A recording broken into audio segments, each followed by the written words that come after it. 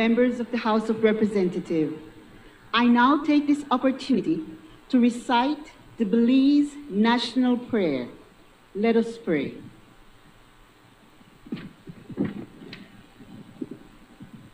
Almighty and eternal God, who through Jesus Christ has revealed your glory to all nations, please protect and preserve Belize, our beloved country. God of might, wisdom and justice, please assist our Belizean government and people with your Holy Spirit of counsel and fortitude. Let your light of your divine wisdom direct their plans and endeavors, so that with your help, we may attain our just objectives. With your guidance, may all our endeavors tend to peace, social justice, liberty, national happiness, the increase of industry, sobriety, and useful knowledge. We pray, O God of mercy, for all of us, that we may be blessed in the knowledge and sanctified in the observance of your most holy law, that we may be preserved in union and in peace, which the world itself cannot give.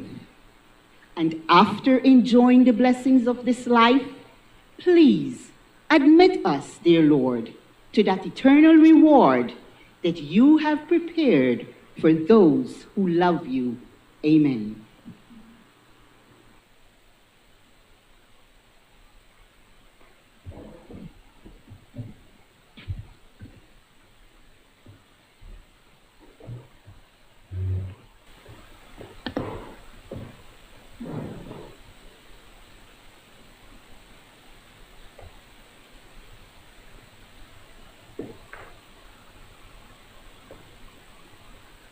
Announcement by the Speaker. Good morning, honorable members. With the consent of the House, I propose to vary the order of the sitting today to allow the introduction of bills at item 12 on the order paper to be taken after the Committee of Supply at item 14. This is to allow the introduction of the General Revenue Supplementary Appropriation 2022-2023, number 1 Bill 2022, which according to Standing Order 71 of the House cannot be introduced until the proposals have been approved by the Committee of Supply and agreed to by the House. I therefore propose that the House resolve into a Committee of Supply under item Government Business. Is it the wish of the honorable members that the order be varied as suggested? All those in favor kindly say aye. Those against kindly say no. I think the ayes have it. Papers. I recognize the Honorable Prime Minister and Minister of Finance, Economic Development and Investment. Madam Speaker, I rise to present and lay on the table sessional papers number HR 113A/1/13, the supplementary appropriation number 1, scheduled for fiscal year 2022-2023. Also, sessional paper number 113B/113, Central Bank of Belize 40th Annual Report and Statement of Accounts for the year ending 31st December 2021. Honorable members, sessional paper number HR 113A/1/13 is referred to the Committee of Supply for examination, consideration, and report. And sessional paper number HR 113B/1/13 is ordered to lie on the table. Presentation of reports from select committees. I recognize the Honorable Chairman of the Finance and Economic Development Committee.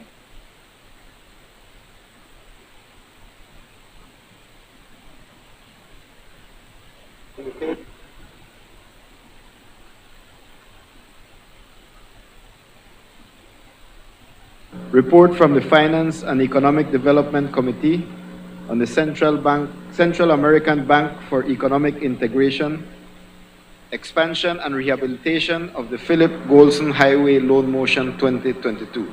Thank you. Honorable members, that report is ordered to lie on the table. I recognize the Honorable Chairman of the Constitution and Foreign Affairs Committee. Good morning, Madam Speaker. I rise to lay on the table sessional papers number HR 115/1/13, which is a report from the Constitution and Foreign Affairs Committee on the Defamation Bill 2022, and sessional paper HR 116/1/13, report from the Constitution and Foreign Affairs Committee on the Married Persons Protection Amendment Bill 2022. Thank you. Honorable members, those reports are ordered to lie on the table. I recognize the Honorable Chairman of the Natural Resources and Environment Committee. Good morning, Madam Speaker. Madam Speaker, I rise to lay on the table sessional paper number HR 116/A/1/13, report from the National Resources and Environmental Committee on the Trade in Endangered Species CITES, Bill 2022. Honorable members, that report is ordered to lie on the table. I recognize the Honorable Chairman of the National Security and Immigration Committee.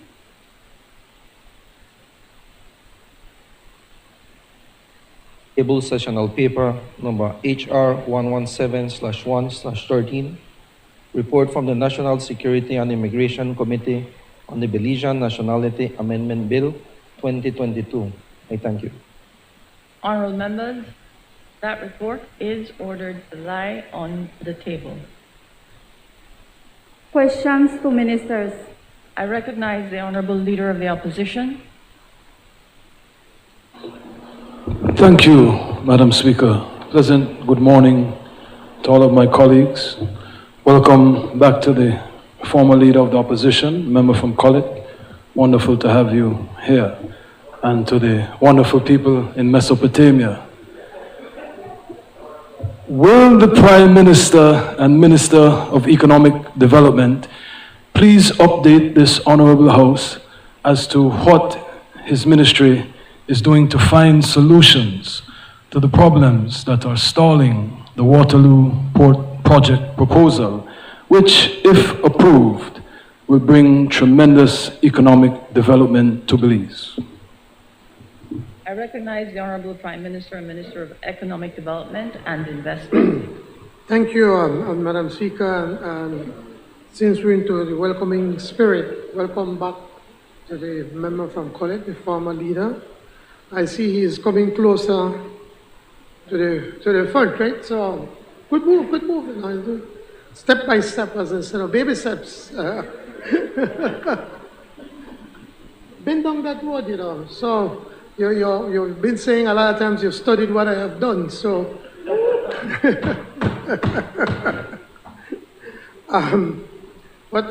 Madam Speaker, I have to confess that this is a curiously worded question by the leader of the opposition. I say curious because the question is not particularly well worded. You know, I mean, and if I recall, how much you? If I recall, this is the man that said that he's paid for putting words together. He said he has made billions of dollars putting words together, and even get a Grammy, and he's a multi-millionaire. He just not spending money by a party, but that's another matter. I mean, he won a Grammy for rapping, but yet he can't put together one simple question to the host. I mean, so I'm still trying to grapple, and trying to,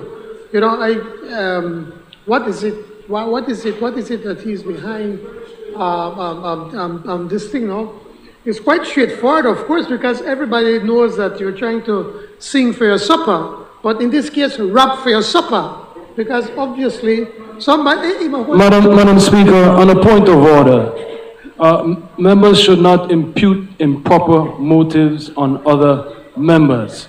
You reviewed those questions, you made alterations to those questions, and he needs to answer the question straightforward, no speculations, no elucidations. Answer the question. I wrote it good for you, man. Answer with your speechwriter, right? Prime Minister, can we please address the question? Indeed, I did review and I did make alterations as it did not comply originally. So the question now complies with standing order. After they fix your question, it's still badly worded. My God, I imagine what you may send.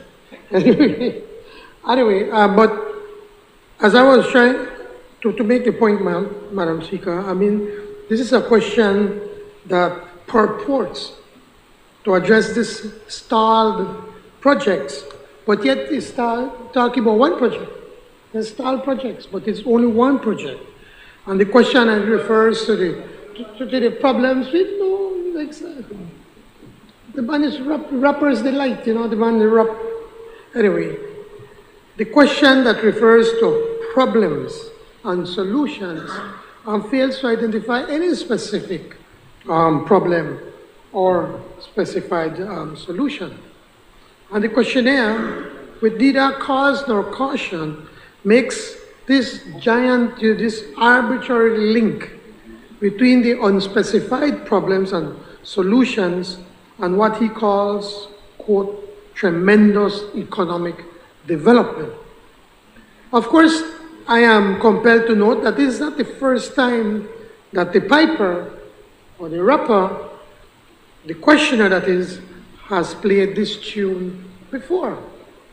He has raised the issue of the port of Belize on a previous occasion, if you may recall, Madam Speaker.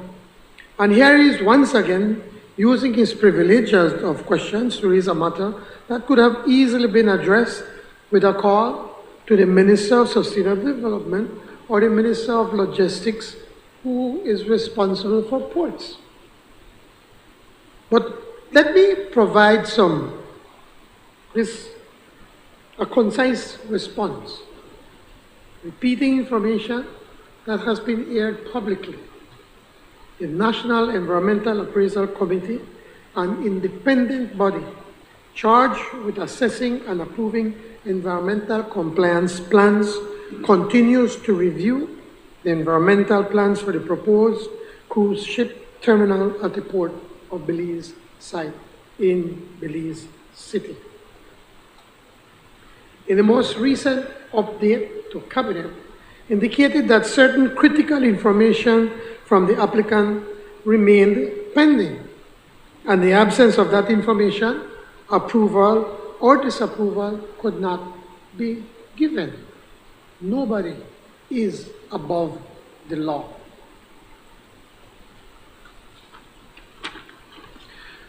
Once again, government's position is simple. The law requires a NEAC approval for a project of this nature and magnitude. No less than the health of the Belize Barrier Reef is at stake. The approval process is therefore squarely a matter between the applicant and the NEAC. Government will not prejudice this process one way or the other. Let me emphasize that my administration has placed investment facilitation on a high pedestal.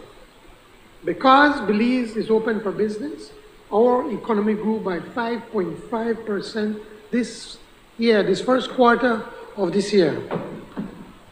Belize exports continue to grow. SMEs are proliferating. Confidence has returned. Our pro-business approach spurred a 17% economic bounce back during 2021, one of the highest rates of economic growth in the entire hemisphere. Multiple projects in tourism, manufacturing, real estate, agriculture, business processing operations, among other key sectors, have begun, and others are on the cusp of commencement, with many thousands of new jobs in tow. If you have attended yesterday's presentation of the National Implementation, the NIPS, National Investment Policy and Strategy, you would have heard about some of the good work that this government is doing. Contrast that UP record with the quarter after quarter, year after year, term after term of the UDP recession, UDP job losses, UDP borrowing and budget busting. And I literally have to question the lens through which the leader of the opposition can sum up this shamelessness to ask this question in the first place. I am neither a rapper nor has been rapper, Madam Speaker. So let me say it plain. There are no Speaker, Madam Speaker, I have a point of order. on a Prime point Minister. of order, the Prime Minister should not use his podium to insult members of this honorable House. It is clearly written in the standing order. Madam Speaker, how am I insulting? Weren't you a rapper? Indeed. Aren't you? Let me handle the point No, of order. I am the leader of the opposition, the duly elected leader of the United Democratic Members. Party. Mr. Prime Minister, can we please answer the question specifically? I believe the question was worded in a manner that it met the standing order and can be addressed concisely. Please conclude. Madam Speaker, I'm coming to my conclusion. But the point that he is the one that boasts that he is a rapper or a has-been rapper, because now you're the leader of the opposition. Although some people in your party question the entry votes, you know. Remember, never have a recount? But we leave that as that. Madam Speaker, there are no massive projects that this government has stalled.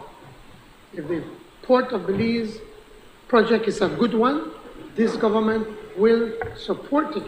But before we do that, they need to follow the law and they need to go through the NIAC process. Thank you, Madam Speaker. I recognize the I honorable... have a follow-up question, Madam Speaker, if I may. Let me hear it. Why is it that the Prime Minister saw it fit to intervene for Diana Chi, but not for That is Waterloo? not a follow-up question. Where this is a Member, $400 million Member, project. you may take your seat. That is not a follow-up to the question. Problem No, in Mr. Prime answering Minister, that, Madam Speaker. I did not allow the follow-up, therefore there will not be an answer to the question.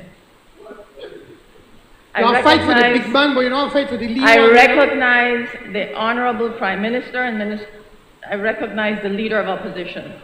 Thank you, Madam Speaker. Will the Minister of Rural Transformation update this honorable House as to any flood mitigation plan to address this urgent problem in the rural areas, as evidenced by recent flooding in Corozal, Orange Walk, and Toledo?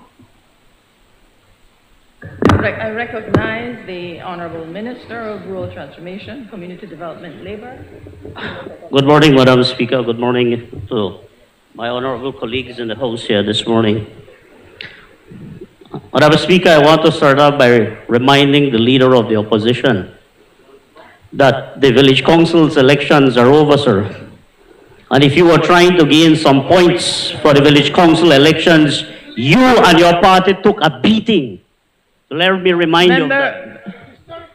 I note the point of order relevant to the Madam question being Speaker, asked. yes, I'm getting to the point because it's obvious that in this quest to try to gain some points, Speaker, the he is Leader of the he is Opposition... imputing improper motives. But the I proper have a motives- responsibility as the Leader of the Opposition But the to proper advocate motives- on behalf of the Belizean people. That is why we have question to ministers. Answer the So I have- question. give me Leader a of chance, I will Opposition. answer. Exactly, that's what I'm attempting to do. So, Madam Speaker, Yes, Minister, let us hear the answer to the question. I want to say, Madam Speaker, that the Ministry of Rural Transformation, Community Development, labor and local government works collaboratively with all ministries in the government, Madam Speaker, and specifically with the Ministry of Disaster Risk Management, as well as the Ministry of Infrastructure and Housing, as well as the village councils and the town councils, where applicable, Madam Speaker, whether it is the urban or the rural area. So the responsibility in terms of flood mitigation, Mr. Leader of the Opposition, does not fall squarely on the Ministry of Rural Transformation only, but rather we have several ministries that work together to address the area of neglected infrastructure in these areas where flooding has severely affected those communities.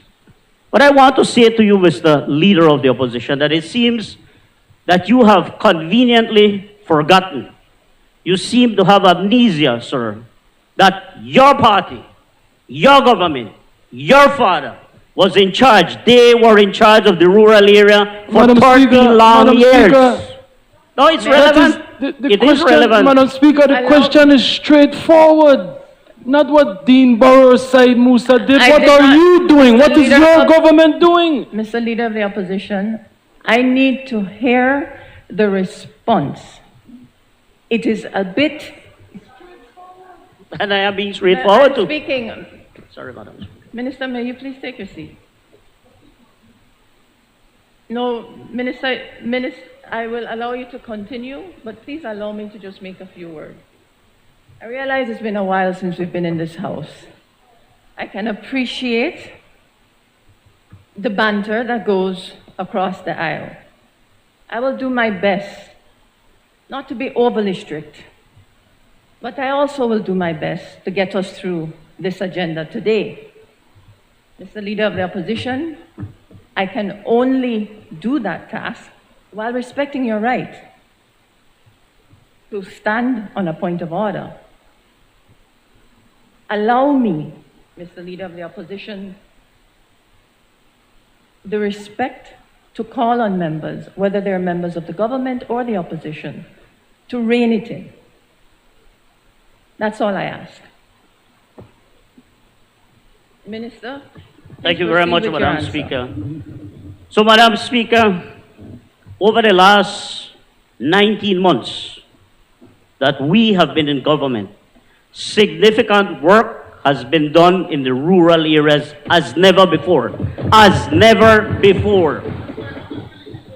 That is why I want to remind the Leader of the Opposition, 148 villages, 148 to 23. Historic meeting. If the people were dissatisfied, if the people did not approve of Plan Belize as being executed, would we have gotten that overwhelming support?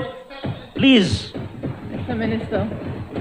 So it is clear, what have we been doing? We have been working on roads, Madam Speaker. He's addressing. We have been working on repairing the infrastructure, putting in place drainage where that is necessary. That is what this government has been doing. And I want to remind the Leader of the Opposition that we are experiencing, we are witnessing, we are living the effects of climate change. And that is a factor that we have to take into account. There is far, far more rain, and we are getting far more floods that are very severe. Can we stop the rain? No, we can't. Can we stop the flooding? No, we can't. But we can put in place mitigation factors as we are doing to address that, Mr. Leader of the Opposition. So for you to try to use your privilege, sir, for you to try to use that privilege, obviously with an intent to try to derail the voters of this country, I want to say to you, you have failed. We have been on track. Plan Belize is on track to address the rural infrastructure of this country and to make life better for all Belizeans. I thank you, Madam Speaker.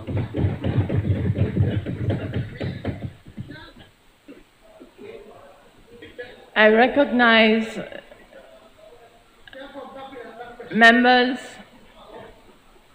Members, I recognize the Honorable Leader of the Opposition. Thank you, Madam Speaker. Thank you, thank you. I respect the chair, you know, I respect the speaker.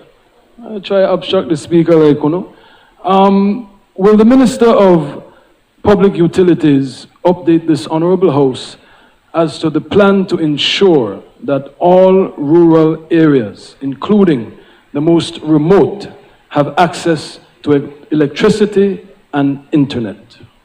I recognize the Honorable Minister of Public Utilities and Logistics and E-Governance. Thank you, Madam Speaker. Good morning. Madam Speaker, I want to thank the Leader of the Opposition for this question, but I cannot, it does not escape me, Madam Speaker, that this is the typical hypocrisy of the UDP. For 13 years, they mismanaged this country, and now they pretend to care about the people of our rural communities. They splurge on the millions from Petrocarib. Madam Speaker, I'd just like a point of clarity, Madam Speaker.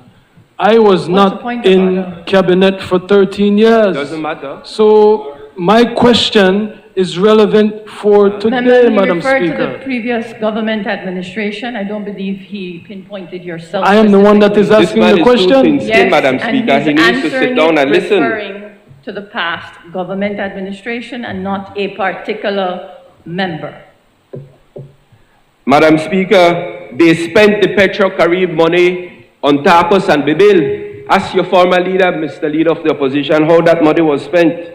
Under 13 years of UDP mismanagement, approximately 21 villages across Belize remain without electricity. But not only did they abandon these rural communities, they also abandoned San Pedro, Madam Speaker, which is our major tourist destination. And now we must get in there and do the work that they have not done. But he wants to know what we are doing. Let me show him what a government at work is doing. Madam Speaker, the Ministry of Public Utilities, Energy, Logistics, and E-Governance is currently working with BL and various international organizations to bring energy services to our remote communities. In September 2022, GOB will inaugurate a state-of-the-art 400-kilowatt microgrid powered by solar and batteries that will serve the communities of Indian Creek, Medina Bank, and Golden Stream. Through our partners in Germany and the CW Foundation, a 110-kilowatt system will be installed in the village of Corazon Creek. This system will power the homes and high schools of over 300 students. Our partners in the EU have donated 4.5 million euros, which will have matching funds from BEL to electrify an additional 5 villages, which will include Jalacte, San Vicente, Indian Church, San Carlos, and San Benito Poite. This ministry, Madam Speaker, is currently developing a proposal along with the Caribbean Center for Renewable Energy and Energy Efficiency to seek funding to build a similar system in Otosha. In collaboration with the Central American System for Integration and the Central American Center for Renewable Energy and Energy Efficiency, we are exploring funding opportunities to replicate the successes we've had in these villages.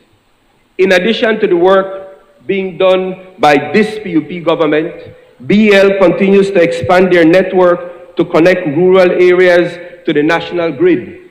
In 2021, BL connected 11 rural communities, including Petville, Capabanc, San Esteban, San Roman, Gardenia Village, Blackwater Creek, and San Joaquin. In Kikaka, 1.2 miles of high voltage was installed. Unlike the UDP, this government is working. This ministry is working. We are moving forward with Plan Belize. Madam Speaker, but not only did this government, under the leadership of the Honorable Prime Minister, commit under Plan Belize to rural electrification, but also to improve connectivity. Unlike the UDP, and even in the most difficult of times, Your PUP government has made it a priority to bring services to the underserved communities that the UDP abandoned for 13 years. Areas that will be receiving improved or new internet and telephone coverage by Digit this fiscal year will include Santa Familia, Hope Creek, Pomona, Red Bank, Belmopan, Caledonia, San Juan, Barranco, Ranchito, Esperanza, San Felipe. You want me to continue? Yes. ICSL, Ontario, Westar, Pomona, Hershey, Mile 4 Southern Highway, Valley Community, Las Flores, Democracia, Boston, Mountain Pine Ridge, Crooked Tree, Jaguapa. In addition, new rural sites have been established in St. George's Key, Coco Plum Key, Glover's Reef. This, Mr. Leader of the Opposition, is Plan Belize at work. This is a government working. Last year, we brought fiber connectivity to Armenia, Barranco, Middlesex, and Big Falls. This, Mr. Leader of the Opposition, is Plan Belize at work. As well, 12,500 Belizeans will see their communities receive fiber connectivity this year, and those will include Silkgrass, Argas Pine Ridge, Libertad, San Felipe, St. Matthews, Yo Creek, Crooked Tree, Pachacan, Concepcion, and Mascal. This is Plan Belize at work. Madam Speaker, I am proud to have been part of the launching of Connect Ed, the Connect Ed program, which was launched yesterday at the EP York High School.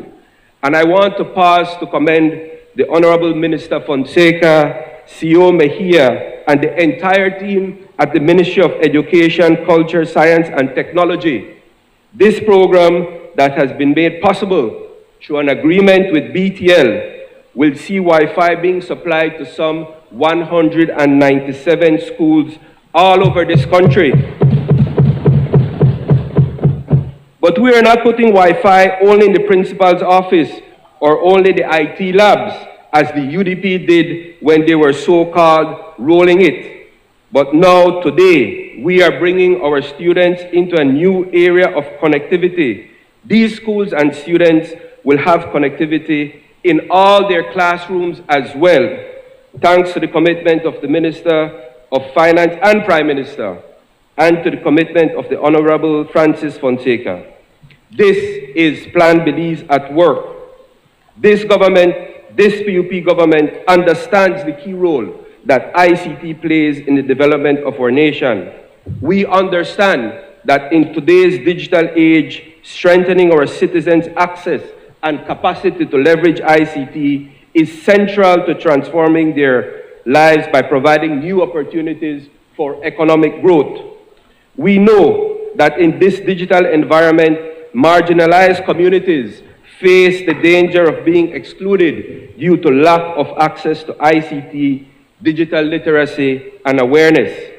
In Belize, this gap is particularly prevalent, as according to the International Telecommunications Union, in 2019, only 58% of households had access to the internet and 36% had a computer at home. You see, Madam Speaker, in the 13 years the UDP was in government, the people in our rural communities were abandoned. To address this, the Ministry of Public Utilities, Energy, Logistics, and E-Governance has established partnerships with key partners to develop its first digital inclusion program. This program will facilitate access, adoption, and application of information and communication technology for marginalized communities as a means for socio-economic prosperity. As part of the digital inclusion program, there will be the creation of computer and technology labs within communities to deliver not only digital skills for adult education, vocational training, and continuing education, but also to facilitate remote access to basic services offered by the government of Belize. But we are not only focusing on rural areas, we are also looking at the creation of inner city labs, which are envisioned to support disadvantaged city youths with educational opportunities and employability skills training. Statistics show that more than 60% of these young people will not get to advance their education beyond a high school level. We expect that by September, we will start seeing these digital centers being rolled out across the country in places like Bully Tree, St. Matthews, San Esteban, Lake Independence, and Corozal Bay, to name a few. You see, Madam Speaker, this is a PUP government at work. We are moving ahead with Plan Belize. Thank you very much. Madam Speaker, I have a follow-up. I wasn't clear on exactly when all of those villages that he listed will receive those services. Can you clarify if that is this year? What is the timeline for them to receive those services? I will allow the follow-up, Minister. We have some of the villages with their grids will be inaugurated starting in September of this year and continuing. I recognize the Statement by Minister. I now recognize the Honorable Minister of Health and Wellness. Thank you, Madam Speaker.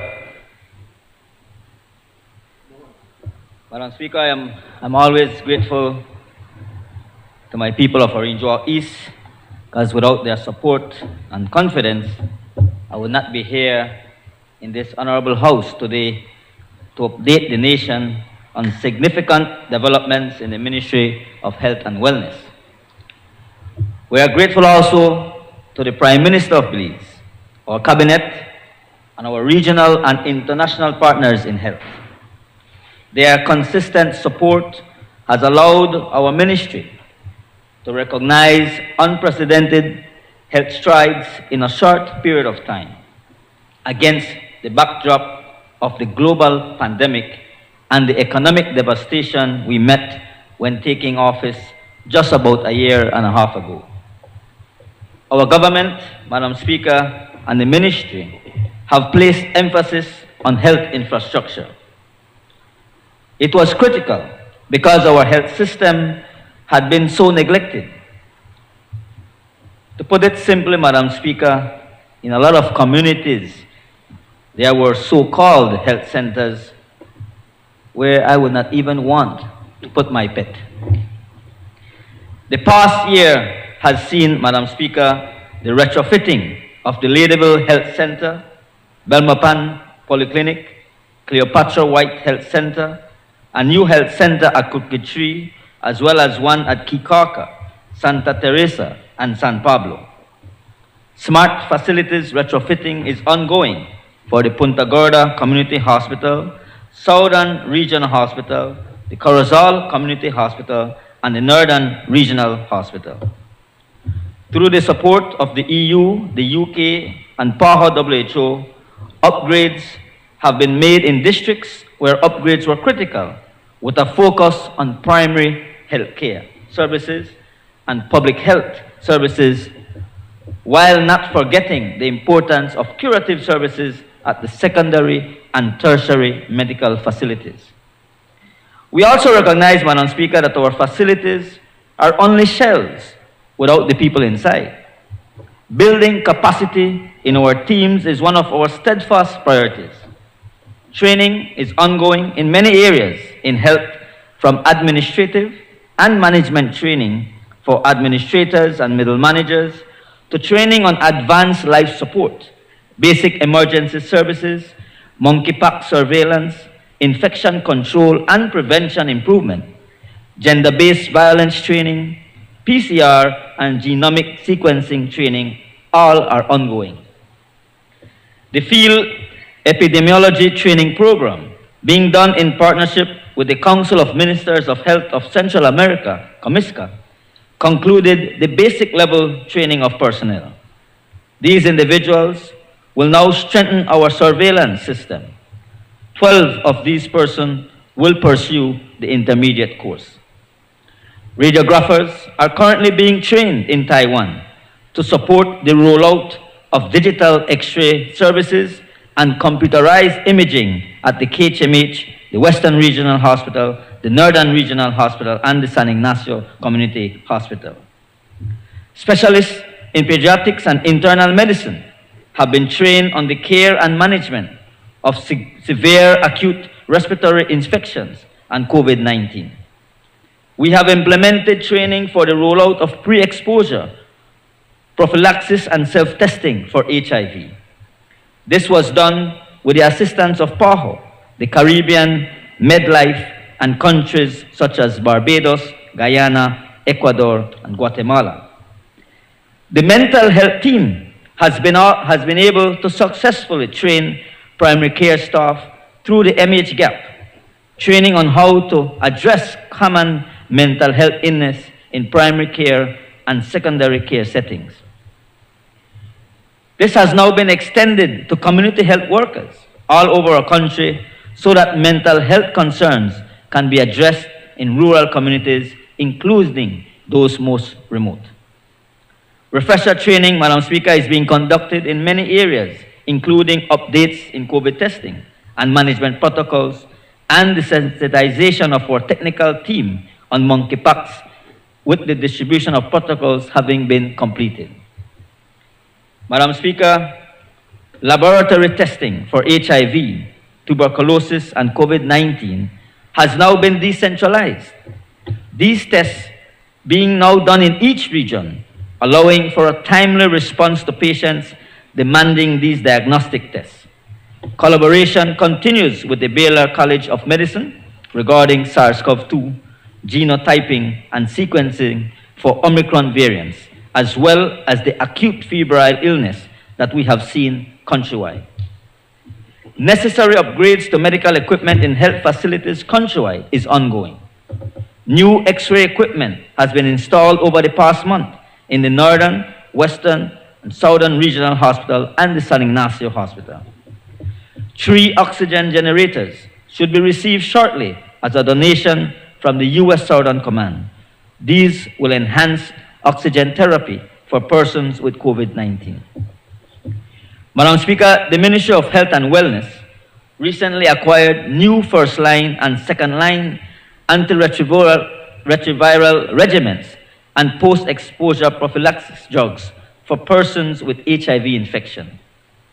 The Ministry has embarked on a supply chain management project with PAHO WHO.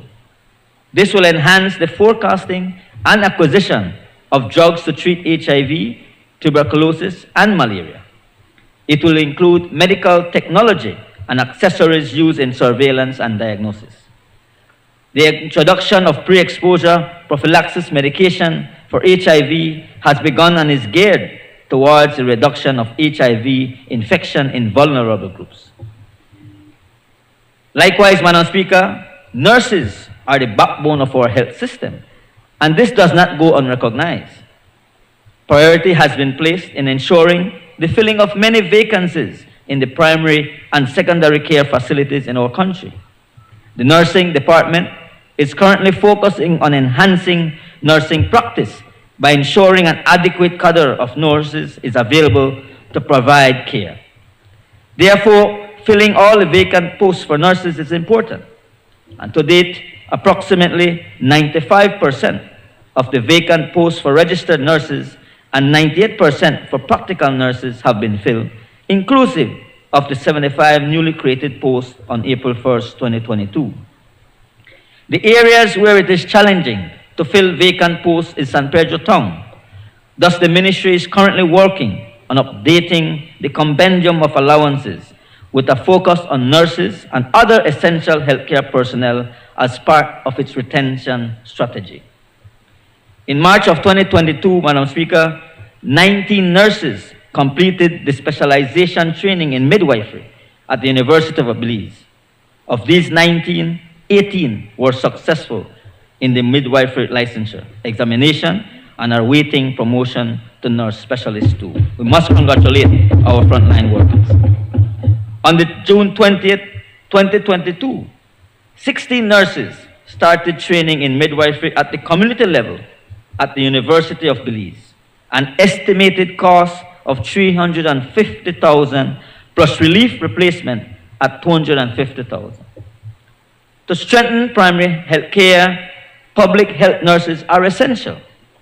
Therefore, the ministry, in partnership with the University of Science and Technology in Jamaica, will be providing training for 9 nurses in public health nursing at the bachelor degree level, an estimated cost of $450,000. Investing in nursing education and practice is critical to providing essential quality health services and universal access to health.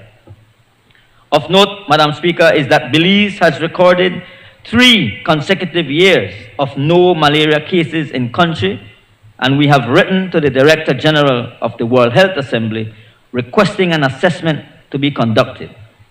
Once successfully completed, Belize will be declared malaria-free.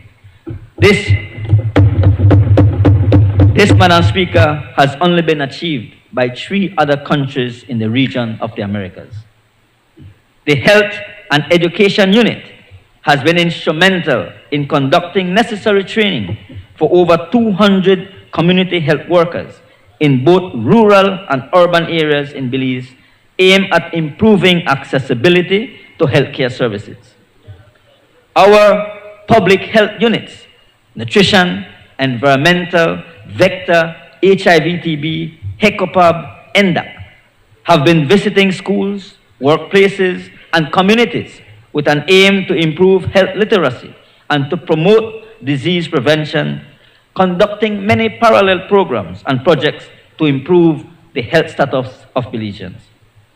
The Maternal and Child Health Unit has rolled out the Pfizer pediatric vaccine for children ages 5 to 11, with over 10,000 children receiving 1 dose and almost 5,000 children receiving both doses already. I am pleased to announce, Madam Speaker, that Belize has 50.5% of its population fully vaccinated and 69.09% of the targeted population 12 years and over completing the primary series of vaccination, with 61% being the global rate of completed series. We must commend the hard work of the people at the Ministry of Health and Wellness for achieving this, and the people of Belize. Madam Speaker, in closing, I want to state that the Ministry of Health and Wellness has dedicated, hard-working, motivated teams at all levels, striving to improve accessibility to quality healthcare services for all in an equitable and affordable manner. We continue to work to improve infrastructure, equipment, supplies, and medical services countrywide, while ensuring that the health and social needs of our health workers are met as best as possible. Every aspect of our lives is impacted by health, and every aspect of our health impacts our lives.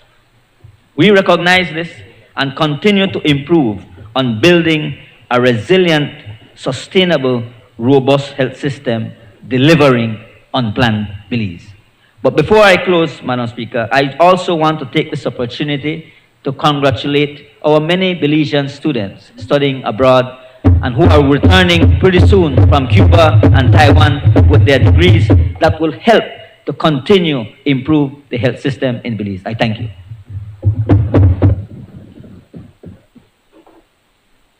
Personal explanation. Honorable members, the item on the personal explanation will be deferred to the next House meeting, as the members whose name it is in was unable to attend today's session. That would be member for Orange Walk South.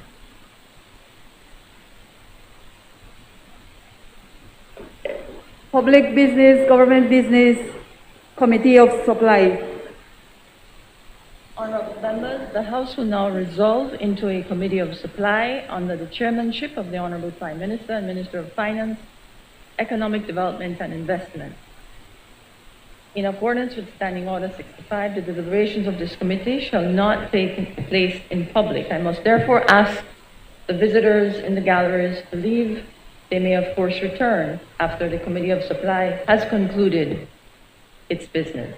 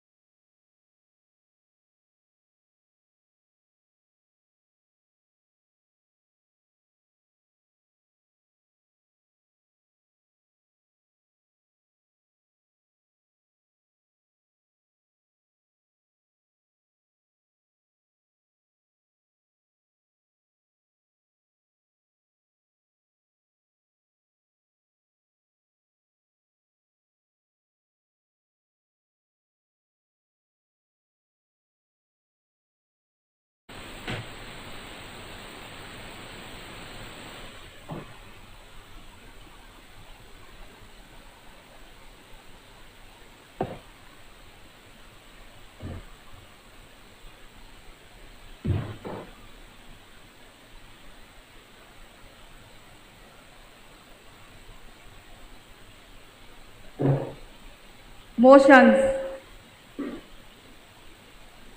I recognize the Honorable Prime Minister and Minister of Finance, Economic Development and Investment.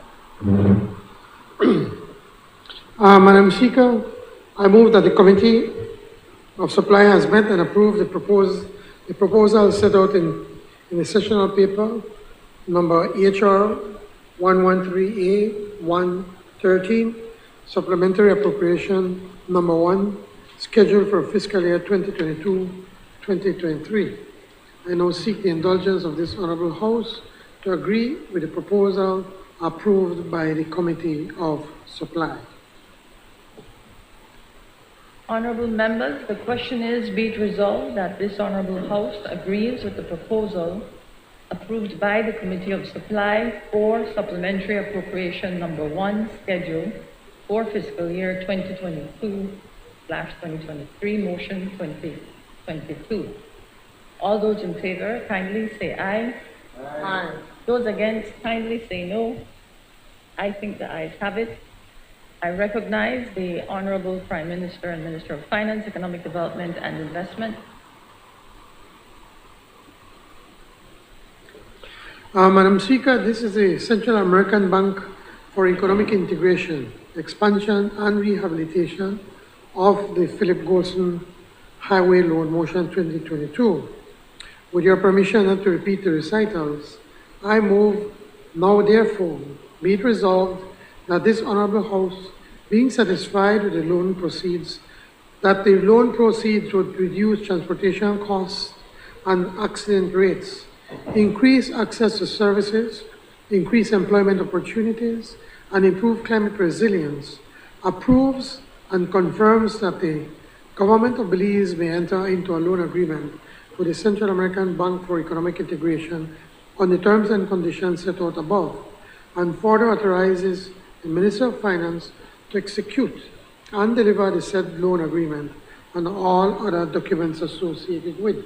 Madam Speaker, as you know, this we had already presented this at the previous House meeting, but just to quickly again to remind members, in particular those on the other side, that basically CABEI has committed to assist Belize with the funding for the expansion and rehabilitation of 25.75 kilometers, or approximately a 16-mile section of the Philip Golson Highway between miles 8.5 to mile 24.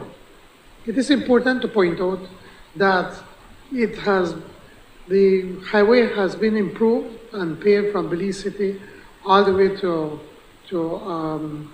the entrance of the Philip Golson airport. And then when we got in, we had to quickly repair and redo another was it, Julius? Sorry? About 4 miles that we had to redo. Now we are working now from mile 24 going north all the way to the border. And so it's just this section now that for some reason it seems that it was, I don't know if overlooked or wasn't done. We believe it is our responsibility to finish the entire work. And that is why today we are again asking the approval of the Honorable House to be able to get the funding to be able to do that. Again, this will be resealing approximately 25.7 kilometers of highway, improve the base failure. We'll have base failure repairs. We're going to be construction of new paved shoulders to the it's 1.5 meters wide on both sides. In effect, that's 3 meters, which will be approximately a little over 9 feet wide, that will be expanding the highway, the entire area. We're going to be improving both vertical and horizontal alignments to address and improve road safety. You also have the revision and enhancement of drainage infrastructure to reduce the vulnerability of flooding. There are some areas that are prone to flooding, so we have to put bigger culverts, and with the kind of rains that we have, as we saw just a few weeks ago up north, where I had several inches of rain in just over 1 or 2 hours, obviously the drains that are there cannot, they're too small to be able to allow the volume of water to run out. And also the installation of road safety furniture, which includes pedestrian crossings, signs, road markings, and stud guardrails and lighting. The approved financing will also, Madam Speaker and colleagues, include the procurement of consulting services, engineering software, and project vehicles. Details to the terms and conditions of the loan are set out in the loan motion, which I have already read. I urge, Madam Speaker, that everyone supports this worldwide project. Thank you. Honorable members, the question is, remember, do recall that this was already, we've dealt with this, it was debated, it has gone, we're literally going through the full process with this motion, and today's adoption on this one. It was dealt with at the previous meeting. Honorable members, and just for clarity, what I allowed, as it was asked prior, was the Prime Minister just gave a reminder, given the space of time between that process and this one. Honorable members, the question is now therefore be it resolved that this Honorable House, being satisfied that the loan proceeds would reduce transportation costs and accident rates, increase access to services, increase employment opportunities, and improve climate resilience, approves and confirms that the government of Belize may enter into a loan agreement with the Central American Bank for Economic Integration on the terms and conditions set out above, and further authorizes the Minister of Finance to execute and deliver the said loan agreement and all other documents associated therewith. All those in favor kindly say aye. Those against kindly say no. I think the ayes have it. I recognize the Honorable Prime Minister and Minister of Finance, Economic Development and Investment.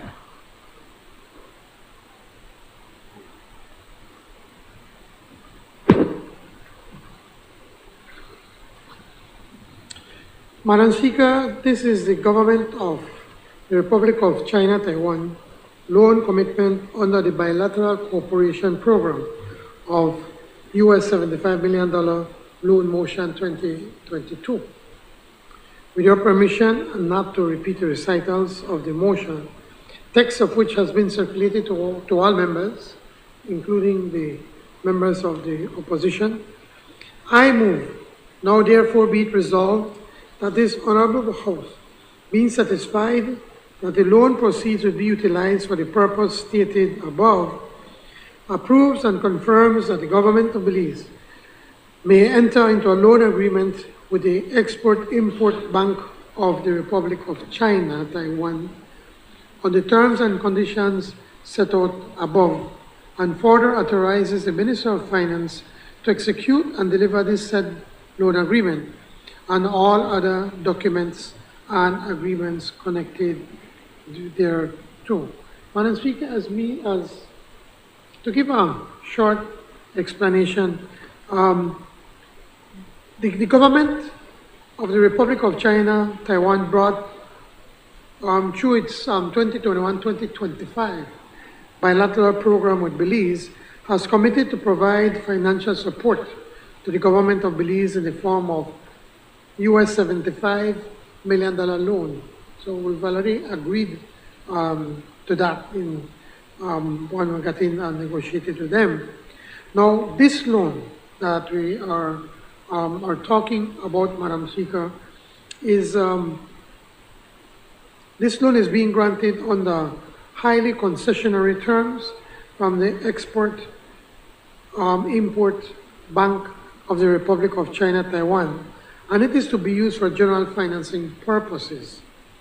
The total loan proceeds shall be disbursed over a 4-year period, starting with the $42 million US in 2022, and thereafter 11 million US annually from January 1st, 2023 to December 1st, 2025. Further details as to the terms and conditions of this loan is set out in the loan motion that we have already presented to the members. The proceeds of the loan will be used for general budgetary support, as I had presented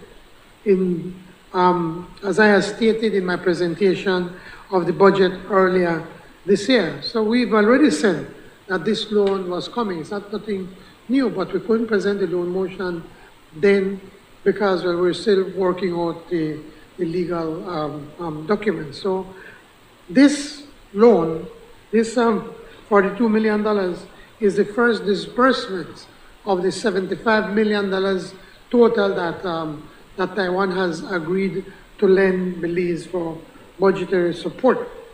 So again, the first disbursement from this loan for this year now has been committed to finance the overall budget deficit for fiscal year 2022-2023 budget. Again, this is no news. You can go back to the records on my presentation and you will see that I did announce it. It will not be used to fund any new recurring budget spending or fund any new capital programs. Let me take the opportunity, Madam Speaker, to publicly thank our friends in Taiwan, Madam President Tsai Ing-wen, the government and the people of Taiwan for their continued solidarity and support to the development of Belize. Taiwan is indeed a true friend and a lasting friend of Belize. Madam Speaker, this motion has the recommendation of the Cabinet, and now we can debate it. I recognize the Leader of Opposition. Thank you, Madam Speaker. Madam Speaker, certainly the opposition appreciates the friendship of the Taiwanese. They have been extremely generous to Belize under both administrations, Madam Speaker. But I have to highlight the hypocrisy of this Prime Minister, who, when he was in opposition, and even when he became Prime Minister, would lament over and repeatedly about borrowing. That we, the UDP, were saddling generations upon generations with public debt.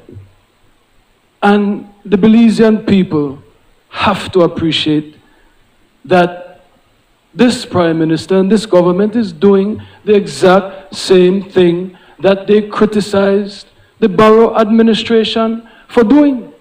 I would hope that you would send Prime Minister Barrow an apology.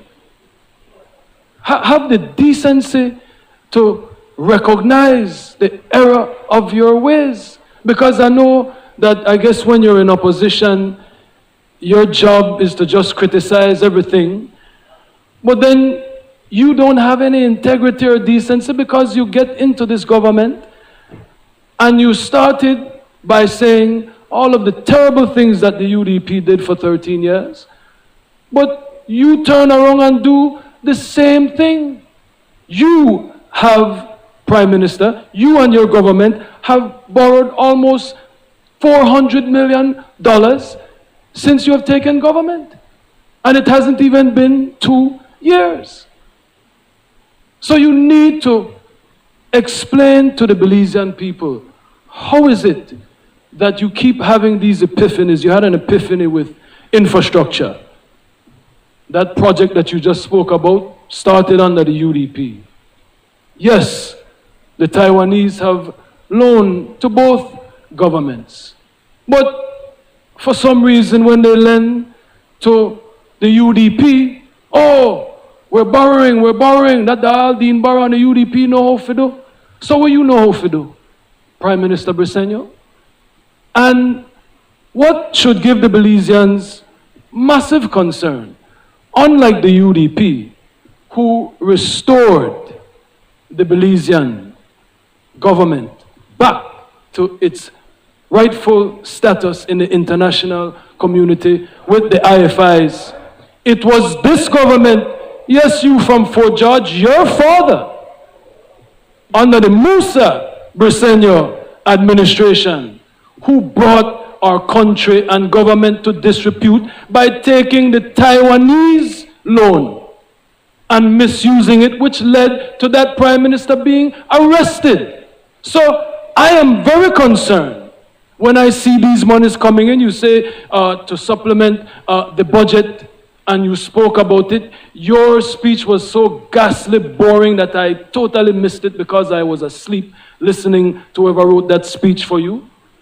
But again, Madam Speaker, the people of Belize need to see this PUP government for what they are.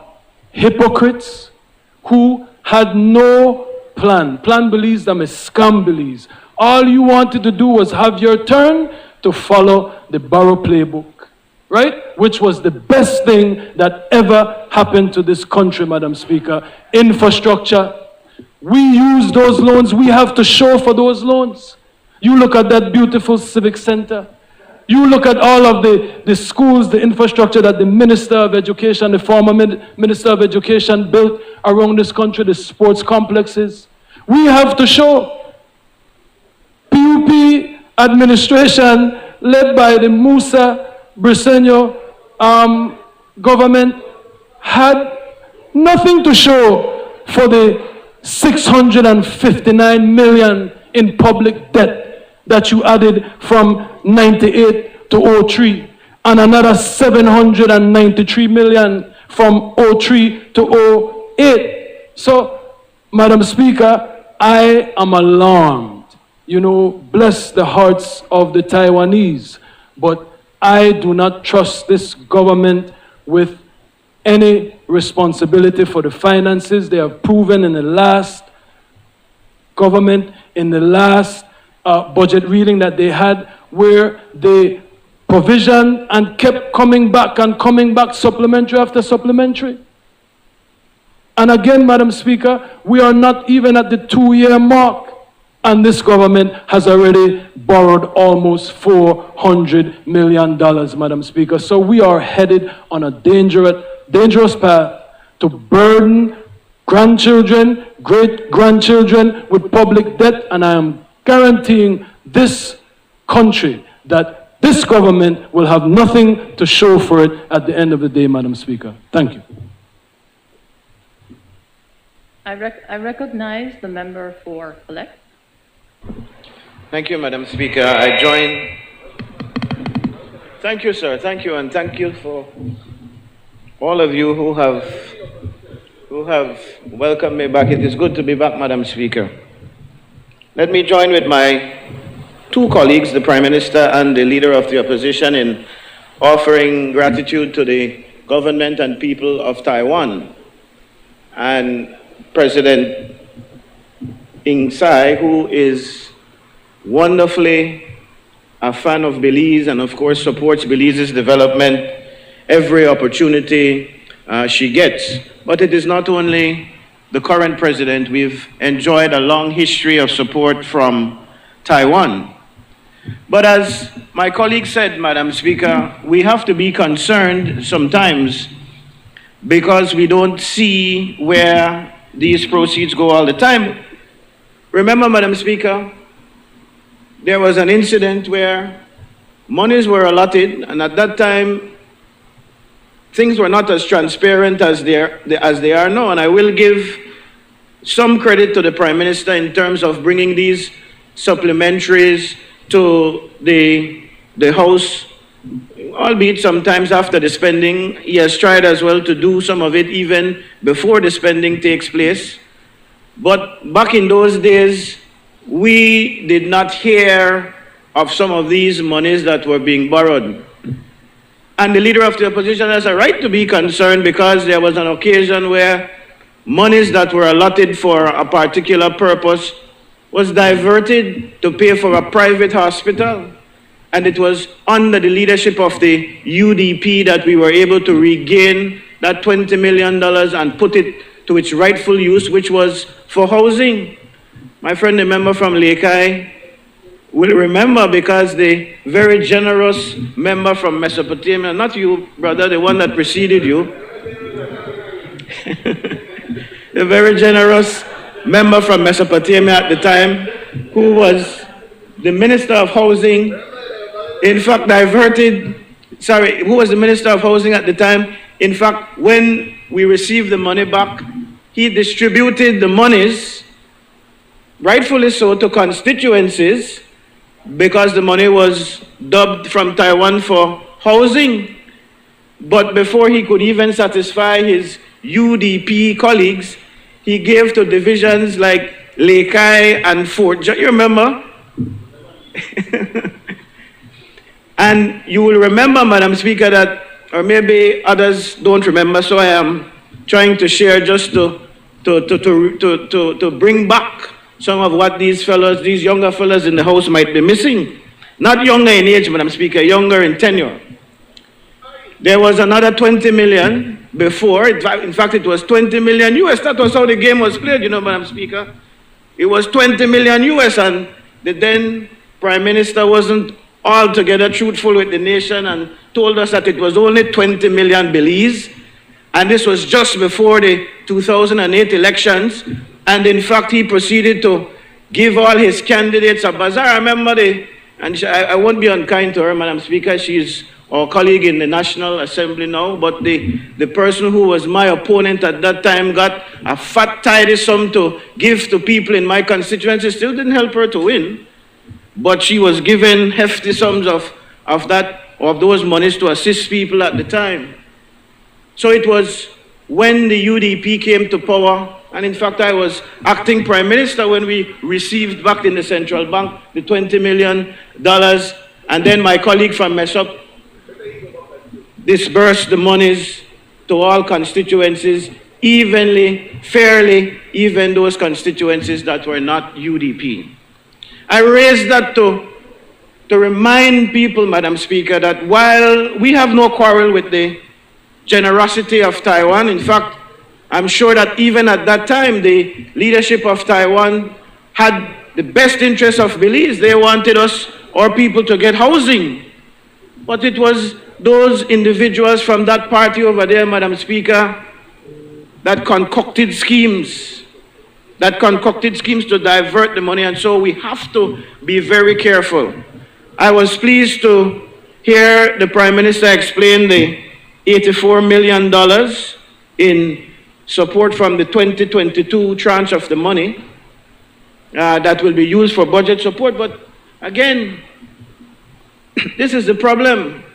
He complained, Madam Speaker, I remember when they took office in November of 2020, he complained that the Prime Minister's budget of March 2020 was bogus and that everything was not proper, and so he had to fix things, which led him to bring supplementary appropriation bills to the House. Now we see that he was in charge of presenting the budget in March of this year, and today we received a supplementary of some $68 million. So it is either, Madam Speaker, that he does not know what he's doing in terms of being the Minister of Finance, and that could well be the case. As my colleagues continue to remind him, he has good advisors who write these speeches and come up with ideas for him, and he falls short of making those presentations in a proper way in the House. I got you, brother. But what is it that causes us to have these big supplementaries? It must mean then either that you have... What's the point of order? Madam Speaker, we will be speaking about supplementary shortly, so he'll have his time to grandstand later. So let's keep it to this floor right now. Madam Speaker, much obliged, Prime Minister. I hear you. But, Madam Speaker, you will agree with me that the Prime Minister just explained that, in fact, $84 million, the first tranche of this money, which is $42 million, will be used for budget support. And so it's an appropriation an appropriation sum. So we have all rights to talk about this now and later on. But we really ought not to debate the bill that is yet to be introduced. I am not doing that, Madam Speaker. Let's be careful and keep it within the content of the motion. Much obliged, Madam Speaker. But my point is that there must be something wrong in the way that the Prime Minister, and this has us concerned because then we're getting monies now, borrowed monies, and again, this has been done by both administrations, so that's not the problem. But when you borrow these monies to fill the budget gap, and then you come back with these huge supplementary appropriations, we wonder what is going on. And we have to be concerned even more, Madam Speaker, because why is it that you have to go and borrow these monies when in fact, according to the Prime Minister, everything is rolling smooth? Everything is rolling smooth. So maybe what we should do, given what he has expressed, and it has to be running smooth, Madam Speaker, if gasoline is $17.60 a gallon, the taxes are very, very lucrative coming into the government, so they don't have no problems. That is why they could pay back the 10% to the teachers and public servants and all of that. They have a lot of money because they're taxing the Belizean people to death. So if you're benefiting in that way, no problem. It's a problem to the people who are paying, and that is all Belizeans because they can't handle the pinch anymore. But if you have to give the people some relief, some way, somehow. And rather than doing that, the Prime Minister could have tell Taiwan, you know, this $42 million that is for 2022, let's wipe that off because the taxes from gasoline alone more than covered that. So we don't really want to burden the country with these heavy loans again, although these rates, as the Prime Minister pointed out, are very concessionary loans, and I can't quarrel with the terms of the borrowing, Madam Speaker. But really, the Prime Minister needs to show some respect to the Belizean people. And again, we can't quarrel with the terms and the generosity of Taiwan, and so we place on record once again our gratitude to them. But we ask also, as the watchdogs of the democracy and of the finances of this country, we ask Taiwan to be a watchdog as well. Because the truth is, if back when that scenario happened, when the monies were diverted, and we can't blame the Taiwanese government altogether, but if watchful eyes from their government had looked at the situation and know that the monies were not being used for what they were earmarked for, tagged for, we would have had a different situation. So I'm asking even those lending agencies, and we know how that is, lending agencies also have, or bilateral partners also have their ways of making sure that the monies that we borrow go to what they are to be spent for, albeit this particular allocation for budget support is very wide. Thank you, Madam Speaker. I recognize the member for Albert. Thank you, Madam Speaker. Belize is in deep trouble, as is many countries in this region. Escalating inflation rates and also the ever-increasing costs of commodities, fuel being on top of that list, makes this a difficult time for all of us, Madam Speaker. And so, like my colleagues on both sides of this honorable House, I too wish to acknowledge the support of the government and people of Taiwan to ensure that as a government, we can deliver goods and services to our Belizean people.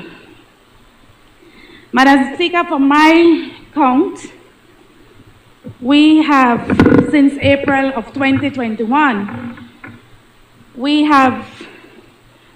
the government has brought 13 loan motions to this House, amounting for $390 million.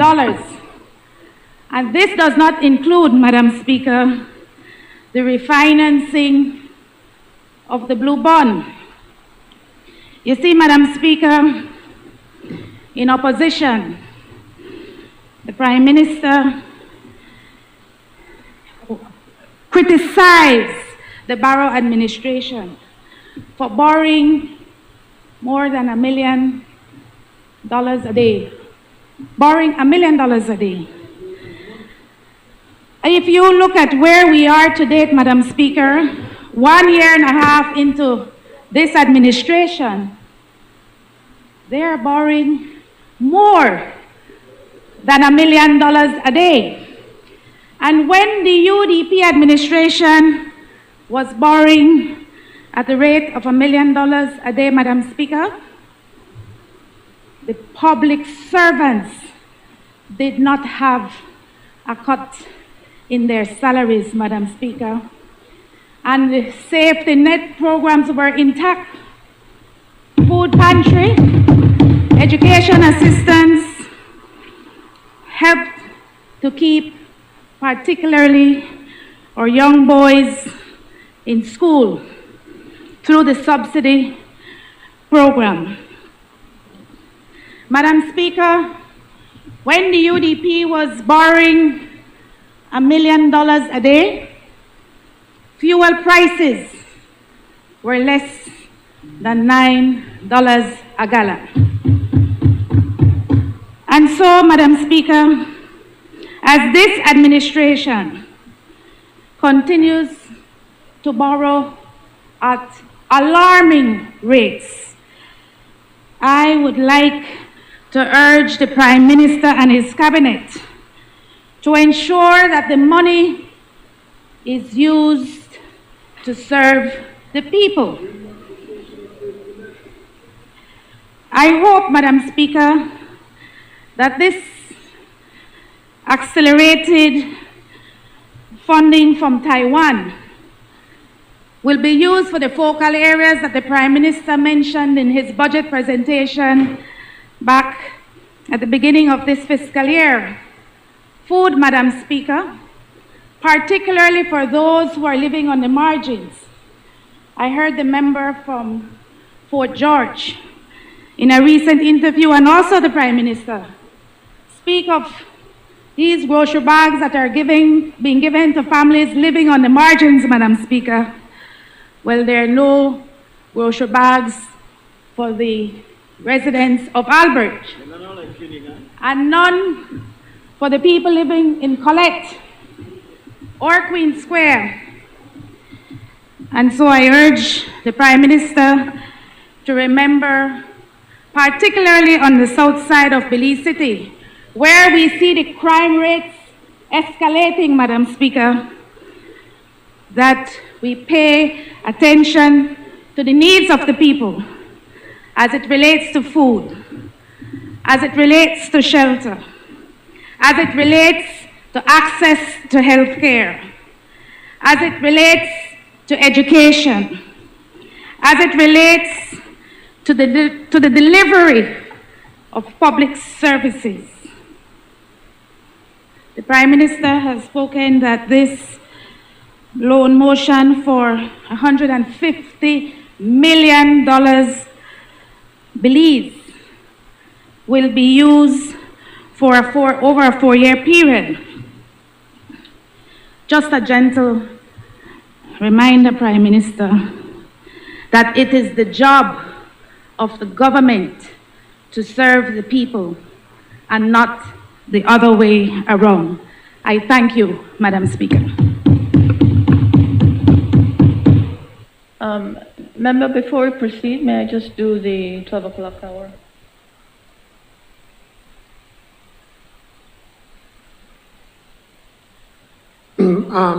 Madam Speaker, in accordance with Standing Order 12.8, I move that the proceedings on the order paper may be entered upon and proceeded with at this day's sitting at any hour due opposed. Honorable members, the question is that the proceedings on the order paper may be entered upon and proceeded with at this day's sitting at any hour, though opposed. All those in favor kindly say aye. Those against kindly say no. I think the ayes have it. Thank you for your indulgence, Member for Fort George. Thank you, Madam Speaker. I guess it's afternoon now. Good afternoon, everyone.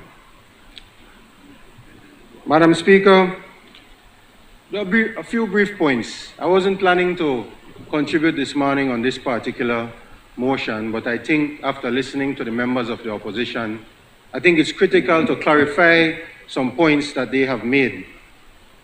First of all, Madam Speaker, I noticed that the three of them are saying how much they love Taiwan and how glad they are that Taiwan is our good friend. I believe that they are trying to make up for all the times when the leader of the opposition has continuously attacked and insulted our friends internationally, Madam Speaker. He has gotten up in his house, he has gone in public. Madam Speaker, on a point of order. Madam Speaker. What's the point? I'm trying, let me hear what the members about. He's imputing improper motives. What international partners have I attacked, Madam Speaker? Huh? Maybe the Prime Minister attacked the United States of America. Mr. Leader for not the me. opposition, Mr. Members, allow me to hear the statement from the member for Fort George before I can determine if he is referring or bringing improper motives or reputational impute.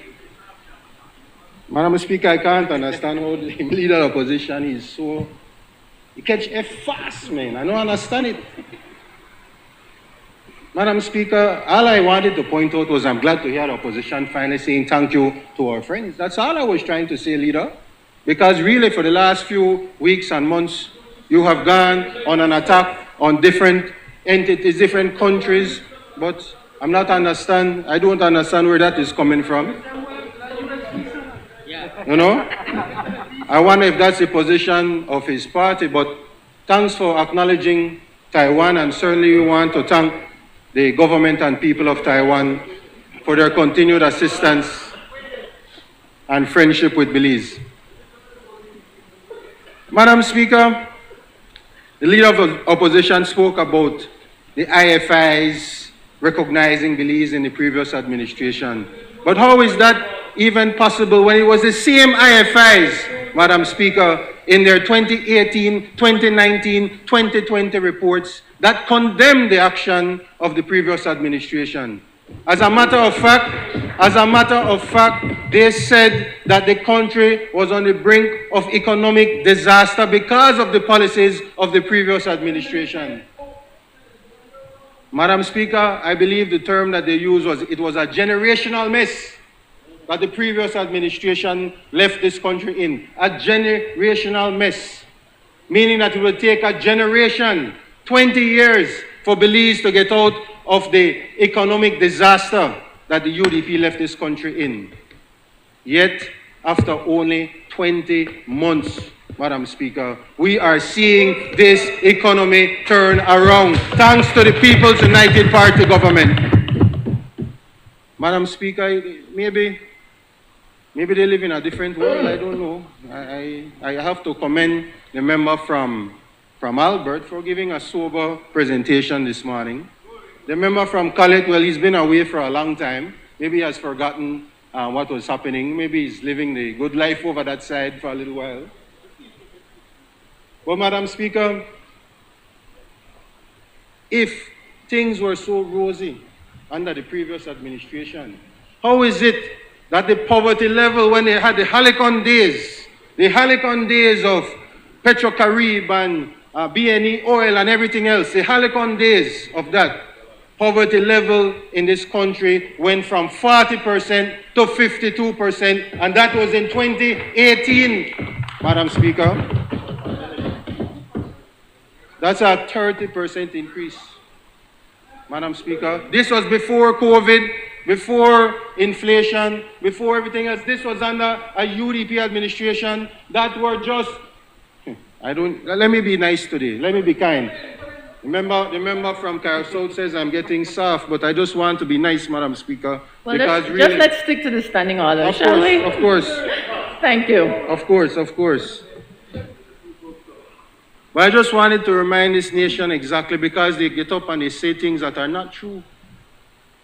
I heard the member from Albert speak about borrowing more than $1 million a day. I'm not sure where that figure is coming from. If you look at the figures, it's not that. You know? Just now, the leader of the opposition said, oh, well, we can borrow $1 million a month. Well, $1 million a month is far less than $1 million a day, Mr. Leader of the opposition. But certainly, Madam Speaker, there's a difference between just having to borrow because you can't pay your bills, like what happened under the previous administration when there was talk about not being able to pay Mexico for life, when there was talk about not being able to pay salaries. I think when the member from Collett was campaigning for leader, they asked him a question about will he look at retrenchment, and he said, well, he have to look at everything. You forgot about that, member from Collett? You forgot about that? Well, Madam Speaker, the recommendation coming out of the IFIs following the UDP administration was that this government would have had to send home public officers. But we said that would never happen under a PUP administration and under the Prime Minister, John Briceño's leadership.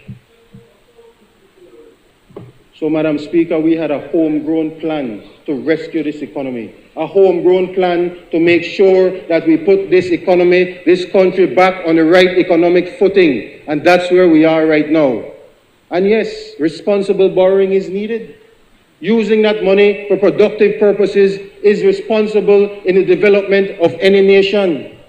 And that is what this PUP government is doing. That is why we will support this motion, Madam Speaker, and that is why I'm proud to say that we continue on the path of development. Thank you very much.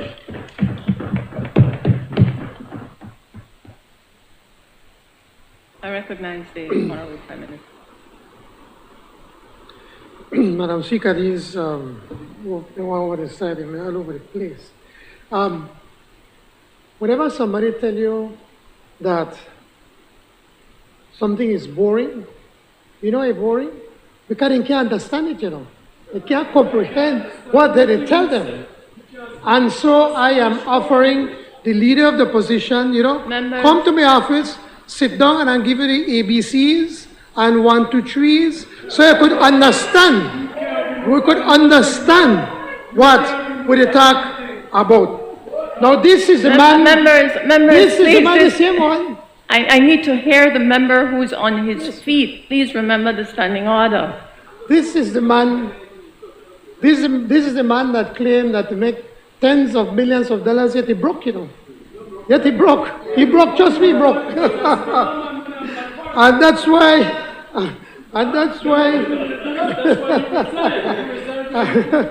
Because he broke. Anyway. So, but I am, in all seriousness, I am offering you to come over and then we could sit down and I could explain to you so that you don't have to come and embarrass yourself publicly. So, the offer is there, my friend, but I'm saying this seriously, so you could stop embarrass yourself. The former leader and still wanting to be leader of the opposition, the member from Collett, again, you, from how long did you live in the U.S.? From last year, December, when you got hired? Last year, no? And so you talk about making all the money on fuel. If you would have been here, you'd have realized that we have removed almost all the taxes on fuel. The last SI, and I will WhatsApp it to you, still have the same number? I will WhatsApp it to you. The WhatsApp, the last one, statutory instrument of 2020, you know how much will the charge of excise duty on 1 gallon of diesel? You want to know? Or do you want to know? Do you want to know how much? 1 cent. 1 cent to the charge. The reason we have decided, for instance, again, if you were here living in Belize, you'd have understood what has been the strategy of this government when it comes to fuel, that you all, when during your time, Members, during your time, you were collecting approximately $200 million in taxes on fuel. At that time, the barrel of fuel of oil was approximately about $60. At one time, it went up to over 100 and close to $110 a barrel. So obviously, the cost of fuel is going to go up. That are ABC 1, 2, 3 economics, which it seems that you cannot comprehend. And likewise, I'm offering to you, just like him, come over and we could sit down and I could explain you these things. The reason, that is why, if you're so smart, you'd have been sitting there and not over there. So, let us finish, but let me finish with you, Speaker. The point is that we're making when it comes to fuel, we realize that the fuel consumption, 80% of the fuel consumption comprises of regular and diesel. 20% is premium. So we decided to let the tax remain as is on premium. That is why premium is at what, $15 and $18? Okay, at $18. I have a vehicle that drives the diesel. So, personally, bought by me. I'm not as rich as you, members, claim. There's a standing order. Prime Minister, 1 second, please. There's a standing order 42B. It's probably the standing order throughout the life of this parliament, dating decades, that has rarely been a trouble to rein in. I ask you, please, if I'm to listen carefully to members, I do need a serious measure of silence. The banter, bring it down a bit for me. Thank you. Thanks, Madam Speaker. When you were speaking, we were listening to them. That's why I could make some notes to be able to answer some of the misinformation. I'm putting it nicely, the misinformation that they're giving out here in the National Assembly. The point is that we have deliberately left the tax on premium, but managed to try to control as best as we possibly can the pump price on diesel and regular, because that's what 80% of the market consumes.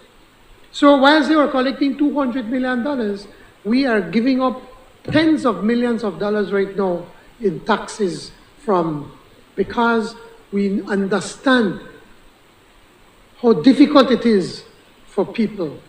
We are out there with them. Yes, if we were not out there with them, we'd not won how much villages again, Oscar? 143 villages. And how much UDP we win? 23 villages. Because we are on the ground working for the people of this country. If you are not working for them, then they may vote for us. That is the best report card you could get when the people continue to vote for you. Now, a slight correction to the honorable member from Albert. Madam Member from Albert, it was not that you were borrowing $1 million a day. You were spending $1 million a day more than what you were collecting, including the monies that you were borrowing. Big difference. Big difference. Now, I would give you more credit. You understand a little bit more about budgeting than the other two gentlemen. You could put them together and you know better more than them. So I will give you some, probably misspoke, but it's just a correction. What we received is that the government was spending $1 million a day more that was being collected, which includes what you were already borrowing. So it includes revenues and borrowed money. You are still spending $1 million a day more, and you know that what we had to do with that. And when you talk about the blue bond, I think you should be I think you should be commending this government with what we have done with the blue bond. No, because she said we come and borrow another $360 million US from on the blue bond. What we did, remember now, in 13 years under the UDP, under the super bond, you paid over $700 million towards the blue bond in interest rates. How much did the bond gone down? Not by a single cent. Not a single cent. Yet they paid almost about $750 million. $750 million. And it was gone down. We come in and in 6 months renegotiated that and we saved the Belizean people $500 million. $500 million. We could talk about that on another day, my brother. We could talk about that on another day. And I could show you all of the work that the People's United Party government did between 1998 to 2008, which was more than the work that you all did in your 13 years in government. So, and in this super bond, Madam Speaker, what is important, and we need to repeat, because of that, what we did, we've set up a trust fund that by 2040, we are going to have a trust fund for marine conservation for approximately $100 million US. Never ever done in the history of Belize, thanks to a PUP government. And on top, because of the super bond, every year we are getting another $8 million from the super bond, of which is going to be used for marine conservation.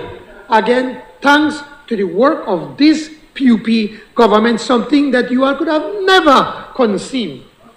They brought it to them how many times? 3 times, and you rejected it because they never have the mental capacity to be able to work it out and understand what was being done. And we did. We did. The intelligence, the ability to understand. That is why the leader of the opposition continues to embarrass himself and talking at the basic we say, I'm a board, we cannot fully understand what we say. That is the problem. Anyway, Madam Speaker, let me continue. Members, They like to talk 42B. I'm sorry, Madam Speaker. I need to remind them. Why is it that we have to, for instance, in this issue, that we need to borrow to get this budget support? If you did not leave us at a point where you were spending $1 million a day more than what we were collecting, we never made this mess. You were not even paying your bills, the post office. Remember from Kayonar, we were at a point of the International Post Office Organization to shut down the services to the post office for Belize because you don't pay your bills. How much? More than 4 years you don't pay on the bills. The ILO, you don't pay your bills. You know? Which are one? They have a whole list of bills that the people that have been hard pay. I know we have to pay. Yes. We are at the verge of an economic collapse. The economy shrunk by over 16%. We were the worst performance during the COVID years, more than any of the other countries in this region. 16%, thanks to the UDP government. And then we need to remind you that it was during your time. You spent approximately $13 billion. $13 billion. And yet poverty increased. It increased from 40% to 52% by 2018, and by the end of 2020, it was estimated to be at 60%. We should have shame on ourselves. You got $500 million from Petro-Caribbean, the same people you insult up, just because you want to keep your US visa. You go and you insult up the poor people from Venezuela who stood by us of which your government and which your then Prime Minister then gone and they went on a drunken splurge. They even used that money for the 2015 election. And we know what happened. We need to remind them. That's why I said the bonanza and refer to it and let it roll. Remember when they went to, I remember they had a meeting in Cayo, Northeast. Remember which village? Docron 2. Yes, I remember when the then Prime Minister said, so what is it that you need? Oh, we need one school. You'll get a school. You need more streets. You'll get more streets. He said, we need culverts. You'll get more culverts. And he said, and by the way, he said, I will give you one bridge. And then he reminded about we don't got a river right here. Then they give her a bridge, they want to give her another river. And the thing is, that they promise their poor people, oh, they don't think that. I didn't get it? Nothing. The rural area don't get nothing. Everything in a Belize city. Huh? Yes, that's why they say they cry for Belize. And that is the same leader, because you are not the leader, you know. The Endangered are the leader of the UDP. Yes, he is still the leader. He is still call the shots. I'm sorry to tell you. And sir, my brother from Colette, boy, you will never be leader, my brother. Because the Endangered are the real leader of the UDP. But he is the same one. He is the same one that just went on TV, what was it, about 2 weeks ago, and said, I know my UDP government was corrupt. Now, he said that, everybody said that. He knew that his ministers were corrupt. But what he did not finish saying is that I knew they were corrupt, but I continued to defend their actions. Yes, he was covering it up. He should have been firing people, man, and get rid of them if they are so corrupt. No. Huh? Yeah? Members, when Prime Minister, may I? It's clearly going to be a day where I'll be interrupting. As the presiding officer, it is my obligation and it is my responsibility to remind all members again about Standing Order 42B. And all Standing Order 42B is, members, for those who may not recall it, is that while a member is on his feet or her feet giving a presentation, other members must be quiet. I can tell you from this chair, it's very difficult. So I'm focusing on the member who is speaking. And I will stop focusing on that member when I hear a point of order. But the bantering that goes on across the aisle and at the decibel levels that it seems to be increasing at makes it a bit challenging. So while I will be here for the duration of the day, however long you want to be here, I'm prepared to do that, but it will probably come with some interruptions. So please, Prime Minister, my apologies, but I must remind members of Thank you, Madam Speaker, but I do believe that the Minister of Mesopotamia owes the honourable member from Cayo North for showing improper motive. I mean, and be a man and apologize. That's what you need to do. I am asking you for an apology because you create improper motive against the Minister of Health. So, are you standing on a point of order? I just yes, want to Madam be clear. Speaker, I ask on a point of order. What is the point of order? That he threw an improper motive against the honourable member from Cayo North. May I ask for clarification on what reference in particular? Well, he was alleging that as Minister of Health, when I was talking about how his father admitted that the UDP was corrupt and said, why is it that I moved the honourable member from Cayo North? He was imputing improper motive. So he needs to give an apology to the member from Cayo North and withdraw his comment. I take the point. It is an improper motive, indeed, if that was stated. Mr. Leader for Opposition, and just for clarification, statements that have been aired publicly on the media has been entered in the House before. That's not the issue. The issue, I believe, is the statement you made in reference to the reason why the former Minister of Health. I hear your reference. I'm acknowledging the formal point of order. I'm asking you to withdraw it. Speaker, I did not say what the Prime Minister said. I asked him why did he move the former Minister of Health. It's about imputing. Why did he move? Why did he move? He could answer the question. He could answer the question. Are you going to withdraw, member? I'm asking you to withdraw because... Withdraw what? Your statement that you made about why the Prime Minister, he knows why the Prime Minister... I asked a question, I did not make a statement. No. I will suspend. I'm asking you to withdraw. If you will not withdraw, then I'll quickly check the records. Then I'll do that. Thank you. I will suspend shortly. Thank you.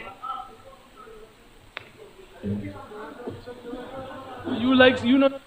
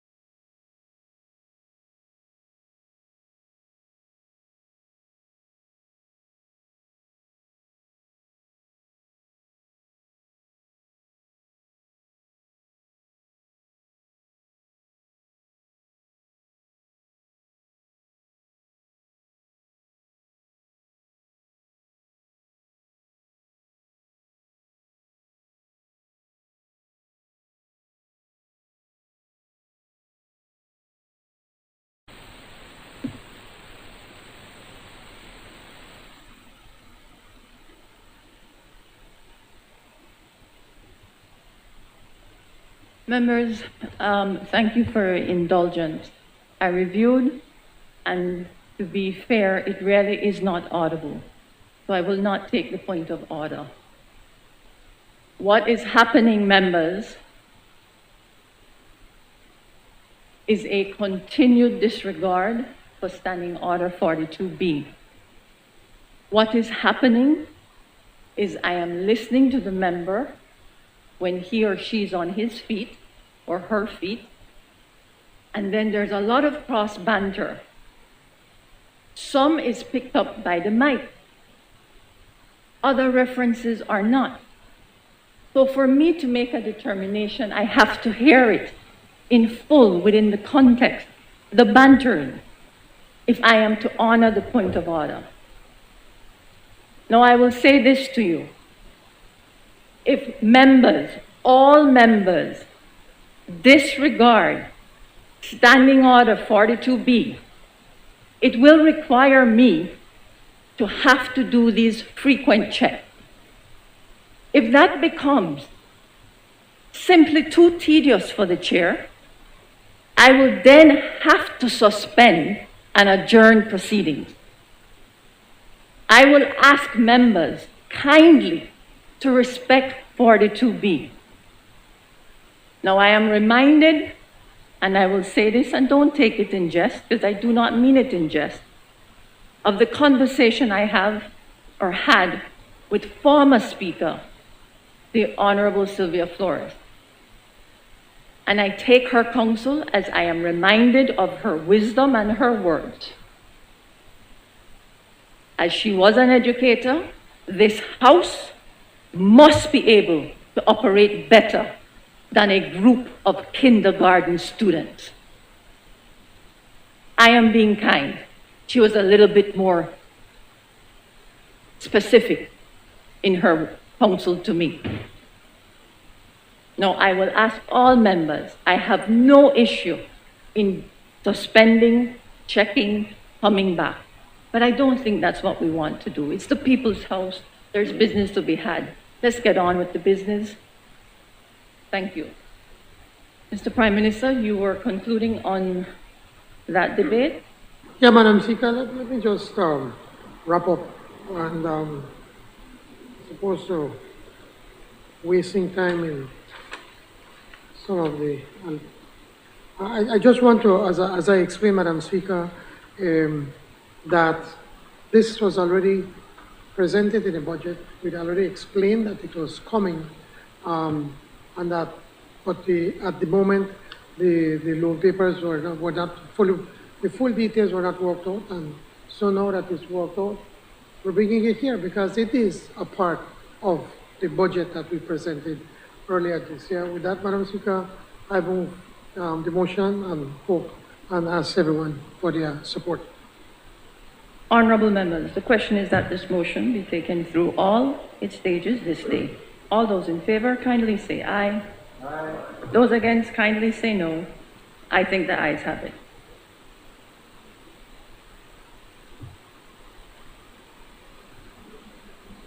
Oh, thank you. The clerk has just corrected me on just a procedural matter. Forgive me, so I will now, before we go to that question, it is that we must refer it to the committee. Therefore, honourable members, that motion is referred to the Finance and Economic Development Committee for examination, consideration, and report. I recognize the Honourable Prime Minister and Minister of Finance, Economic Development and Investment. Madam Speaker, I seek the indulgence of the Honourable House to have this motion taken through all its stages this day. It's a straightforward blown motion. Thank you. Yes, I got ahead of myself. Forgive me. Now I'll put the question, honourable members. The question is that this motion be taken through all its stages this day. All those in favour, kindly say aye. Those against, kindly say no. I think the ayes have it. Introduction of bills. I recognize the Honourable Prime Minister and Minister of Finance, Economic Development and Investment. Madam Speaker, I rise to introduce and move the second reading of a bill for an act to appropriate further sums of money for the use of the public service for Belize for the financial year ending on 31st day of March 2023. Madam Speaker, this bill has a recommendation of the Cabinet, but it's important, Madam Speaker, that I can give some further information and clarity, especially for those on the other side that when they don't understand, they talk about boring. So I will take my time and I will explain it in simple words so that they could understand what is it that we are trying to do. I know the first thing that they're going to shout, well, why is it seems that you never have your numbers right in a budget? I took my time to go to the dictionary to explain, and I'll recommend, say a budget is the estimate of income and expenditure set for a particular time. It is an estimate. Things change. And if you were to talk to people in the private sector, they will tell you every day that their budget change when circumstances change. And for instance, in the time of high inflation and so forth, you have to make adjustments to your budget. Unlike the previous government, they just used to spend and had total disregard to this National Assembly and to the law. I remember we took them to court, and for over $1 billion that was spent illegally, and in one instance, $100 million was referred to as slippage. We want to follow the law, Madam Speaker, so it is important for us to come and to have supplementary budget so we could explain to this National Assembly, respect the laws, and have respect to the Belizean people, explaining to them why is it that we have to make adjustments to our budget. But, Madam Speaker, these supplementary appropriations largely reflect four broad themes. The first one is the impact of inflation on recurrent expenditures. 2, the cost of the referendum on cannabis. 3, the now expeditious implementation of funded projects by the relevant line ministries. Remember many times that the IFIs used to complain that the previous government did not have the capacity to implement many of these projects. So a lot of these monies that we're bringing here for loans was because these were programs that were started under the UDP, but because of the lack of capacity, they could not move these projects. And I will give you some examples, remember, from Albert.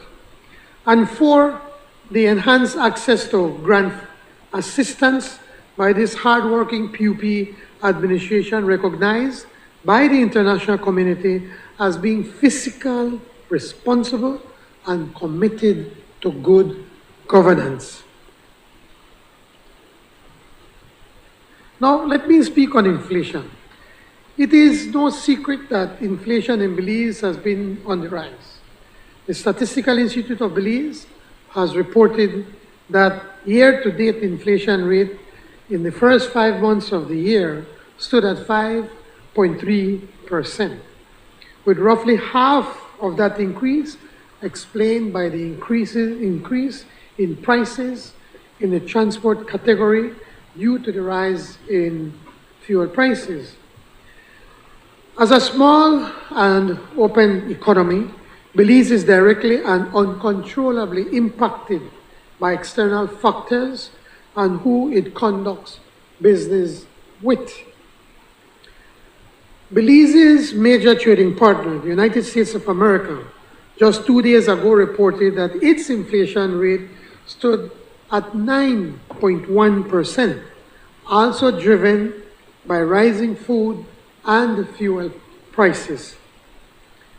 Our administration has sought to temper that level of increase in the U.S.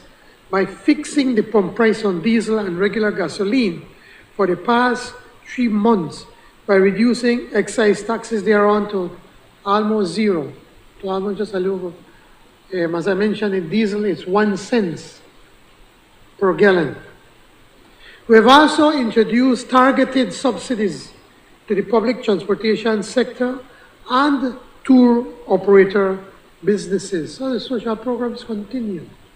because this has a direct impact on people. Such efforts have cost the government roughly over $5 million already. The rate of inflation at 5.3%, which still above where we all would prefer it to be, is still markedly lower than the US's 9.1%. Nonetheless, the government itself is not immune to these rising costs in the provision of essential public services, particularly in education and health. Accordingly, $2 million will be required to enable bus operators with school contracts with the Ministry of Education to be able to continue providing school transportation services to students in public schools for the remainder of the fiscal year. I think one of you members from the other side brought it up that some of these bus operators did not want to operate. Well, rightly so, because the cost of fuel was so high. So we had to sit with them, the technical people, and under the leadership of the Honorable Member, the Minister of Education, to try to rework and as best to hold on the cost, but it is still costing us another $2 million. Secondly, $9 million in additional funds will be required by the Ministry of Health to purchase competitively bid essential pharmaceuticals and other medical supplies. The process for the acquisition of these medical supplies and medicines were put to open tender. As you are well aware, Madam Speaker, both prices and shipping costs have gone up significantly.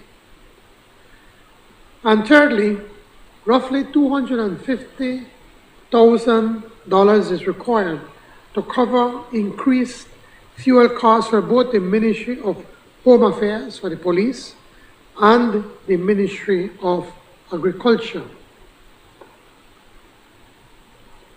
Both ministries require a lot of moving around.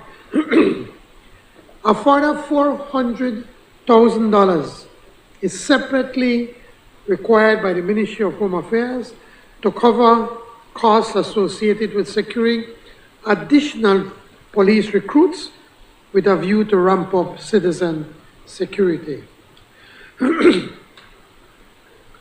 Now, as to the matter of the referendum on cannabis, as it has been widely reported, the Elections and Boundaries Commission has determined that the petition for the referendum on cannabis has reached the requisite legal threshold. Unlike the previous government, when there was a recall for the member of Cayo Northeast, you know, they had them trying to scratch out a lot of the names that were being writing to influence the result of that recall. We did not interfere. We promised the churches that we are going to support and to respect their request, and that if they were to have met the threshold, that we would then have a referendum. We promised, and we are complying with their request. So in accordance with the requirements of the Referendum Act, our referendum now must be held no later than September the 4th. Now, in full support of this democratic process, we must therefore fund the cost of the referendum, including all costs of the Elections and Boundaries Commission, logistics, and mobilization costs. It is estimated that this will amount to $5 million, so that we hereby seek the authorization of the supplementary appropriation of such sum. We now turn to proposed supplementary capital expenditures. At the inception of my PUP administration, we soon came to learn of some of the woeful mismanagement of the Barrow UDP administration in public sector investment. With $1.5 billion in committed project funds, due to lack of timely and effective implementation, roughly $1 billion of those funds remained undisbursed. On top of that, the government was throwing away hundreds of thousands, if not millions of dollars in commitment fees for those long undisbursed funds. Once you don't sign up, you have to pay a fees, and every year you have to pay a fee if you're not using these funds. And the larger the amount, the more you have to pay in commitment fees. Some egregious examples include the $60 million CABE loan from 2015 for the Belize Integral Security Program. Now, you would have thought that the government then, who was going through some serious challenges when it comes to citizen security, would have done everything possible to move this loan forward for its implementation so we can improve the security of our citizens. But they did not do so. This project entails investments in infrastructure and equipment for national security institutions, including the rehabilitation of some existing buildings. I think it includes a new headquarters for Belmopan. Where's the member from? Yes. New civil works. Yes, here in Belmopan, for the police headquarters. New civil works and the provisions of equipment for the police department, for the Belize Defense Force, for the Belize Coast Guard, and the National Forensic Science Services. When we took office, after 5 years after the loan signing, only $1.1 million of this $60 million was disbursed. Now, if you may say, I borrow the 1.5 million because, you know, I hire more police, or I buy boots for the BDF. Because remember when you come in and even I had boots. You could understand. But this $1.1 million was used for what? For salaries and rent, but nothing on the investment or implementation of this loan. Similarly, there is also this experience of the $40 million International Fund for Agricultural Development, or IFAD, loan and grant for Resilient Rural Belize project. This project seeks to address constraints and improve the profitability of the value chain process within the context of developing climate-smart agriculture while reducing the financial, economic, and the climate-related vulnerabilities small farmers face. Providing necessary drainage and irrigation infrastructure and reduce the physical vulnerability of public infrastructure through retrofitting and rehabilitation of the existing rural infrastructure. Now, check this out. This project included a $16 million in grant funds from the Green Climate Fund. Grant, free money. Free money. The IFAD loan was signed in 2017. By the year 2020, by the end of 2020, when we got in, only $4 million was disbursed. And you want to use the $4 million for? Used for salaries and for the purchase of 4 vehicles and furniture, but there was no investments and no implementation of this loan. This lack of implementation on this loan risked the complete loss of funding for this project, including the entirety or all of the $16 million free money, grant funding that they were giving us, just because they lack the mental capacity to implement this loan motion. And you know what happened?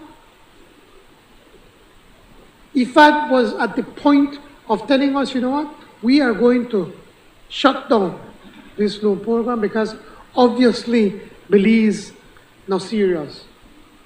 And it is only through the efforts of my office, Dr. Marcelino Avila, and the Minister of Agriculture and their people, and also the intervention that we did with our meeting with IFAD and the GFC in Glasgow at COP26, that we were able to rescue the funding for this project. $16 million free money, man. Since then, the implementation has progressed with an expedited basis.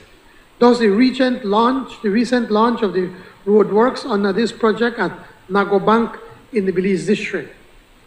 Through this project, we will now be able to improve rural infrastructure in locations such as San Carlos in Orangerock, Valley of Peace in Cayo, Copen in Stan Creek, Trio Village and San Jose in Toledo, among other villages. Effective and expeditious implementation of public sector investment projects across all priority sectors areas, including education, health, and other social services, poverty reduction and social protection, infrastructure, security, agriculture, and other economic services is now underway under this PUP administration. Madam Speaker, we the work, we not the play, we get their things going. In 2021, public sector investments increased by 25%, or $41 million, to $221 million, from $180 million in 2020, and more than 30%, or $52 million, over the 2019 figure of $169 million. We are investing in the economy, and we are investing to improve the lives of the Belizean people. The increased implementation continued in the first quarter of 2022, with $57 million in public sector investment compared to the $42 million in the first quarter of 2020 and $43 million in the first quarter of 2019. The heightened level of project implementation has continued this current fiscal year.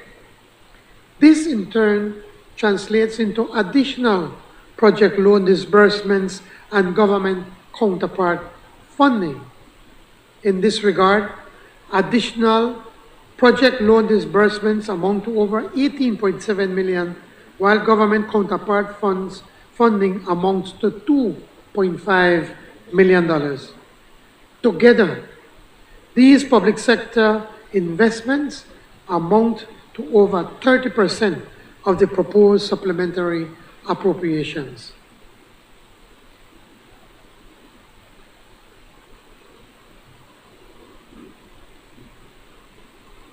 On grant assistance, we are most pleased to report that donor support for our partners in development is getting even stronger.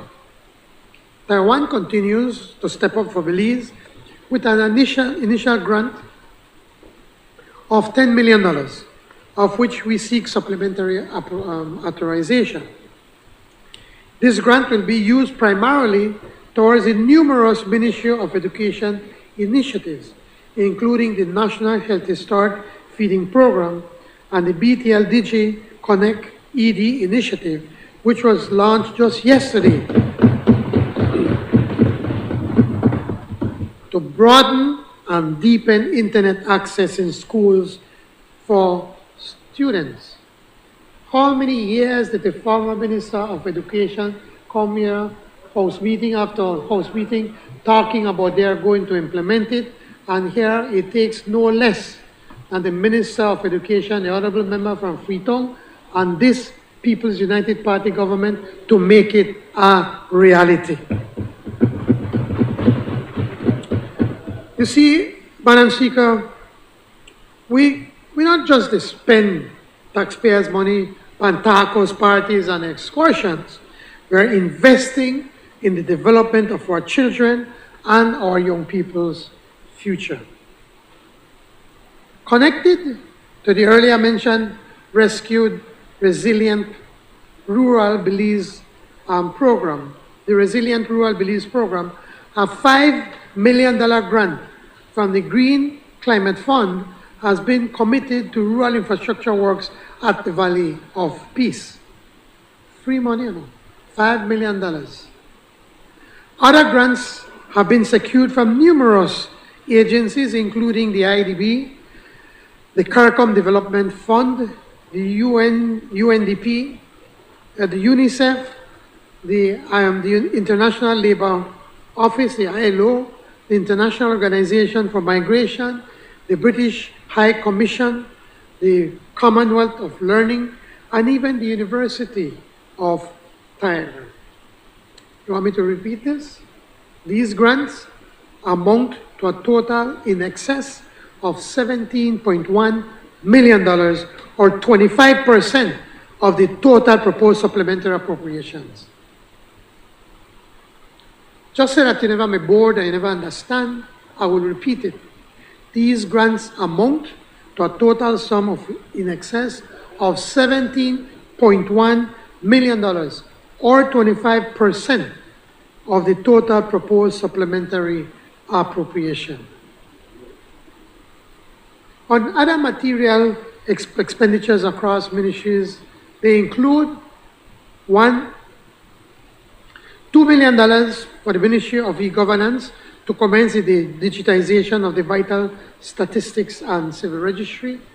We met with the experts, the technical people from E-Governance. They came to Cabinet to make a presentation on digitizing vital stats, something that you all knew that should have been done a long time ago.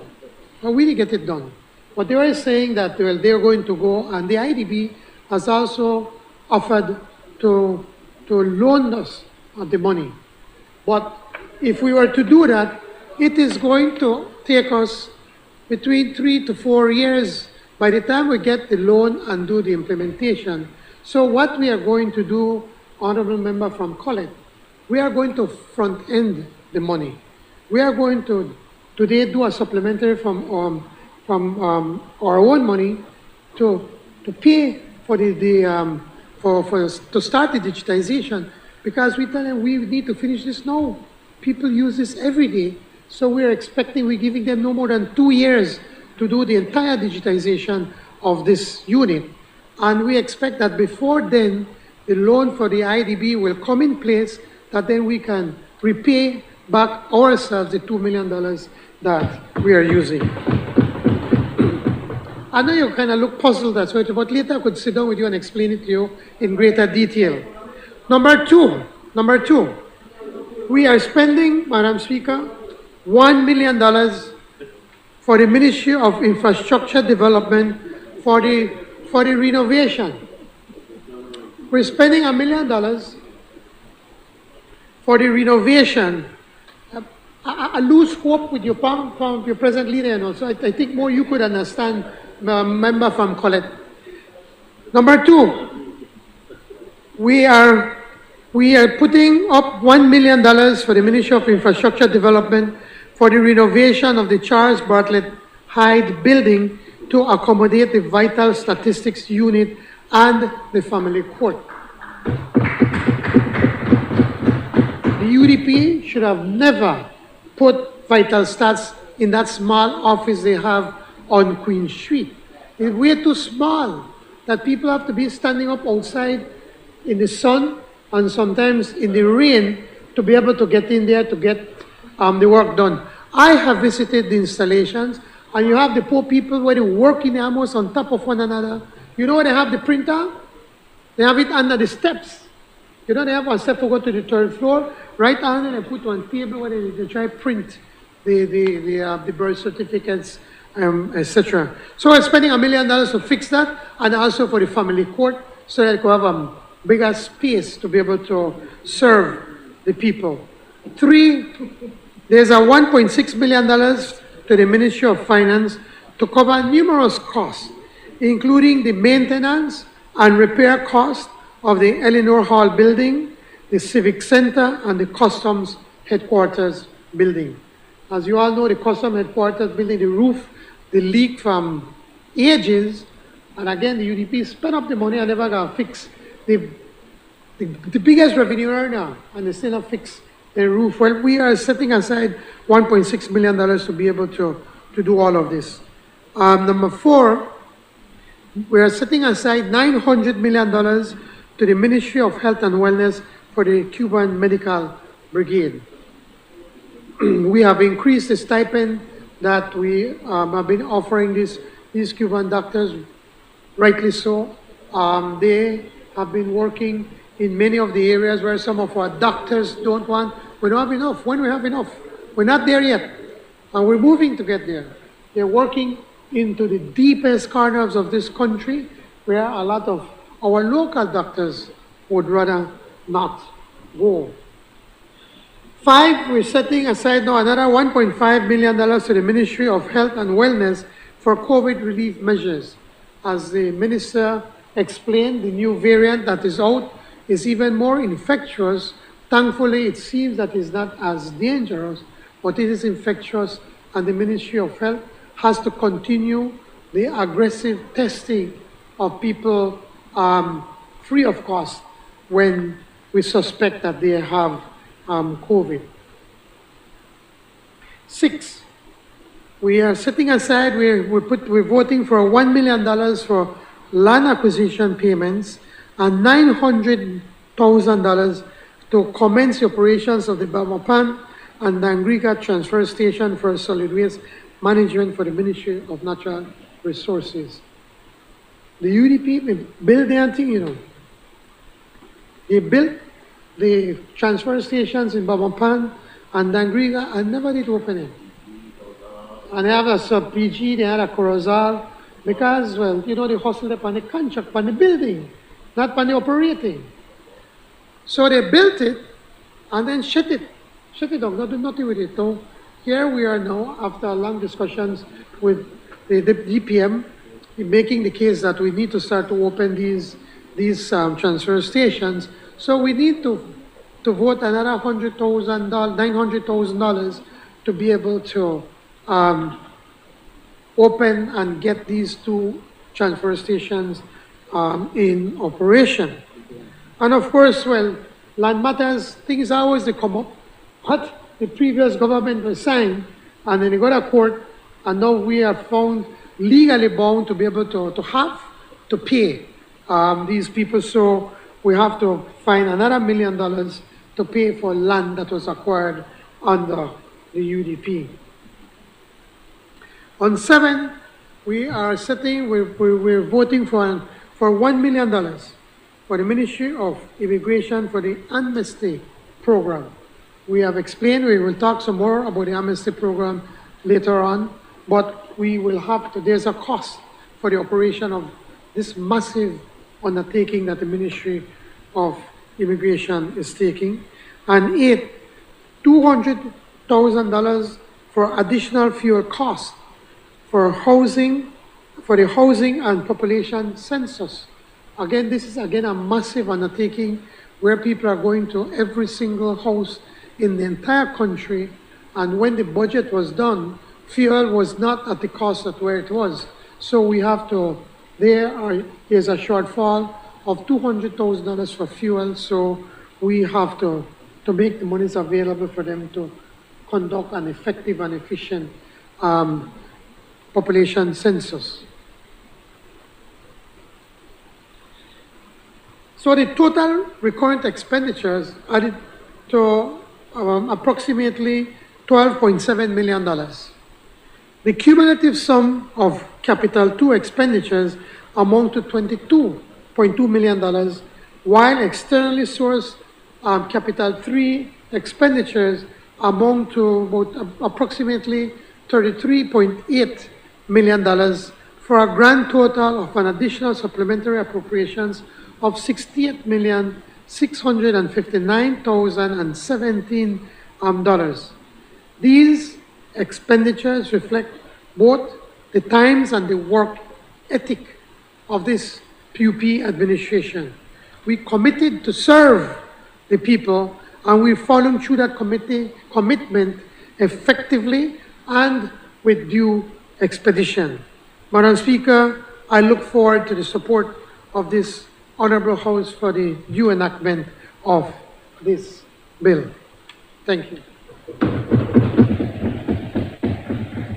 I recognize the Leader of Opposition. Thank you, Madam Speaker. Madam Speaker, you know, the Prime Minister said that the Right Honorable Dean Barrow is the leader of the UDP. The country should be so fortunate because that is the best Prime Minister ever. But the question I have to ask, and the country has to ask, is who is the Prime Minister of this country now? Is it Courtney and Coe that keeps sending you in this house, making you, as you like to say, embarrass yourself? Madam Speaker, I'm listening to a point of order. What does Courtney Coe have to do with this, Madam Yes, Speaker? This is done by the. This is prepared by the technical it's a people. point of order well taken, Prime Madam Minister. Speaker. Mr. Leader of Opposition, we can't bring back arguments from previous debates. We are looking at the General Revenue Supplementary Appropriation.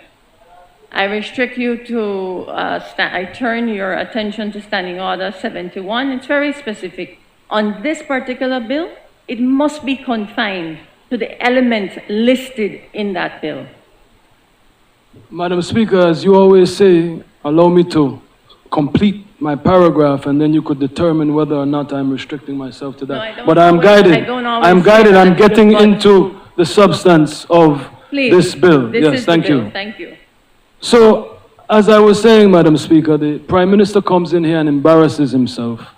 Whoever writes your speeches, whoever prepared the budget for you, what it demonstrates to the country, to the citizens of Belize, is that your administration is visionless and incompetent. Right? While you portray yourself to be this economist, stay in your lane. Right? It is clear you don't know what you're doing. Your government doesn't know what it's doing. If you did, you would not be coming back into the house with supplementary after supplementary after supplementary. Since your first budget, you did it. You could have been excused because it was your first time at the budget, a lot of reconciliations to do. But what is your excuse?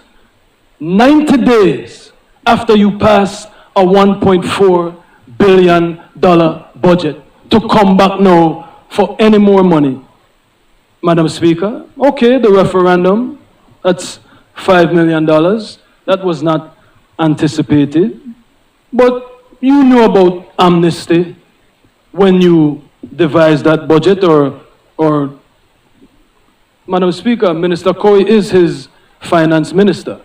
So, yes, so I don't know who really has the power, but whether you or Minister Coe devised that budget, you knew about the family court matters when you came into the house with that $1.4 billion budget.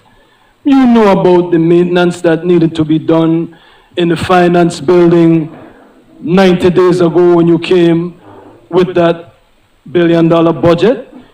You knew about the anticipation of wanting to give stipends to the medical brigade.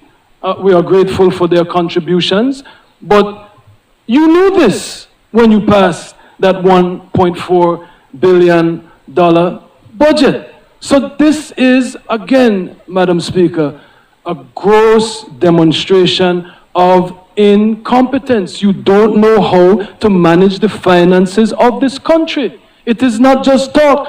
Why could you not anticipate all of these things that you knew? Then you say that you are dealing with inflation. Inflation has been happening for quite some time now, but you're so disconnected in your $500,000 Land Cruiser and living the rich life that, a gas station owner is living right now, you wouldn't appreciate that, Madam Speaker. But We have a point of order. Yes. I think. Hello. Yes, it's. Yes, Madam Speaker. Madam Speaker, on What's the a point point of of order, the Honorable Leader of the Opposition is one, imputing improper motives, and secondly, he is not sticking to the matter that is being debated, Madam Speaker. What does that have to do? What does that have to do with the matter that is before us? Thank you, member. It really is not an improper motive. Please continue. thank you, Madam Speaker. So, Madam Speaker, the Prime Minister has been boasting for the last several House meetings how he has recovered this economy. And he takes pride that Prime Minister Barrow cried for Belize, but in 18 months he has been able to turn it around. That's what you were saying before that $1.4 billion budget. So you knew all the problems that faced Belize, and that was supposed to be reflected in your budget, sir. So what is it that you and Minister Coe and the people in finance are doing? Madam Speaker, with the rise in the fuel taxes, why do you need to come back to this House? The taxes are going up. I'll get to that on my adjournment. But they're going up. The prices are going up. And so the government of Belize is collecting more. Maybe not on diesel, as you said, but certainly on premium. How is that not enough to pay for this fuel supplementary that you're coming back for? Huh? Right? So, Madam Speaker, what we see here is complete mismanagement, Madam Speaker. What do you take the Belizean people for? Why 90 days ago, when you came into this honorable House with a $1.4 billion budget, you didn't anticipate all of these other things, save the grants that you're bragging and boasting about? And if your economy, if the Briceño-led government has recovered the economy, you don't need a supplementary. You're collecting according to you. So which one is it? Is it that you're not performing as you brag and boast in this House? That is what I believe it is. There is no other explanation, Madam Speaker. So I cannot support this type of irresponsible fiscal management of our taxpayers' dollars, Madam Speaker. Thank you. I recognize the member. Orange walk, please. Madam Speaker, sometimes I don't know. I think the leader of the opposition clearly don't understand numbers or the procedure of the House. Because what we're doing here, Madam Speaker, is exactly what needs to be done. The Prime Minister clearly read the meaning of a budget earlier when he made his presentation, but it's obvious that our leader of the opposition still doesn't understand the term. That's right. And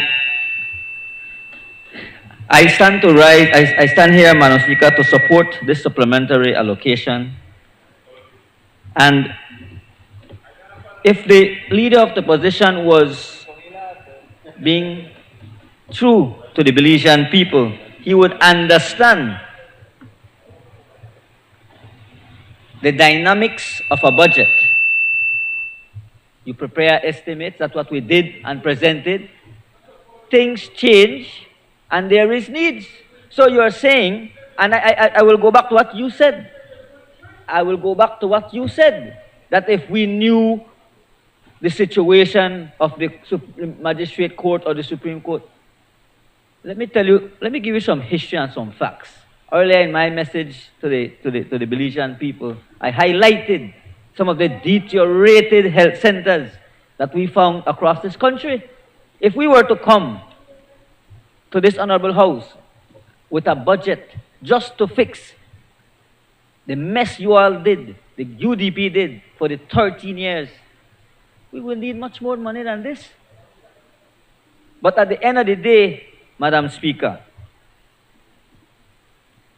I would like to point out in terms of the Ministry of Health and Wellness, a very open, transparent process took place for the procurement of very much needed pharmaceutical and medical supplies. And that's where the line item for the $9 million is required. And that's because we really had to take stock of what we surely need. Where is it that we can cut down? And so we're presenting something here that is financially responsible as a government, that we are being financially responsible as a government. We're not coming here just picking up numbers from the sky as you would think, or just wanting to come back to the Belizean people requesting more money. It's obvious you don't understand. Stick to writing of music and don't be speaking about numbers. But Madam Speaker, there's many things in this supplementary that highlights, and I don't have to go through all of that. COVID, as you know, as well, has had several variants that has affected our Belizean people. We recently we're still in the 5th wave. We now have the BA.5 variant, so we have to prepare. And a responsible government will prepare for any contingencies that may occur. And so, Madam Speaker, the need for that additional $1.5 million so that we can continue to also get our people vaccinated, to get the necessary test kits that is needed for us to be able to continue the surveillance required in the Ministry of Health. But, Madam Speaker, it's obvious that the members over that side will just want to get up in here and grandstand. And they talked about bringing supplementary, well, the former government, 13 years. I used to listen to every House meeting. They come to, at every House meeting, they brought supplementary after supplementary, and the famous Petrocarib money where they spent and then had to account back after retroactively. Nobody knew what they were being spent on. But a responsible government under the Briceño administration, Madam Speaker, is bringing to you details of what these monies are going to be spent on and why we need to request for these supplementary allocation. I support this motion. I recognize the member for Colette.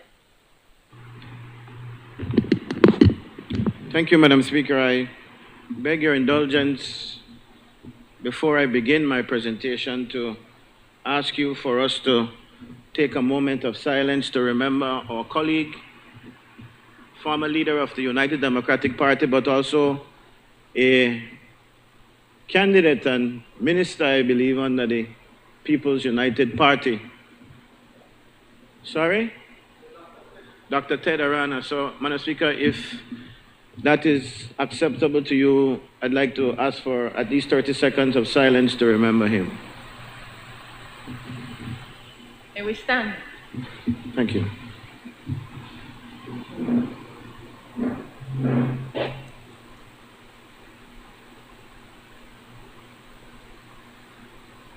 Thank you, Madam. Madam Speaker, a point that we've observed, and I want to ask the Prime Minister to look at very closely in anticipation of any other supplementary appropriation bills that are to come. And I will give credit where credit is due. My friend from Orange Walk East said that over the time of the UDP in the 13 years that it was only on occasion that supplementary appropriation bills came to this House, and he's correct. But I will also point out very hastily that in fact we had to bring supplementary appropriation for not only the UDP time, but for years under the PUP time, so it was no different. But there seems to be now a new trend, and I applaud that trend very guardedly, very much hoping that the process can be improved. To make the point, Madam Speaker, that I'm making, I want to use an example of one of the allocations, that of compensation for land.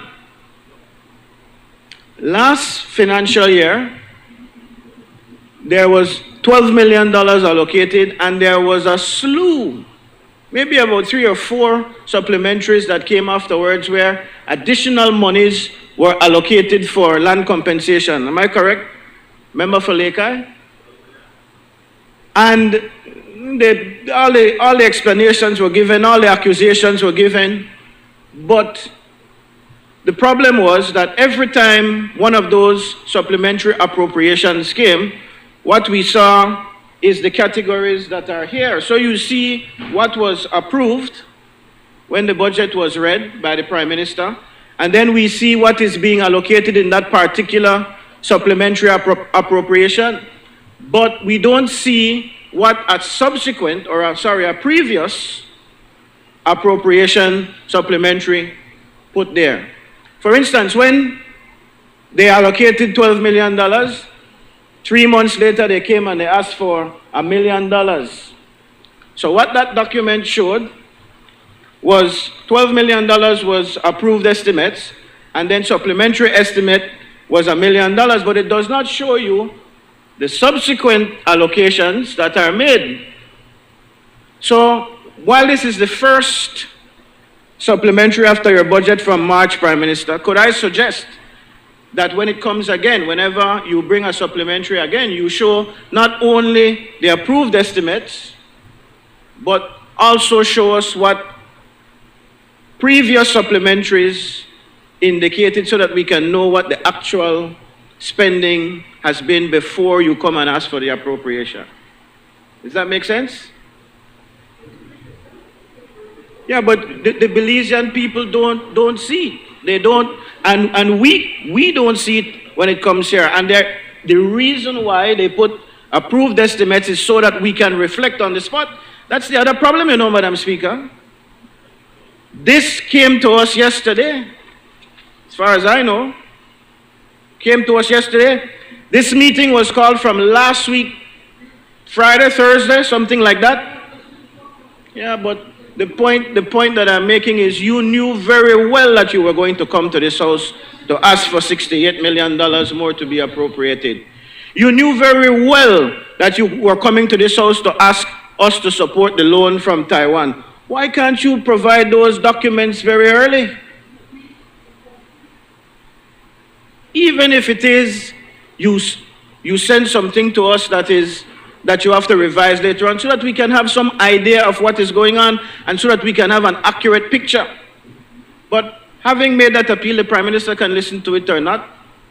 As I've said, it is marked improvement from where any political party in government has brought the information to the people, and so I will give them that. I am merely asking that we continue the efforts to be truly transparent and open so that we can all understand. You've come here to ask us to support this. This is $68 million. And so we want all the information, and it would help if you're going to give us last minute to have ready reckoning, so to speak, tables so that we can get the information right at our fingertips. But having said that, I agree with my colleague, the leader of the opposition, in saying that something is terribly wrong with the budgeting process. Something is terribly wrong. How come 3 months later, and I go back to the same example of the land acquisition, you know it's not $12 million.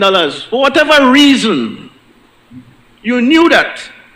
Because every single supplementary that you brought in the last financial year, I'm not arguing, Prime Minister, whether the land acquisition was because of whatever. That's not what I'm arguing.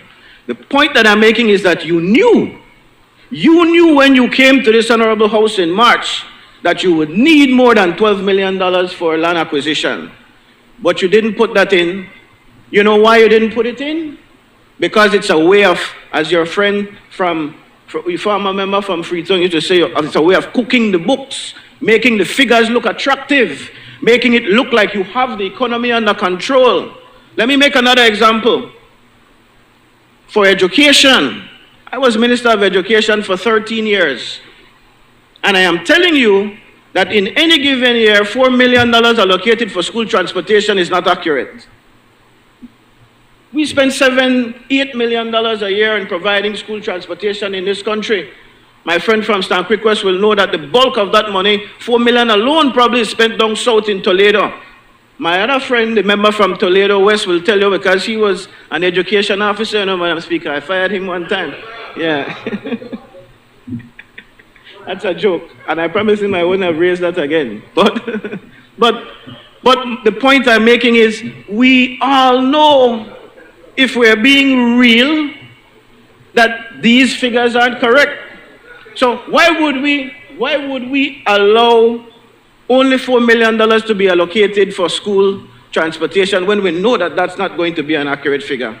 Is it that they were going to cut out the new bus runs in the Corozal district that has seen the children from some of those very remote villages get to school at Corozal Community College or at Escuela Mexico?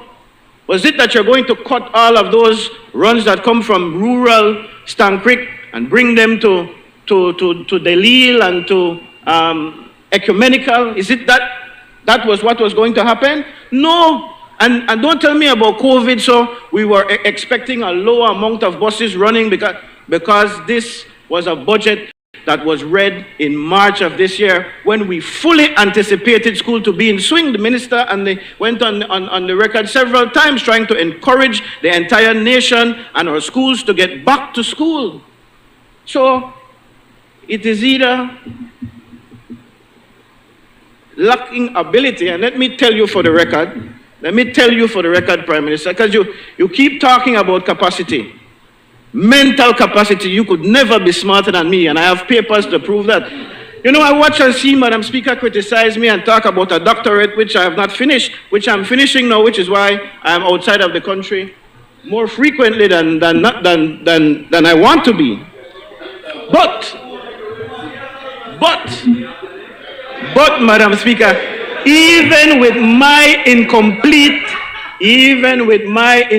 as they call it, the former ministers of education will tell you, the member from Lake and the member from Freetown will tell you, there's something called ABD, all but dissertation. Well, I have a doctorate ABD, all but dissertation.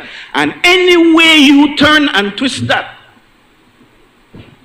that's 5 years of studies at the postgraduate level. And I hold a master's degree. And I hold a bachelor's in economics. Member, mind you, 71.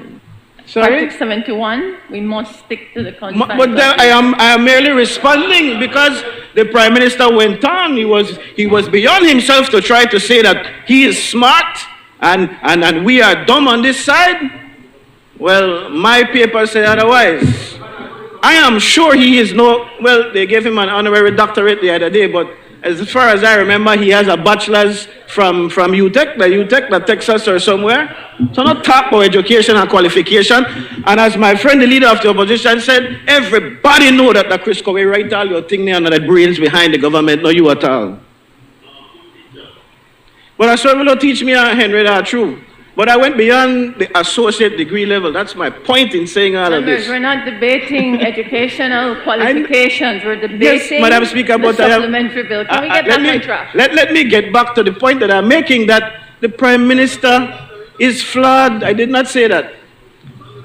The man's ability to put things together must be flawed, he and his team. If you know you had to bring... Madam Speaker, could you... 42B members, thank you. Please. I need to be able to listen to the member who is standing. Something has to be wrong, Madam Speaker, when they put all of these figures just almost as, they're not placeholders. This is not the kind of thing that you do. You know, sometimes in the public service, they have a post that is not filled, so they put $10 there to make sure that the post stay open. You know that, they're not that thing to do, you know.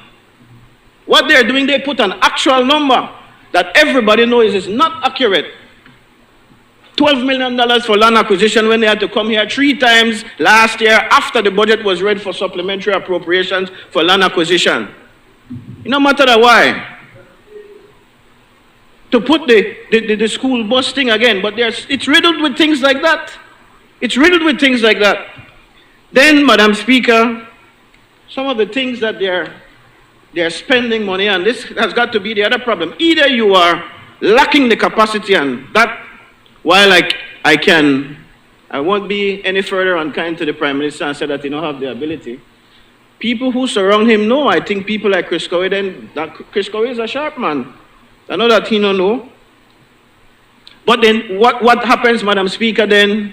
It suggests that if those who put the budget together know better, then there must be some other agenda going on when they bring the supplementary appropriations bill. There must be something else going on.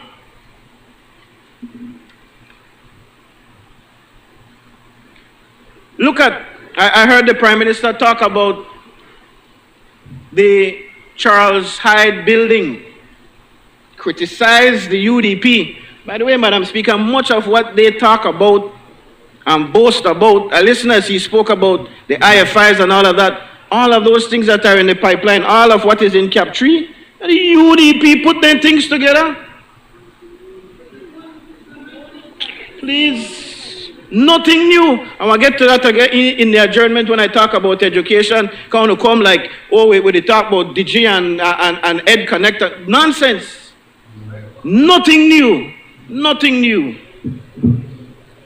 But, Madam Speaker, getting back to the Charles Bartlett Hyde building,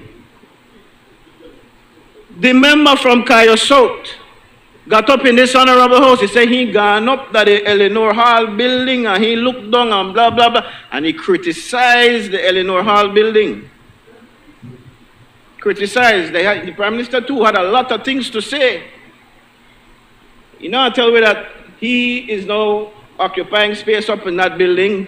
Brand new premises because the Minister of Foreign Affairs put him out of the last Prime Minister's office, telling him no one time there. The last administration, Madam Speaker, was so prudent that the Prime Minister occupied the upstairs of the Edward Leng building and the Foreign Minister occupied the offices downstairs. But no, the Foreign Minister, who the leader of the opposition has already told you run the government, or one of the players who run the government, tell her, no koya, and send her to the Eleanor Hall building. The position of moving the registry and other government offices into the Charles Hyde building is a plan of the UDP. Because the building wasn't finished, Columbus. Members, I'm sorry, Madam Speaker, I'll take that back. thank you. But the bantering doesn't help. 42B. The intention was always to have government premises owned by the government so that we could get out of the practice of renting, which they started and perfected. In fact, when they got into office, what was the first thing? They started paying rent to Haisam Diab for the fancy offices of the Prime Minister. We don't even want to have a meeting in the cabinet building here. Started renting premises all over the place to allow for your friends and cronies to get fat and rich. The intention was always to own what is for the government. In fact, I will tell you now, Madam Speaker, that there was a plan to build mirror buildings at that site.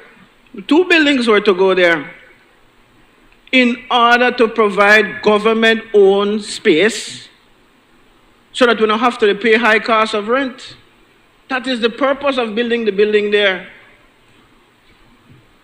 So don't come like you are somehow getting a wonderful idea, a wonderful revelation of something great that you are doing. No, sir. That was always the plan of the UDP. Then, Madam Speaker,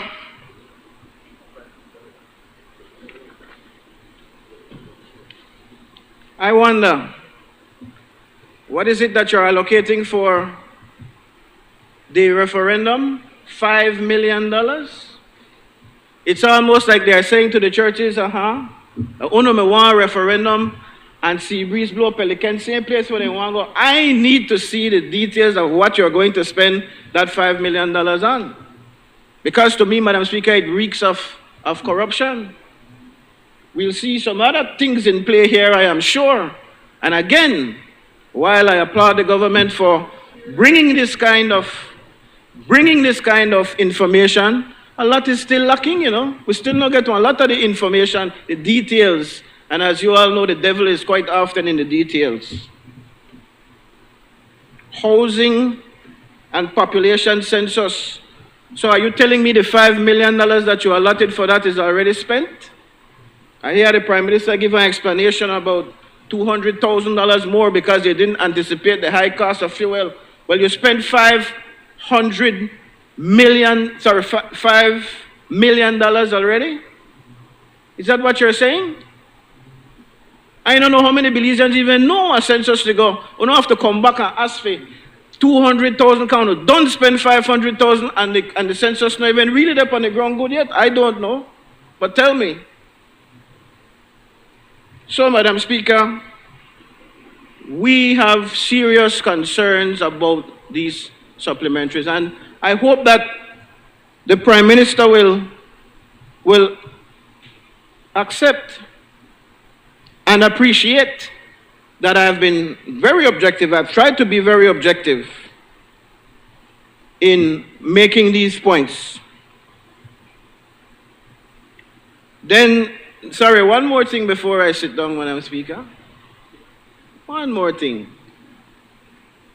My friend, the Minister of Health, spoke about the $9 million for pharmaceuticals and supplies, no? and said that the process is very transparent.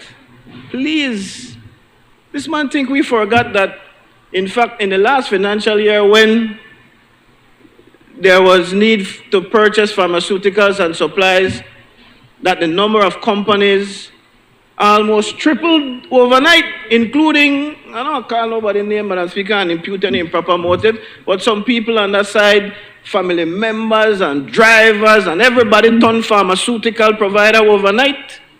They think we forget. And he will have the gall to say now that this was open and transparent. I want to see where this $9 million going. It's a $9 million in addition to what was allocated. Something is wrong. And COVID not the boat again. We not got people intubated left, right, and center anymore. So now what is about? And then he's asking for an allocation of an additional $1.5 million for COVID. He talks about the BA5 variant. I can't serious, you know, Madam Speaker. You are now going to, and this is why we have to be suspect.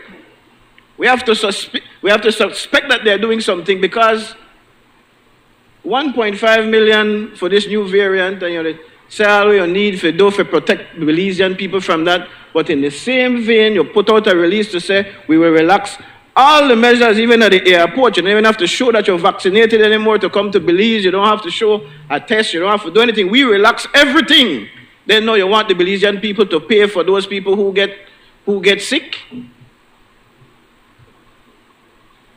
when we could avoid it by keeping in place. I'm not advocating for those draconian measures that we all engaged in and we were very much annoyed with, but there was serious need for that kind of thing. That is not what I'm advocating for, but the very basic safeguard measures that we can put in place in order to avoid having to spend the kind of money that they're allocating there.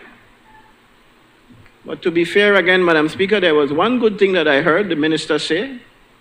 He said that they are now, something that I've raised in this house repeatedly, and I want to give him credit for. You know, we have always been advocates for the vaccination campaign because we think it is important. I myself, in fact, contrary to what the Prime Minister said, that I was away for how long? I said, sir, 7 months? I was here for and I could not attend one of the meetings because I myself was COVID positive. But luckily, because I was vaccinated, I only had a fever or something for like a day and a half. But as Madam knows, I could not produce a negative test in time for the House meeting, and so I did the responsible thing and stayed away. But vaccinations work. And the minister said that they will, maybe not. What the minister said was that they are now working on and have improved, and I know that this happened through our schools, so kudos as well to the Minister of Education for pushing the agenda to get our younger children vaccinated between 5 and 12, because that is important. It's something that I've asked for in this House, and I see that you're doing now.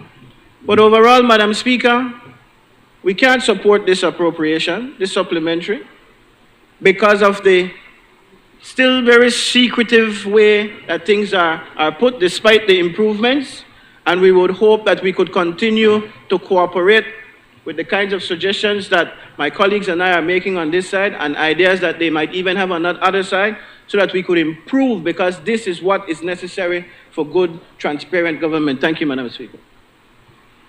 I recognize the member for thank you. Madam Speaker, good afternoon. I'd like to mention a notion that sometimes we say we have education, but we're not educated. Because we don't make the same mistake over and over again.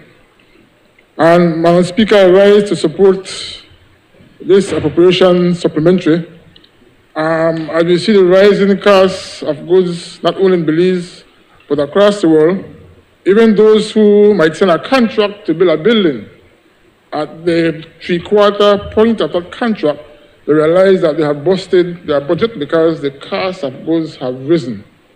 And so, as a government, the Prime Minister will be very prudent and very cautious to make sure that we can manage and run a country.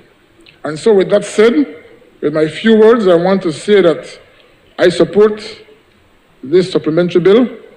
As a minister responsible for youth and sports, I want to make it mention to this nation that that ministry was not properly run, was not properly organized under the last administration.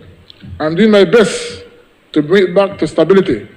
So, Madam Speaker, that said, I support this supplementary bill. I recognize the member for Caribbean. Thank you, Madam Speaker. Madam Speaker, I too rise to give my full support for this supplemental budget.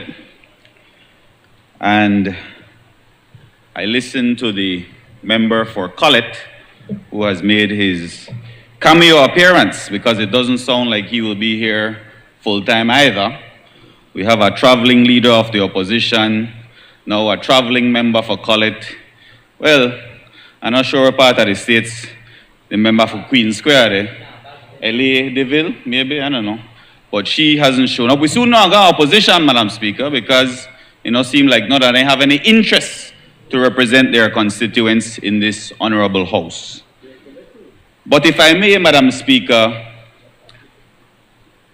compliment and at the same time criticize the 12th leader of the opposition, is it?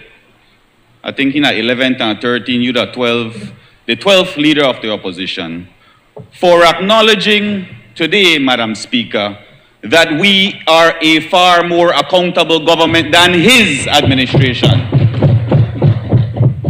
He used the words marked improvements.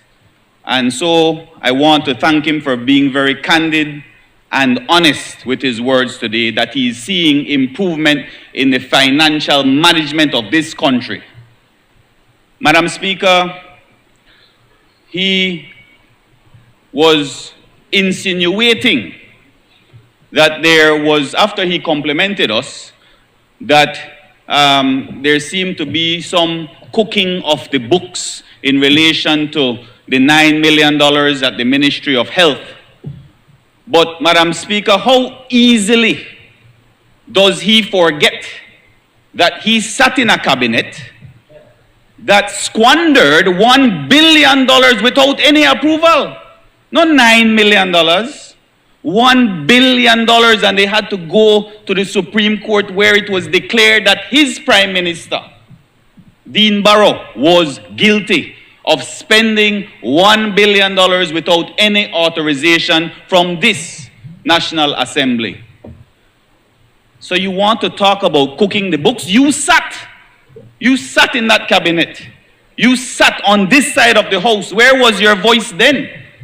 When the financial secretary went on national TV and said, oops, we kind of spent $100 million slippage, I think that is what you referred to it. $100 million unaccounted for. And so going back, Madam Speaker, thank you, Member for Collett, for acknowledging that we are coming to this House before we spend, that we are setting out the details of what we are spending on, and that we are being transparent and accountable to the Belizean people, something that is totally foreign and alien to them on that side of the Honorable House. Madam Speaker, I support this supplemental budget because it is not things that could have been foreseen. That's what a supplemental budget is. So when we come here to the Honorable House in April of this year, there was no foreseeing that we would have had a referendum. There was no foreseeing that we would have to pay the bills of the United Democratic Party for land acquisition. There was no foreseeing that we need to increase the recruitment of police officers. Currently, Madam Speaker, we stand at 2,038 police officers. 2,038. Back in 2015, it was 2,400 officers. And so it has become necessary for us to increase the number of police officers in our department. So this is absolutely essential, Madam Speaker, as the Prime Minister said, for citizen security. The Prime Minister also mentioned, Madam Speaker, about a loan of $60 million that the former administration got from Kabe. $60 million from 2015. What we're doing here today is to pay the interest because of them not being able to access or activate that loan. Now I know that the paperwork when you're dealing with Kabe is very onerous. You have to fill out a lot of paperwork, but maybe you all don't have the competence for that, and I can acknowledge that. But we have activated it. If you look in the Amandala of this week, we are getting 50 new surveillance cameras, thanks to Kabe. It's the same loan that you all were unable to activate. So, Madam Speaker, we are moving forward with citizen security, with surveillance cameras, with upgrading police stations, with 4 new police stations, Madam Speaker, in Santa Elena, in San Narciso, in Keycorker, and in Belmopan. We will have brand new police stations, Madam Speaker. So, while I can recognize that he is acknowledging that we are better than them, I am also reminding him, this is not the time for amnesia. You all were cooking the books. You all were unaccountable to the Belizean people.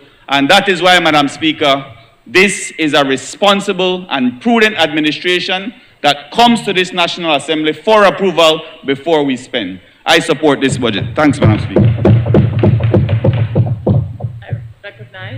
I recognize the member for... Thank you, Madam Speaker.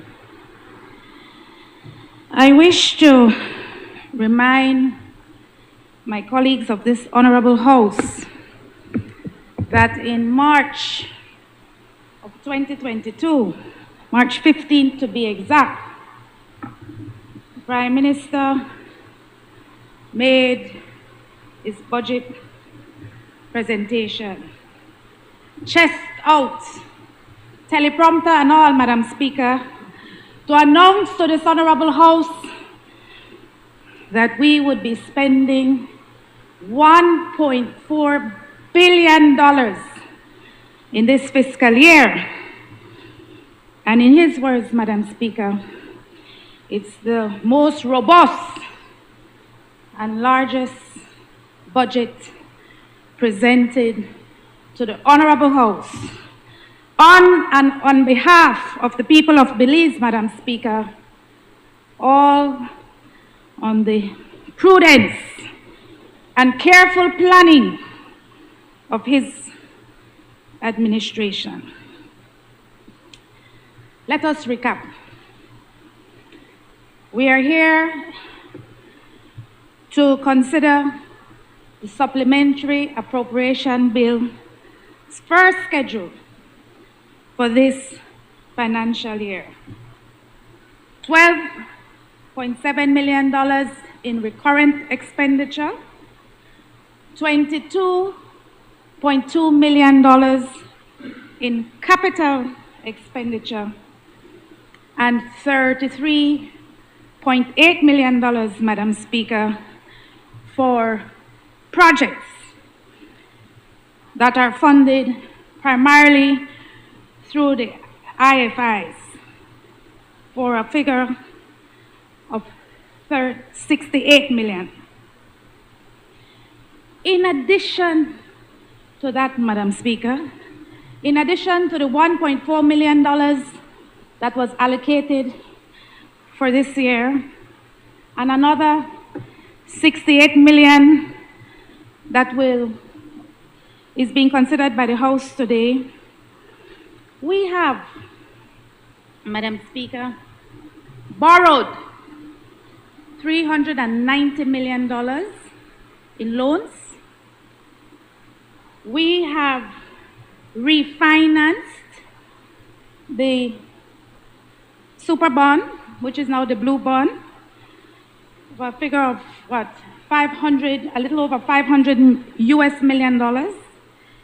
And we have just approved another loan motion from Taiwan for $150 million.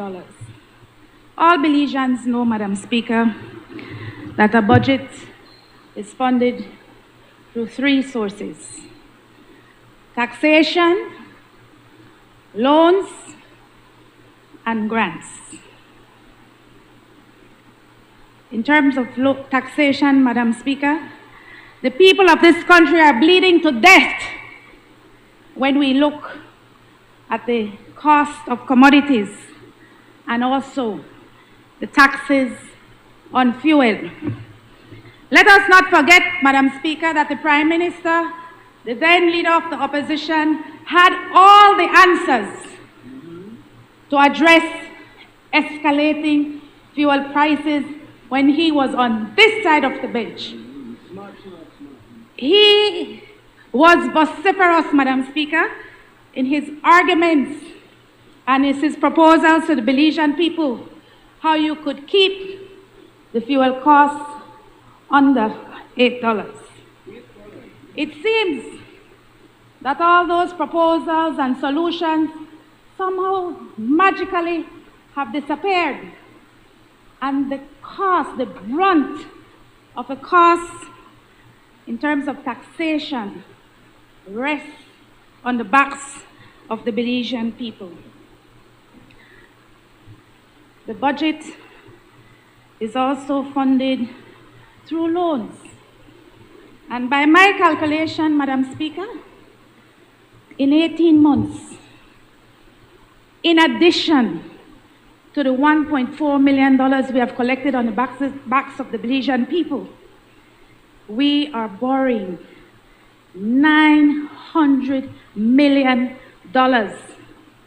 to support public expenditure. It doesn't end there, Madam Speaker. I remember on March 15th of 2022, when the Prime Minister stood in this House, teleprompter and all, not to make a mistake, how careful they would be in terms of managing the fiscal space. Because according to him, the borrowing of the previous administration was unsustainable. What does he have to say now to the IMF, Madam Speaker? How much more are we intending to borrow by the end of this fiscal period? One has to wonder. It was the PM who sounded the warning that we needed to borrow less, and that with prudent fiscal management, Madam Speaker, we would be able to do more for the Belizean people. I don't know where the Prime Minister and his cabinet lives, but I live, Madam Speaker, in Belize City. And I don't care what new methodology you use to determine the debt to GDP ratio. I don't care how much you say to the Belizean people. Lip service, from my assessment, that we're safeguarding the safety net programs for those living on the margins. I don't care how much you purport that the economy is rebounding. According to him, Madam Speaker, just this week in a local interview, he finally gave to a member of the press that we had seen recently a 5% growth of the local economy. Well, Madam Speaker, if you live in Belize City, as I do, the people are not feeling that 5% growth. I would want our Prime Minister and his cabinet, Madam Speaker, to take a page out of the book of his CARICOM colleague, Dr. Mia Mottley, the Prime Minister of Barbados. She gave a State of the Nation address to the people of Barbados this week.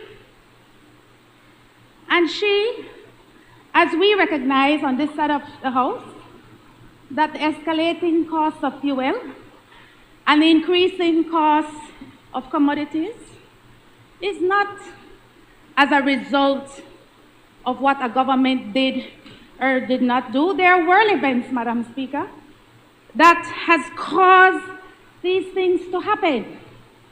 But what, and she is first in her class, what did she suggest, Madam Speaker? She went to the people of Barbados to offer meaningful solutions of how they could bridge the widening gap of those who have and those who don't have. There are many, Madam Speaker. I can certainly speak for the people of Albert that are living on the margins. And yet, I am yet to hear from this administration, even with a loan motion of $150 million from our friends in Taiwan, an additional $68 million added to a $1.4 billion budget, how we are going to safeguard the dignity and the livelihoods of the people who are living on the margins. I listened very keenly to the Prime Minister of Barbados.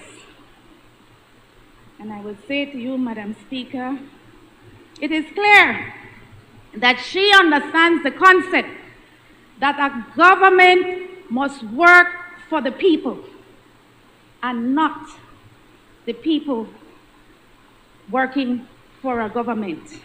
All these projects in CAP 3, there is nothing new. All of these projects were envisioned, Madam Speaker, under the UDP administration. Prime Minister had done his assessment and moved post haste to ensure that he could complete the process. Yesterday, investment policy and strategy plan that started. During my tenure, Madam Speaker, we did extensive consultation with the business community. This is not a brainchild of this administration. The funding was secured under UDP administration.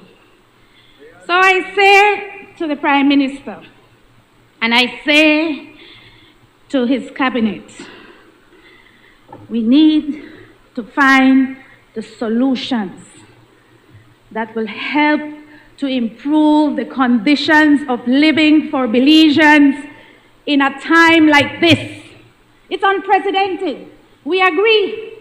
But it is the job of the government, Madam Speaker, to ensure that we are going to come back to this honorable House to approve another $68 million in public expenditure, that it ought to be used to ensure that we can improve the conditions and help people to live with some level of dignity, Madam Speaker, at a time like this. I can tell you, I'm in my constituency every week, and the demand, the request has increased exponentially because of the economic crisis that we're in. And I'm sure the Prime Minister and his cabinet pays attention to world news. It's not going to get better anytime soon. And so we must come to this honorable House, Madam Speaker, with solutions for the people. Madam Speaker, I cannot support the supplementary appropriation budget as it is presented because it fails to take into consideration, Madam Speaker, the needs and take into account the cries of the Belizean people. Thank you, Madam Speaker. I recognize Member.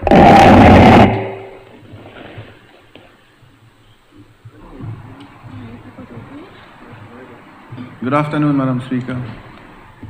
I'd like permission to refer to my notes once in a while. But to start off, Madam Speaker, I'd like to bring to the attention of this House the fact that the Honorable Denise Barrow is still not coming to House meetings. I think it is a disrespect to this House. I think it is a disrespect to the country, and it is a disrespect to all elected area reps, Madam Speaker. And especially the people from Queen Square. Madam Speaker, something has to be done. She has to be brought to this House to explain why she does not come to this House. That is our responsibility as a government. That is the responsibility of this House. And I take it seriously, Madam Speaker. Every time I come to this House, I will repeat it over and over again. That is unacceptable, Madam Speaker.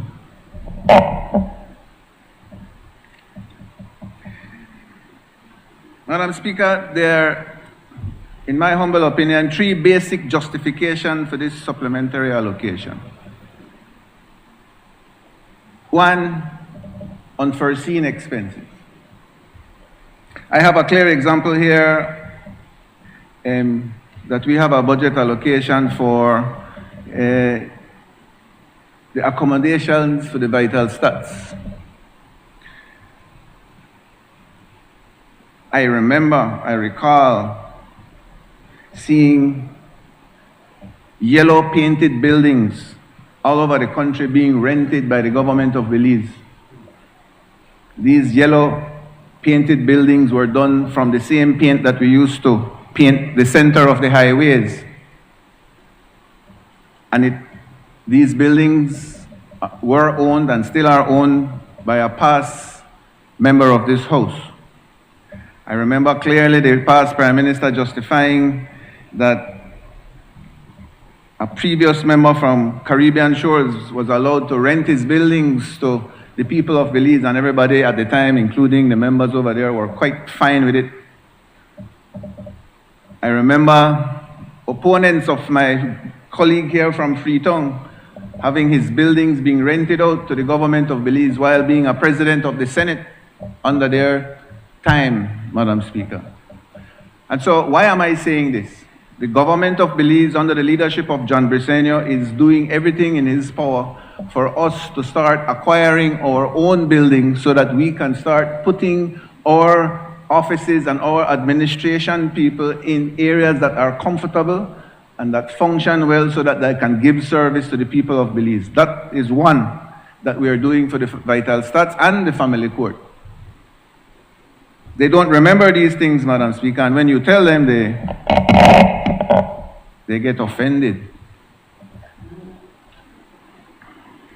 Second thing, Madam Speaker, disaster mitigation. With disaster mitigation, Madam Speaker, the goalpost moves. Every week, every month, something happens and we have to be able to deal with it.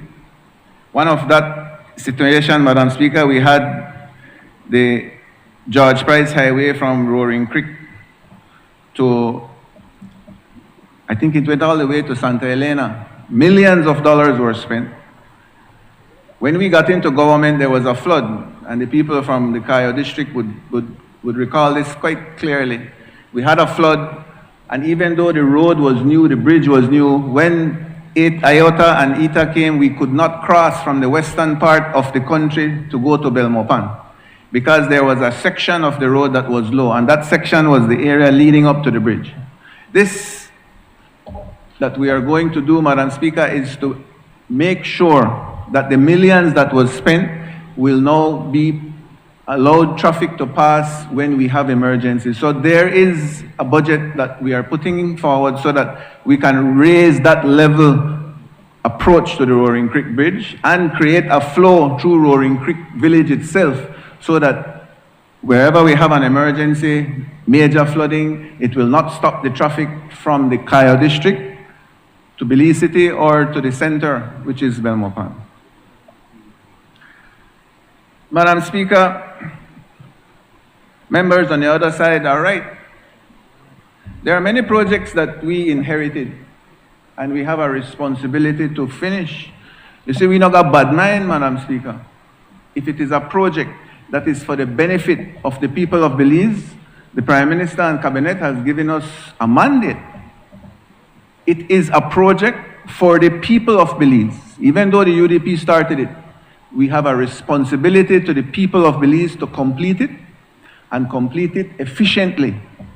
What we have done, Madam Speaker, is renegotiated contracts. What we have done, Madam Speaker, is prioritize projects. And we have done this, Madam Speaker, with one end result, and that is to try to save the Belizean people as much money as we possibly can, but at the same time giving them the services that they deserve. The easiest thing for a very highly political government to do is say, well, and the UDP did it quite often, because you start the project, we now finish it.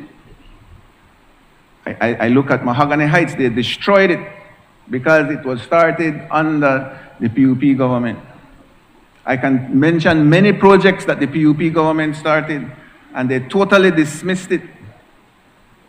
We, in Belize, the Creole terminology will mean you got bad mind. We are not like that, Madam Speaker.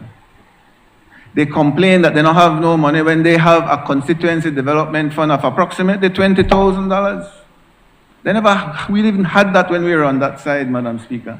That money was allocated for all area representatives, including the one that doesn't come to this house, including the one that disrespects us every house meeting, gets an allocation.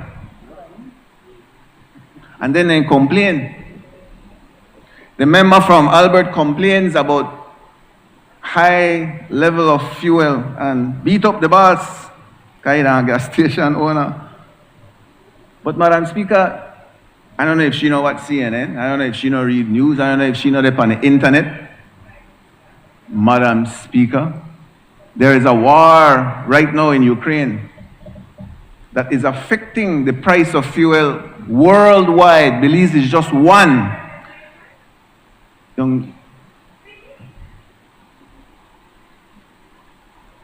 Madam, can I continue, Madam Speaker? Yes, 42B. That's the What's the number? I never read the number. 42 what? 42B. I know think they we get will all know that standing order. 42B. 42B. Well, I see a lot of so-called doctor over there, somewhere want to be doctor, somewhere pretend that they're a doctor, and they can't read 42B. Thank you, Madam Speaker.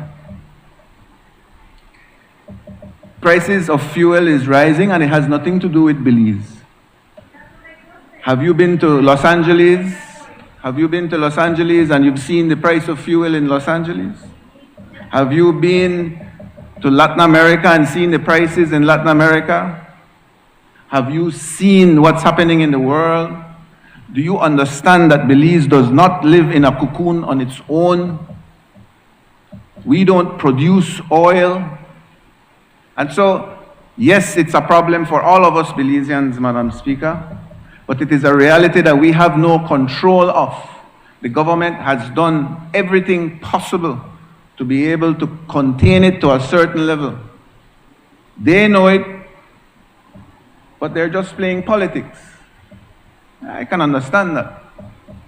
And so, the results of the Village Council, Madam Speaker, gives you a clear indication that the people of Belize, yes, they are aware that we have problems.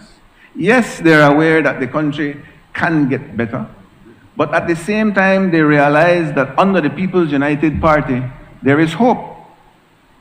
They believe in us. They know that we are working. They see it, they feel it. They want more of it. And that's all we are doing, Madam Speaker, is working day and night. I give this story all the time. I go to the ministry, I open my door, and the employees, the public servants ask me, Minister, why you gonna work? I say, why you ask the question? Because we are not used to ministers coming to work. We haven't seen the past minister coming to work. And I was appalled. I said, but why are you even asking that question? We have a responsibility to the people of Belize to come to work like everybody else. But that's the legacy that they left, Madam Speaker. Absolutely no work. We work, Madam Speaker, and the people of Belize understand that we are working.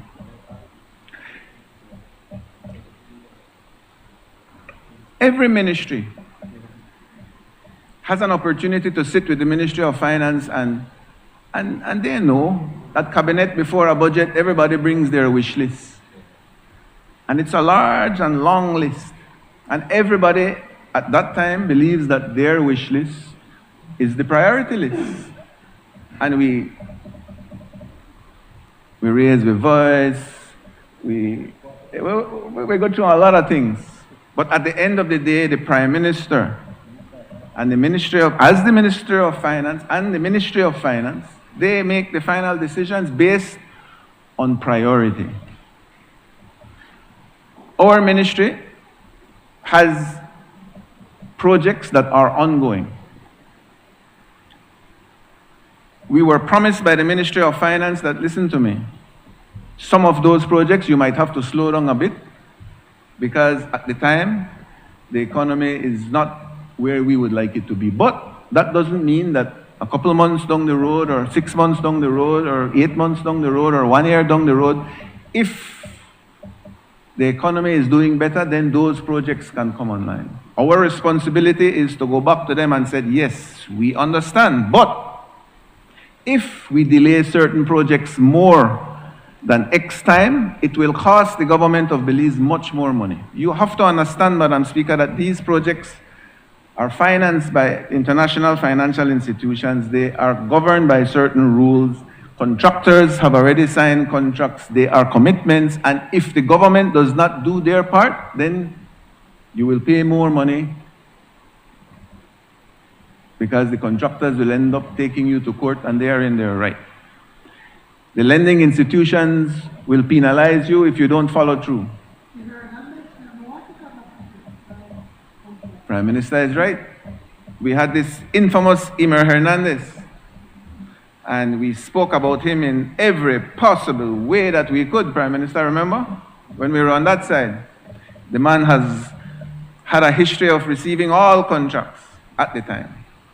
When I got in, I said, well, what will I do? But again, the Prime Minister reminded us that we have to be responsible. The contracts that the gentleman has are legal contracts. The responsibility that we have is to be mature and to make sure that we are fair.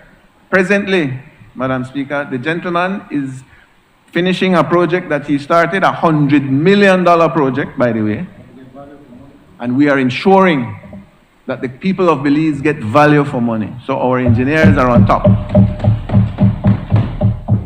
That's just goes to show you guys on the other side what a mature and a responsible government does.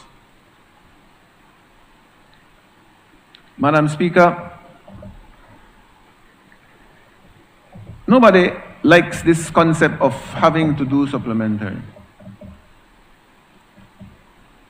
But at times it is important. This time I believe it is very important. Most of the projects that we have under our ministry are projects that we have to complete. Some of them, as I have explained, are projects that are needed to be done. And others, Madam Speaker, are projects that will only enhance the quality of life of the Belizean people. You have to understand the role of the Ministry of Infrastructure Development is we are service providers. We provide service to all the other ministries when they need something to be built. Even though it reflects on our budget line, it is not our project that we benefit from. It is to benefit Freetown, it is to benefit Orange Walk Central, it is to benefit the areas on the opposition has, it's to benefit Albert and all the other areas. One of the projects right now that this supplementary is to finance is in the Albert division. It is to put in the pumping station to be able to drain out the canals of Belize City so that the Belize City does not flood in an emergency. One of the proposals we have right now, Madam Speaker, is a feasibility study to be able to replace the swing bridge, Madam Speaker, and the Belcan bridge. These are structures that were abandoned by the past government, totally abandoned. Not a single paint went on them, not a single inspection was done. And when I sent the engineers from the ministry to do an inspection there, they themselves were appalled and annoyed at the level of those structures, Madam Speaker. They are... You could say that, boss. Only you could say that, boss. Only you could say that.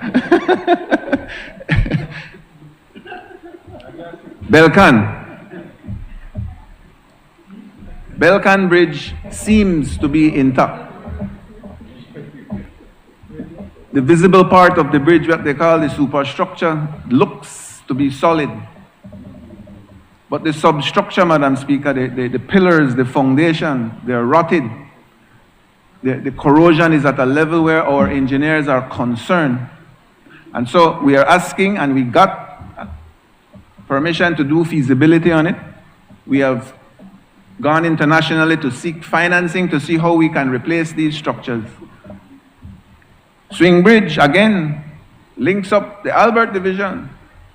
Historical. A decision has to be made. To make Belinda do it again, or we do it properly?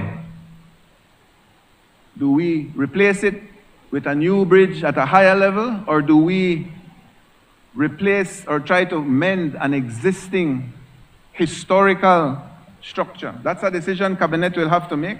Maybe we should put that one in the referendum too, Prime Minister.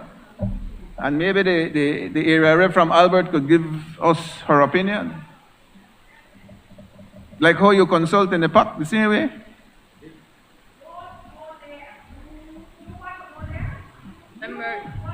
Members. Member for Albert. Member for Albert. Member for Albert. Member for Kaya South. We are on the supplementary bill. Member for Albert, 42B. We're on supplementary bill. I'm having a good time, Madam Speaker. You see, I'm behaving myself today. Madam Speaker, I want to think me again, 42B. It's not the thing, it's a standing order, member. Standing order 42B. I will make the consultation for the swing bridge better on the Fort George side division.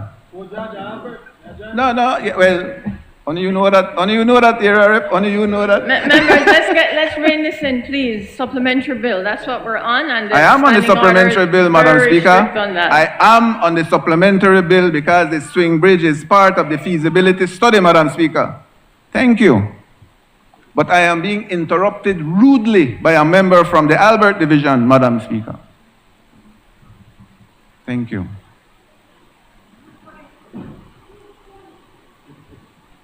Madam Speaker, that's all I have to say today.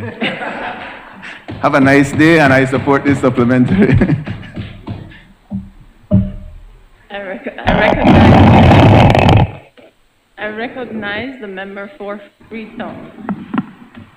Thank you very much, Madam Speaker. I rise in support of this supplementary appropriation bill. And I want to start by, again, placing on record, my absolute support for the process and the way in which, the manner in which the Prime Minister has presented this bill today. On the last occasion that in the previous fiscal year when we had a supplementary bill, I commended the Prime Minister and the Minister of Finance. And I said, and it's worth repeating again, that in the 20 years that I have been honored to serve in this National Assembly, it is the first time that the Prime Minister, the Minister of Finance, has really gone line by line, explaining to the Belizean people exactly what is in this supplementary appropriation bill and what it will cost. So there is nobody is trying to hide anything. Everything is transparent. The government is being absolutely accountable about all of these monies that are being tabled here today in this supplementary bill. And I absolutely obliged, Madam Speaker, to support this bill because of what is contained in there for education. One, as the Prime Minister pointed out, there's allocation to deal with the issue of bus contractors. These school bus contractors sign contracts. These contracts are for a fixed rate, a fixed value. Obviously, with the increases in the cost of fuel, those contracts really became meaningless. The contractors have been losing money. They provide an absolutely essential service in terms of transporting our teachers and students to school, particularly in our rural communities. And so we, after consultation with them, the ministry met with them, we agreed to come up with a formula that would allow for us to adjust those contracts to ensure that they would be able to continue to provide this important service come the new school year. So that is contained in this supplementary appropriation bill. Absolutely important, essential. I don't think anybody wants that service to be stopped. Two other important projects which are a part of the Republic of China Taiwan grant program are the National Healthy Start Feeding Program. We hear a lot of talk about the need for social programs. Well, one of the greatest social programs that we can have is providing healthy meals for our students at school.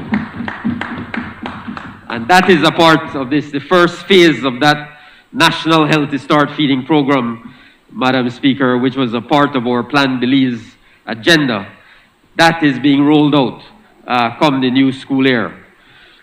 As well, we have as I think the Minister of Public Utilities mentioned it, yesterday we launched the Connect Ed project, which will see an expansion and enhancement of internet services to some 200 schools across the country. Critically important, Madam Speaker. Technology is the future of education. As a country, as a government, we recognize that, and we are doing everything we are to ensure that our students across the country have access to adequate, reliable internet services. So connectivity is critically important, and that too is a part of this supplementary bill. In addition to that, there are smaller sums, Madam Speaker, for the Education Quality Improvement Project, which is an ongoing project, and again, a very, very important project that's aimed at improving the quality of education in our country. So those, Madam Speaker, are essential elements of this bill, which I fully support. And just in closing, Madam Speaker, to make the point, listen, that, you know, the members on the other side, you know, make a lot of noise about the economic conditions, and we are obviously aware of the economic conditions that exist across the world. Belize is being affected by those economic conditions. But, you know, it's very, very difficult to listen to these people with any sense of credibility being attached to what they're saying, to any sense of moral authority being attached to what they're saying. You know, they say facts are very, very stubborn things. And the facts are, Madam Speaker, that this government, it is under this government's watch, just in 18 months or so, that the debt to GDP ratio has gone. When we came into office, we had a 130% debt to GDP ratio. Today, I checked it today, because I wanted to have an accurate figure for today. Today, that debt to GDP ratio is 89%. It's gone from 130% to 89%. So that's a stubborn fact that you have to understand and accept. If you don't understand debt to GDP ratio, then that's another matter. But those are stubborn facts. And the other important fact, Madam Speaker, when they talk about economic growth and development, is, as my colleagues have said repeatedly here today, under their government, you know, you only have to look at one report card. Under their government, a government is elected to raise the people out of poverty.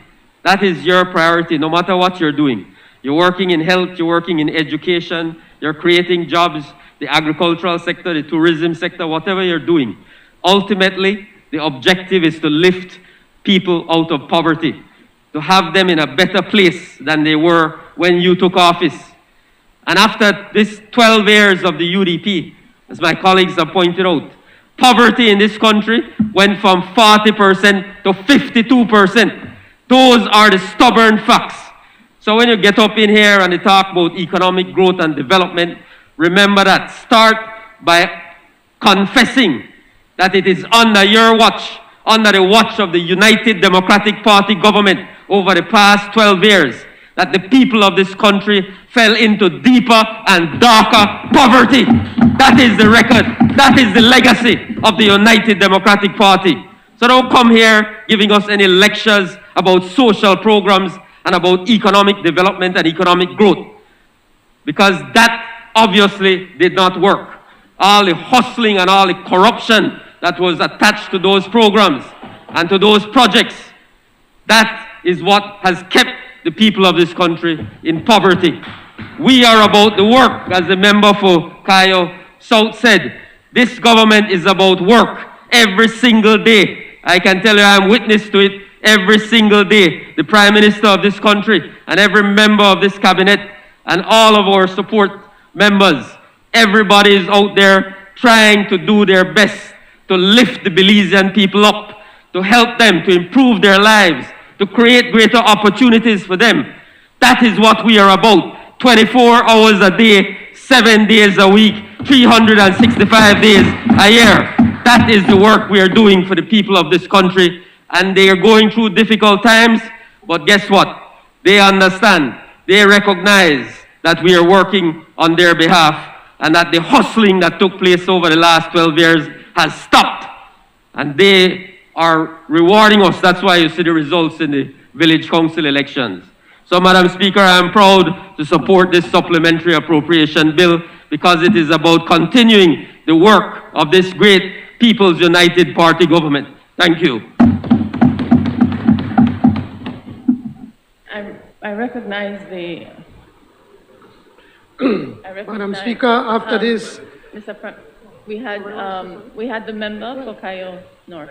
Thank you, Prime Minister. Madam Speaker, thank you very much. Just very briefly, Madam Speaker, I also want to support this supplementary appropriation bill, and I want to commend our Prime Minister for the alacrity and transparency in which he brings these bills to the House. Madam Speaker, in particular, I want to support the $2 million that is being allocated to the Ministry of Public Utilities, Energy, Logistics, and E-Governance for the Vital Statistics Project. This is perhaps one of the most vital and critical services that the Belizean people have consistently demanded. Madam Speaker, this VSU, as we call it, is critical. It is critical for us to have an efficient civil registry system so that we can ensure that there is full coverage of all the live births, deaths, marriages, and adoptions in this country. I think we can't fail to underscore the importance that we have about 4% of our population who are unregistered. And what does that mean? This translates into the fact that they're denied or they lack a basic right to having a human identity, Madam Speaker, and that in itself lends to disadvantages because they're excluded from many of the services being provided by this government, and it leads itself to inequalities. And so it is important for us to get this project going. We have taken the steps, as the Honorable Prime Minister said, to get the funds from the IDB. But we recognize the urgency to get this going. And we can't wait 4 years to deliver this to the people of Belize. We need to do that now. And so the Honorable Prime Minister and the Minister of Finance will be on lending these monies so that we can get it going. And our expectation is that within 2 years, we can have this fully functioning and the people will be able to access this service from throughout this country, Madam Speaker. We are working for the Belizean people. We're delivering on the promises of Plan Belize, Madam Speaker. And I want to just say this. I listened to the member from Colette despair about the lack of ability and capacity. And when I sat here this morning and I listened to the interventions, particularly from the leader of the opposition, I can understand the level at which he operates, Madam Speaker, because in that place for 10 years, nobody thought about budgeting and financial management. Thank you, Madam Speaker. Madam Speaker, I have him withdraw that from the record, Madam Speaker. What's the... He's insulting me, Madam Speaker, talking about that place that I was in for 10 years, Madam Speaker. He said that on the record, or could you ask him to clarify, Madam Speaker? No, I will not. On a point of order, I'm asking that he withdraw that insult from the record, Madam Speaker. The point, what is your point of order?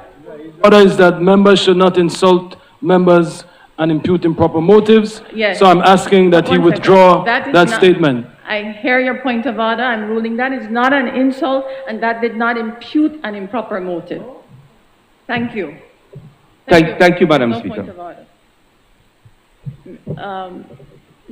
I recognize the Honorable Prime Minister.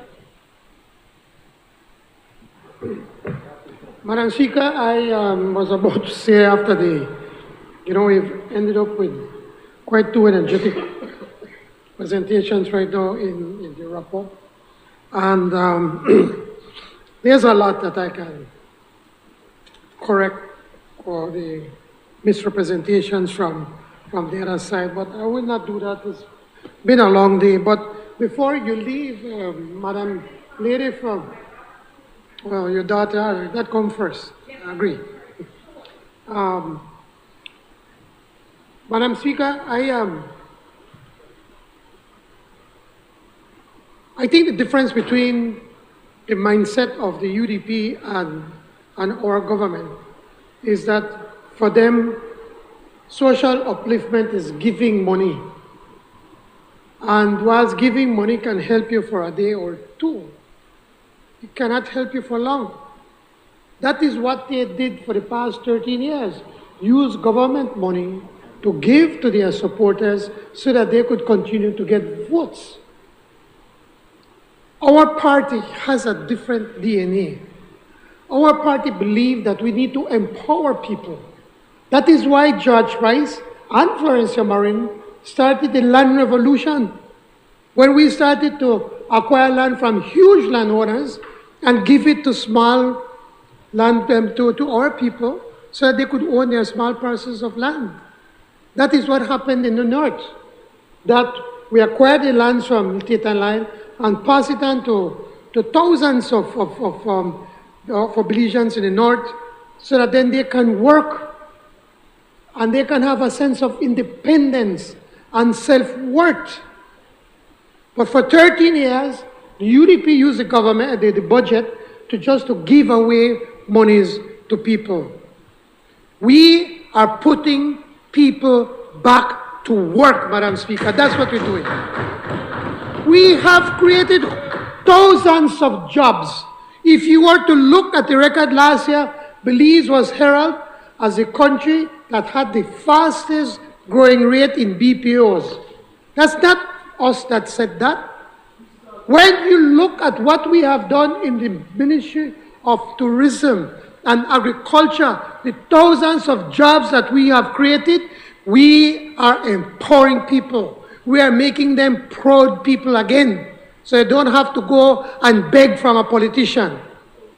But despite all of that, we understand that there is a need and that we need to continue to do the social programs until we can get our people back on their feet. Now, the honorable member from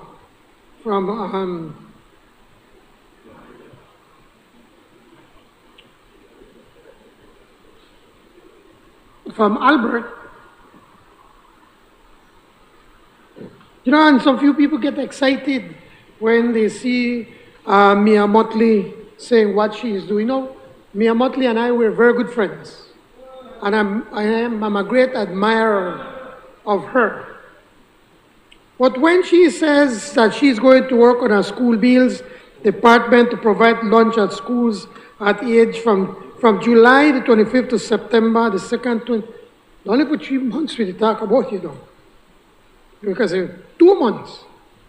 Here we come, the minister is coming up with a Healthy Start feeding program for the entire country. But excited that Mia Motley, they say she ain't going to do this for 3 months, or 2 months and a few days. When she's talking about the value-added tax will be reduced from 12.5% to 7.5% on the electricity charge on the bill on the first 250 kilowatts of the residential bill. We need to remind the Belizean people that this was the UDP that started to charge. Remember, they increased the GST on poor people? And now it has been reduced now that anybody under $100, they do not pay GST. We are already doing these things in Belize. On top of the basket of essential food items will be expanded and they do not attract value-added tax. Most of the food that we import pay little or no tax, Madam Speaker. That is why we've managed to hold on inflation to 5.5%. When they're talking about the consumers will benefit from price reduction of 45 essential items because of the tax, and they're doing it for 6 months, we have done that. This government has been moving ahead. Now, the member from Albert likes to talk about about what I said about fuel in the opposition. That I said, I'm not afraid to repeat it again, that we will do everything possible to keep diesel at $9 per gallon. And how did I say we were going to do that? We said by looking and playing with the taxes, that we can cut on the taxes.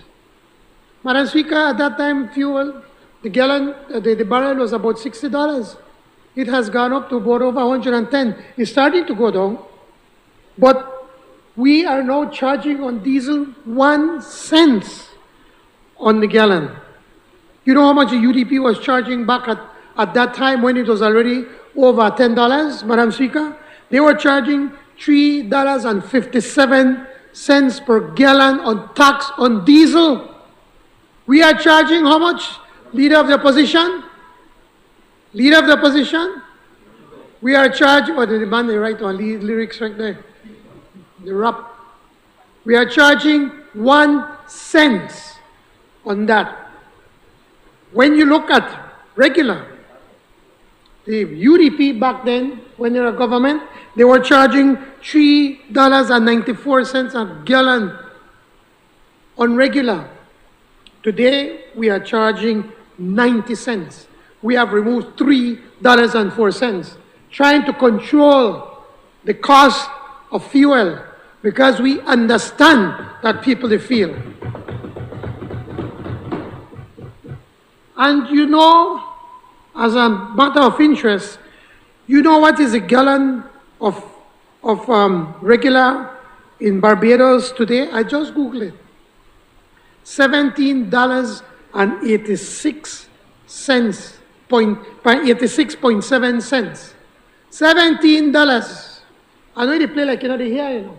Then after they say never understand. But that is the point, that we are doing a way much better job for the people of this country. And we have nothing to apologize for. But yet they get excited when somebody from abroad to do something when we are already doing that. We are giving fuel subsidies to bus operators. We're giving fuel subsidy to our cane farmers, to our tour operators, to our citrus growers, to our banana growers, to in agriculture. We're doing all of that because that is the way how you grow an economy. And by growing an economy, you put people back to work, and the government can collect more taxes to provide services for the people of this country. That is how you grow an economy, Madam Speaker. And yes, and you're right, when the Honorable Member from Kayo South said that they're saying, well, Minister, what are you doing in office? All of us are working long hours. In the Prime Minister's office, they look at me and say, well, how come you didn't see at 7:30 in the night to work? The previous Prime Minister get 10 o'clock and by 3 o'clock he pack up and he go home. Because they simply did not care. What, 1 year? One time, the Minister of Tourism, one time in 13 years. In the Ministry of Tourism. And likewise, you could see in all of the ministries, that's why nothing was happening. Just spending money like crazy. Even the police officers look at me and one time I said, but Prime Minister, you work long hours, you know. They're surprised. But we promise the people of this country that we have to rescue Belize, that we are going to fix it, that we are going to grow it, and we're going to create opportunities for everybody, because everybody will win in this country, Madam Speaker. Even the opposition, when we started off with the Community Development Fund, we could have behaved the way they did. look what they did with the educational subsidies that they gave us just before the election. They gave each minister, I think it was about $50,000. And then give you what? I think 5,000. But yet they give them 50,000. And when I remember looking at the Minister of Health and of Education from across and tell him, like, where you going? He just, like, if they're not for your fault, of course it's somebody else's fault. But we have been trying our best to be equitable with everyone, because all of us are in this together. If this boat sinks, all of us will sink. Not only the PUP or the UDP, all of us. So it's important for all of us to be able to work together. We need to understand that we are in a crisis. The entire world is in a crisis. And so we need the opposition to work with us so that we can do even more and that we can move this country forward more. When we come and bring a supplementary budget, we could probably have done like what the opposition, the UDP back then did, that they spend the money to hell with the law, and then come long afterwards and give you one line item without no explanation as to how the monies have already been spent. We are different. Do you think we'd like to come here a month later and bring a supplementary budget? No. But the law requires it.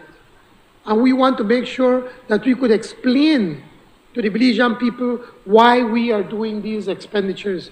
And I've gone line by line, and I've explained to the members on both sides, especially on the other side, line by line, why is it that we are asking for these monies. These monies is not for splurging, it is for work. It is investment in education, investment in health, investment in human development, investment in our people, because we understand that a lot of our people are going through a very difficult time. We feel it. Every day people come to our office or they come to our homes, and we don't chase them away. We listen to them and we try to do our very best to help. Sometimes we can't give everything they want, but we try to do our best. But the best social programs that we can have, Madam Speaker, is to put people back to work. And that is what this government is doing. Madam Speaker, I end this debate by asking the support of both sides of the House. I thank you.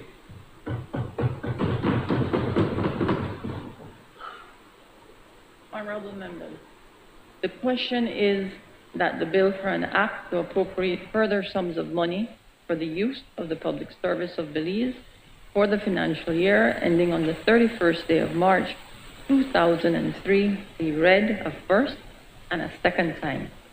All those in favor kindly say aye. Those against kindly say no.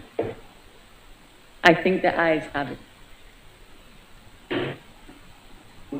Bill for an act to appropriate further sums of money for the use of the public service of Belize for the financial year ending on the 31st day of March 2023.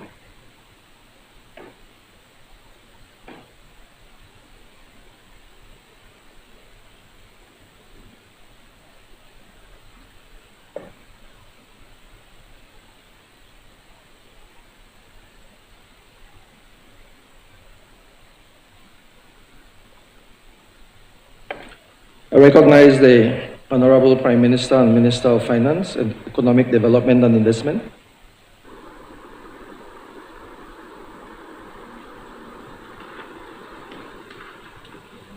Mr. Speaker, I rise to introduce a bill for an act to amend the Public Sector Emoluments Allowance and Allowance Reductions Act number 14, 2021 to reinstate the 10% salary withheld on account of a salary reduction imposed on certain persons appointed to hold a public office and to provide for matters they are connected therein. Mr. Speaker, this bill has the recommendation of the Cabinet. I'll be just very brief on this. It's a very straightforward bill. Last year when we met with the public officers, we said that we had to cut salaries and allowances, and the projection was that we were going to do it for 3 years. But because of the performance of the economy, because of the hard work that the People's United Party government has done in the past year, we are now returning that 10% and allowances to our public officers 2 years in advance, Mr. Speaker. 2 years in advance. And I hope that the member from Alberta, Mesopotamia, and Colette will also get up and support this bill. This has the recommendation of the Cabinet. Thank you, Mr. Speaker.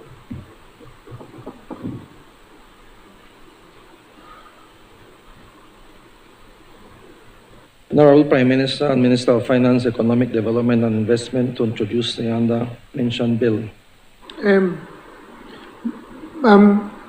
Mr. Speaker, in accordance with Standing Order number 49-1, I move that the bill be taken through all its stages forthwith. Honorable Member, that bill is referred to the Finance and Economic Development Committee for examination, consideration, and report.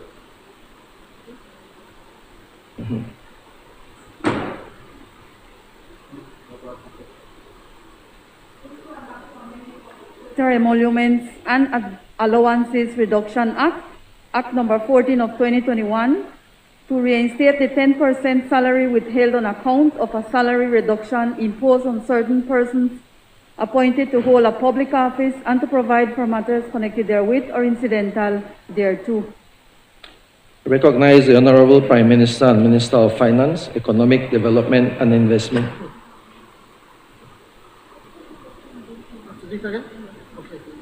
Mr. Speaker, in accordance with Standing Order number 49-1, I move that the bill be taken through all its stages forthwith.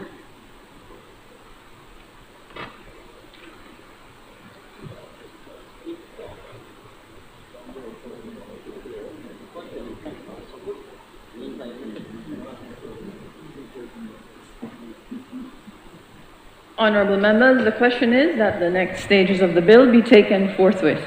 All those in favour, kindly say aye. Aye. Those against, kindly say no. I think the ayes have it.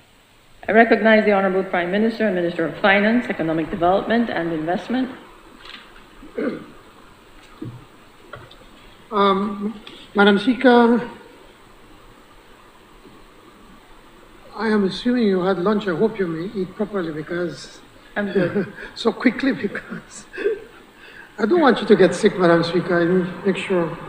Anyway, Madam Speaker, I rise to introduce a bill for an act to amend the Trademarks Act, Chapter 253 of the Substantive Laws of Belize, a revised edition 2020, to give effect to the protocol relating to the Madrid Agreement concerning the international registration of marks, the Madrid Protocol, and to provide for matters connected therewith or incidental thereto.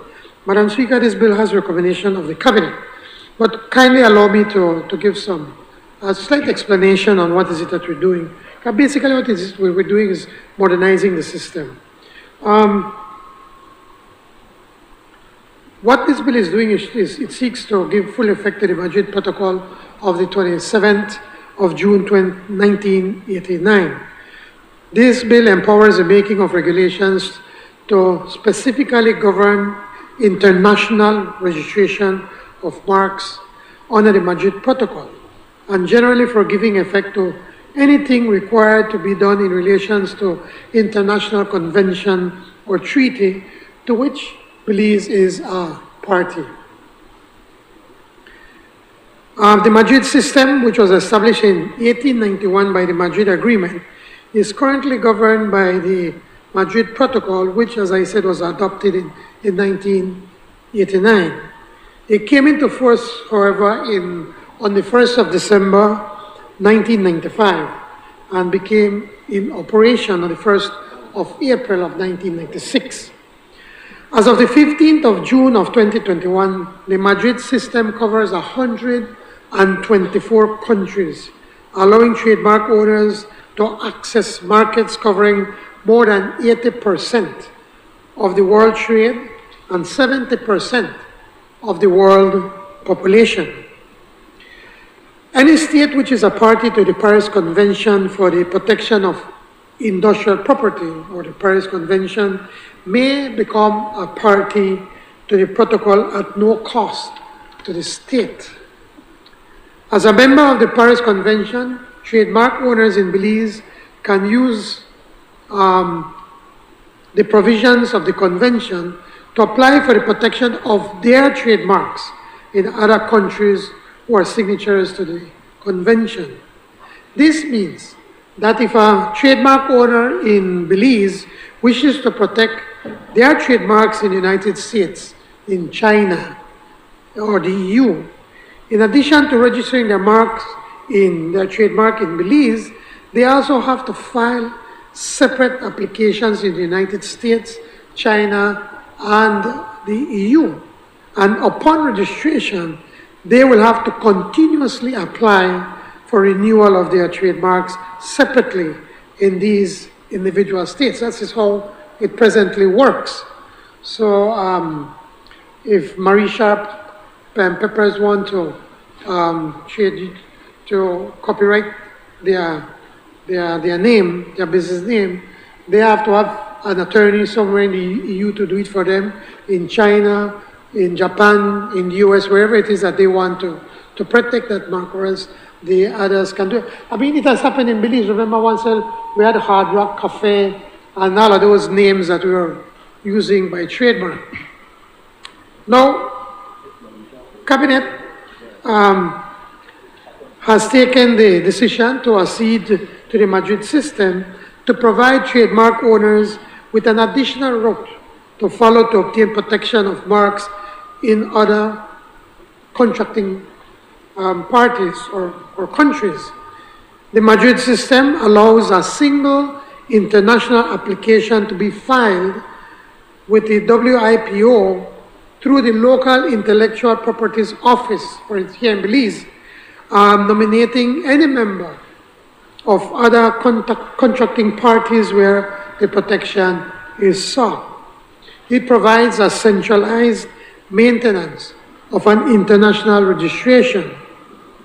Under this system, if the trademark owner in Belize wishes to protect their trademark in the United States, China, and the EU, in addition to Belize, with only one international application will be required. One, as opposed to going all over the world trying to register their name, their trademark. In this international application, the applicant will indicate where the protection is sought, designating, in this case, as an example, the United States, China, and the EU. The application can designate as many of the members of the Madrid system as they want. If they want to do it to all of them, they could do it in all the countries, all under one.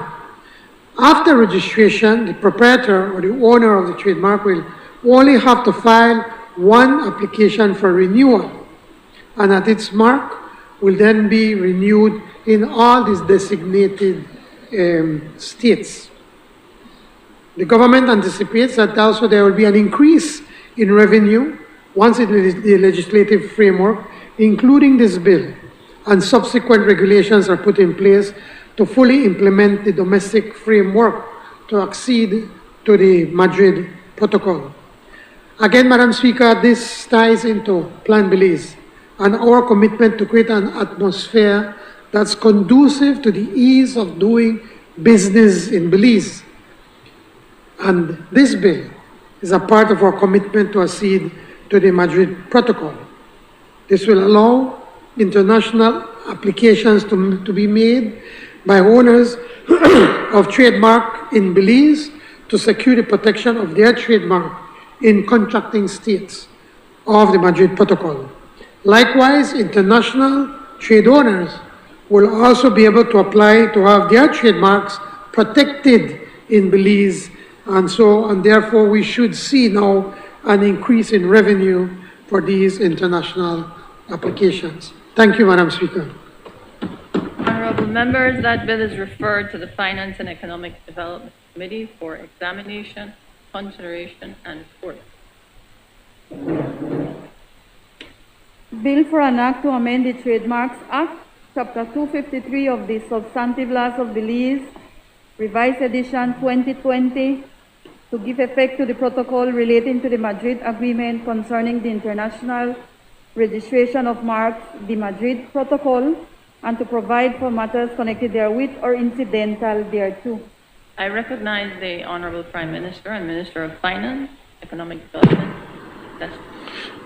Madam Speaker, I rise to introduce a bill for an act to amend the Mutual Administrative Assistance in Tax Matters, Chapter 10703 of the Substantive Laws of Belize, Revised Edition 2020, to increase the statutory period for retention of records by reporting financial institutions, to improve civil sanctions on reporting financial institutions for failure to apply due diligence procedures on persons for providing false self-certifications, to provide a threshold for controlling persons, and to provide for matters connected therewith or incidental to. Madam Speaker, this bill has the recommendation of the Cabinet. Madam Speaker, this is a very technical amendment that we're doing, but basically we're following the work that the previous government started in acceding to the demands of the EU and the United States. Right here, what we're doing now is to ensure that the IBC, since now both of them are in parity when it comes to taxes, these amendments will require now these IBCs also now to report that the banks here can then report to the other countries where they come from, so that then they can ensure that basically the big countries, they want to make sure that they can collect their taxes. I will be asking that we go through the 3 readings because they're going to be doing a peer review shortly. And if we don't do this, then we can be again blacklisted, and we want to stay away from that. Thank you, Madam Speaker.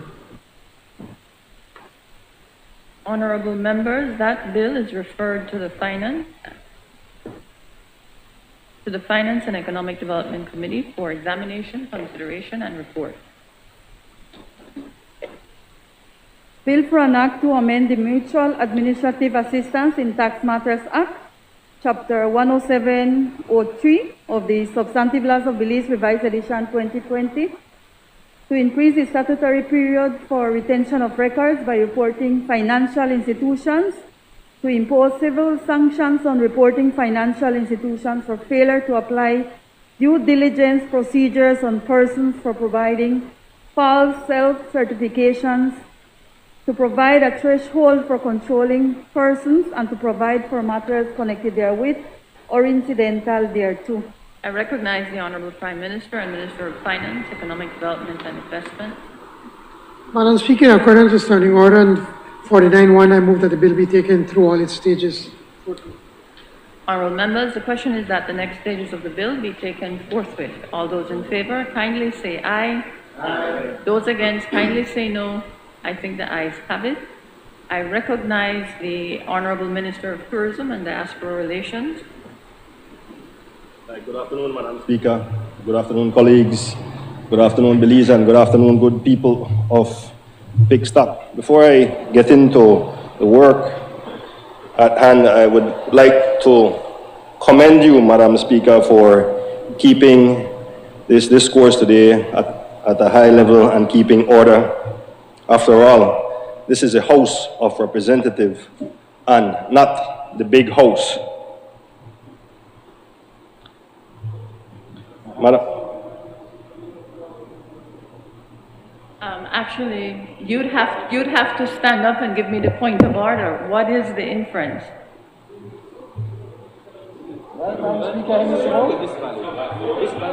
No.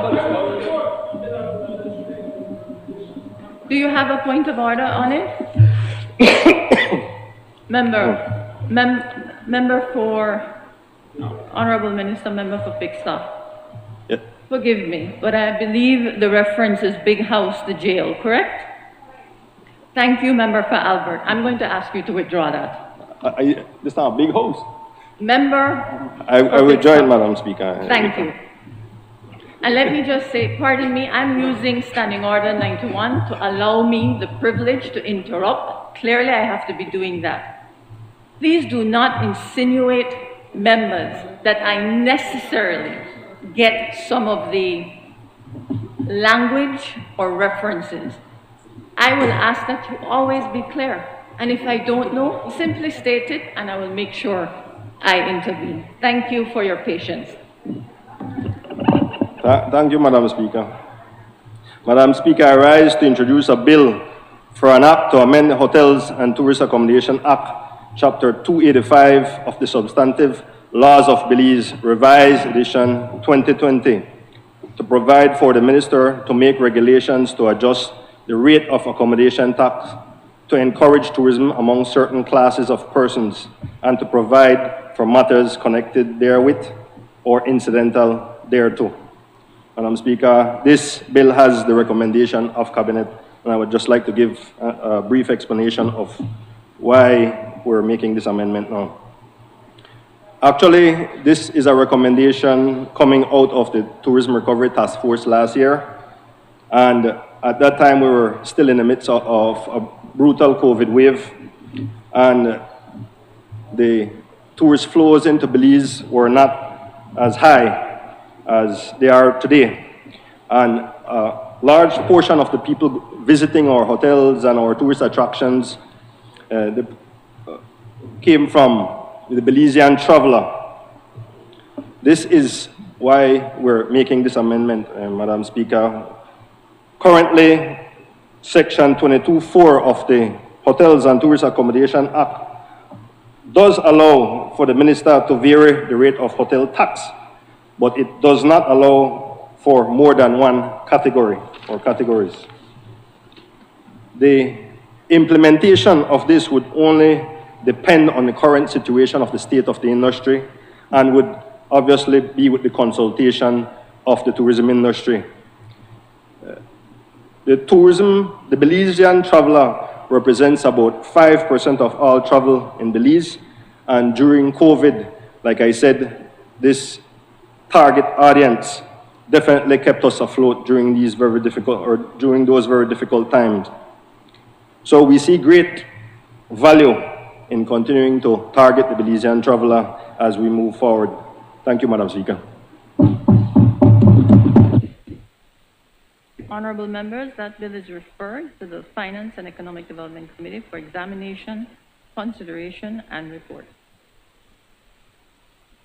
Bill for an act to amend the Hotels and Tourist Accommodation Act, Chapter 285 of the Substantive Laws of Belize, Revised Edition 2020, to provide for the Minister to make regulations to adjust the rate of accommodation tax to encourage tourism among certain classes of persons and to provide for matters connected therewith or incidental thereto. I recognize the Honorable Minister of Tourism and Diaspora Relations. Madam Speaker, I rise to introduce a bill for an act to provide for the remission of arrears of accommodation tax under the Hotels and Tourist Accommodation Act and to provide for matters connected therewith or incidental thereto. Madam Speaker, as you know, the dynamics in the tourism industry have changed significantly over the years, and now you have a lot of vacation rentals being used as accommodations for the tourism industry. Vacation rentals under the law are under 4 categories: or private homes, homestay, bread and breakfast, and condos.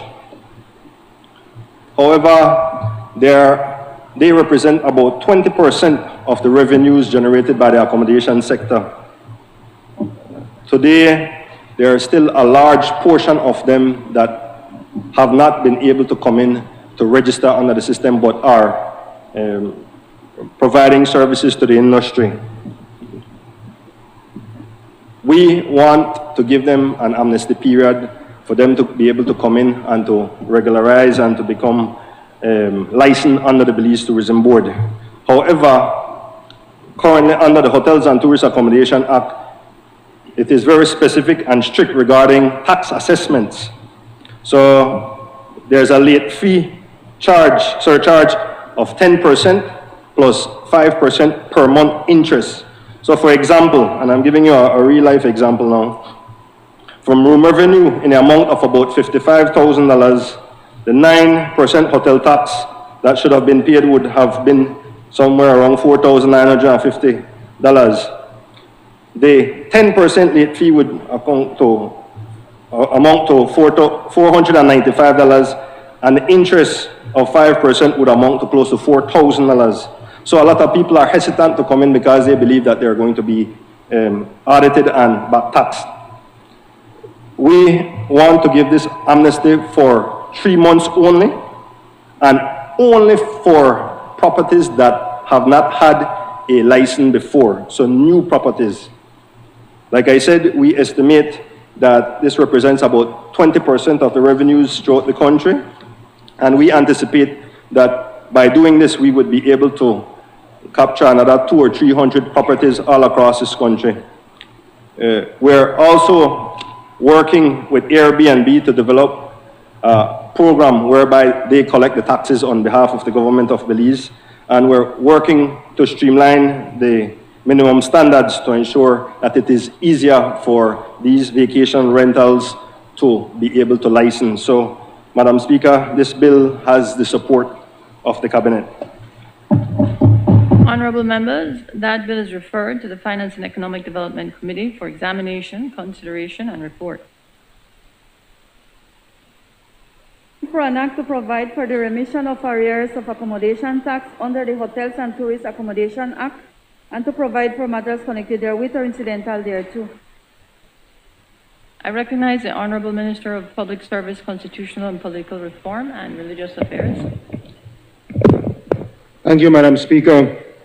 Before I get into the bill I'm presenting for first reading today, Madam Speaker, if I can just acknowledge that today is the anniversary of the establishment of diplomatic ties with our sister country, Cuba, the 27th anniversary.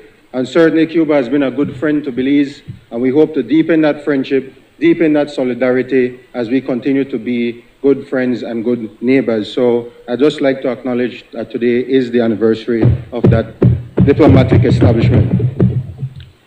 Madam Speaker, I rise to introduce a bill for an act to provide for the establishment of a People's Constitution Commission to draft and guide the process of promulgating a new constitution for Belize or amendments to the Belize Constitution, and to provide for matters connected therewith or incidental thereto.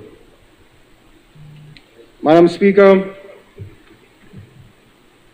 in Plan Belize, the People's United Party made several commitments to the people of Belize with regard to decolonization. In Plan Belize, we had the quote, "The story of our people is one of resistance and resilience, forging a cultural and decolonization project in our sovereign and independent nation state of Belize." Madam Speaker, 41 years after our independence, it is high time that we as a nation own our independence, and we need to continue this decolonization project. So I'm very proud to stand here today to introduce this bill. It has had a long gestation period, Madam Speaker. The Prime Minister spoke about this process back in his September 21st Independence Day address in 2021. In the budget presentation, we spoke about the process of developing and creating a unit and making sure that we have this commission in place. So I am happy that we are now at the stage where we can introduce this bill to the House. And it was felt, Madam Speaker, originally that we should have gone through the 3 readings today. But after further reflection, the Cabinet, myself, those involved with the process felt that this is of such national importance that it's important that we just do the first reading and allow the people of Belize to have an opportunity to digest and make comments on this particular piece of legislation. And what I can say, Madam Speaker, is that the last time we went through this process in 1999 with the Constitutional Reform Commission, we did not have legislative backing.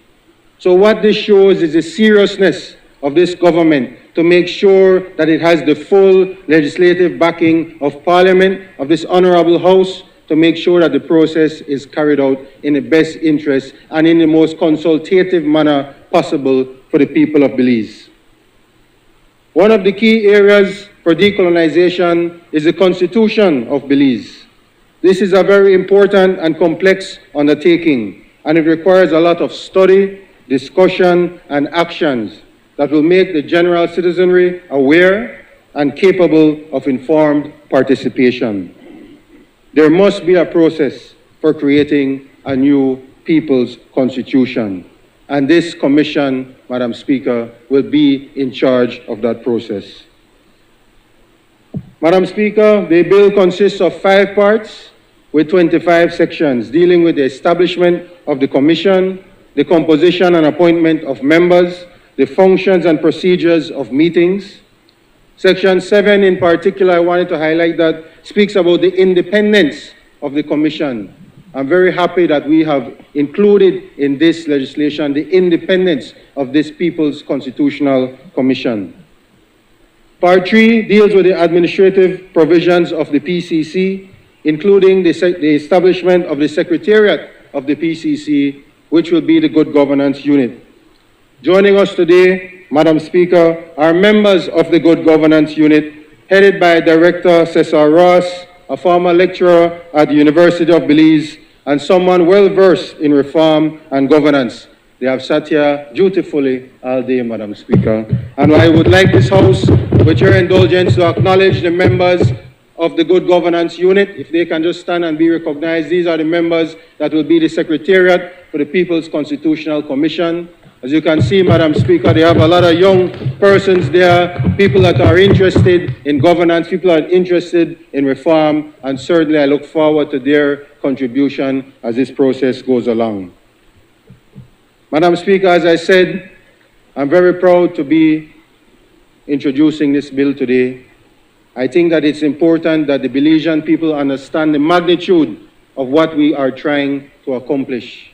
This People's Constitutional Commission, which will have broad representation, Madam Speaker, broad representation including members of the opposition and leader of the opposition. I understand that the letter was just received this week, so I apologize for the delay, but I hope that you can name your 2 members as soon as possible.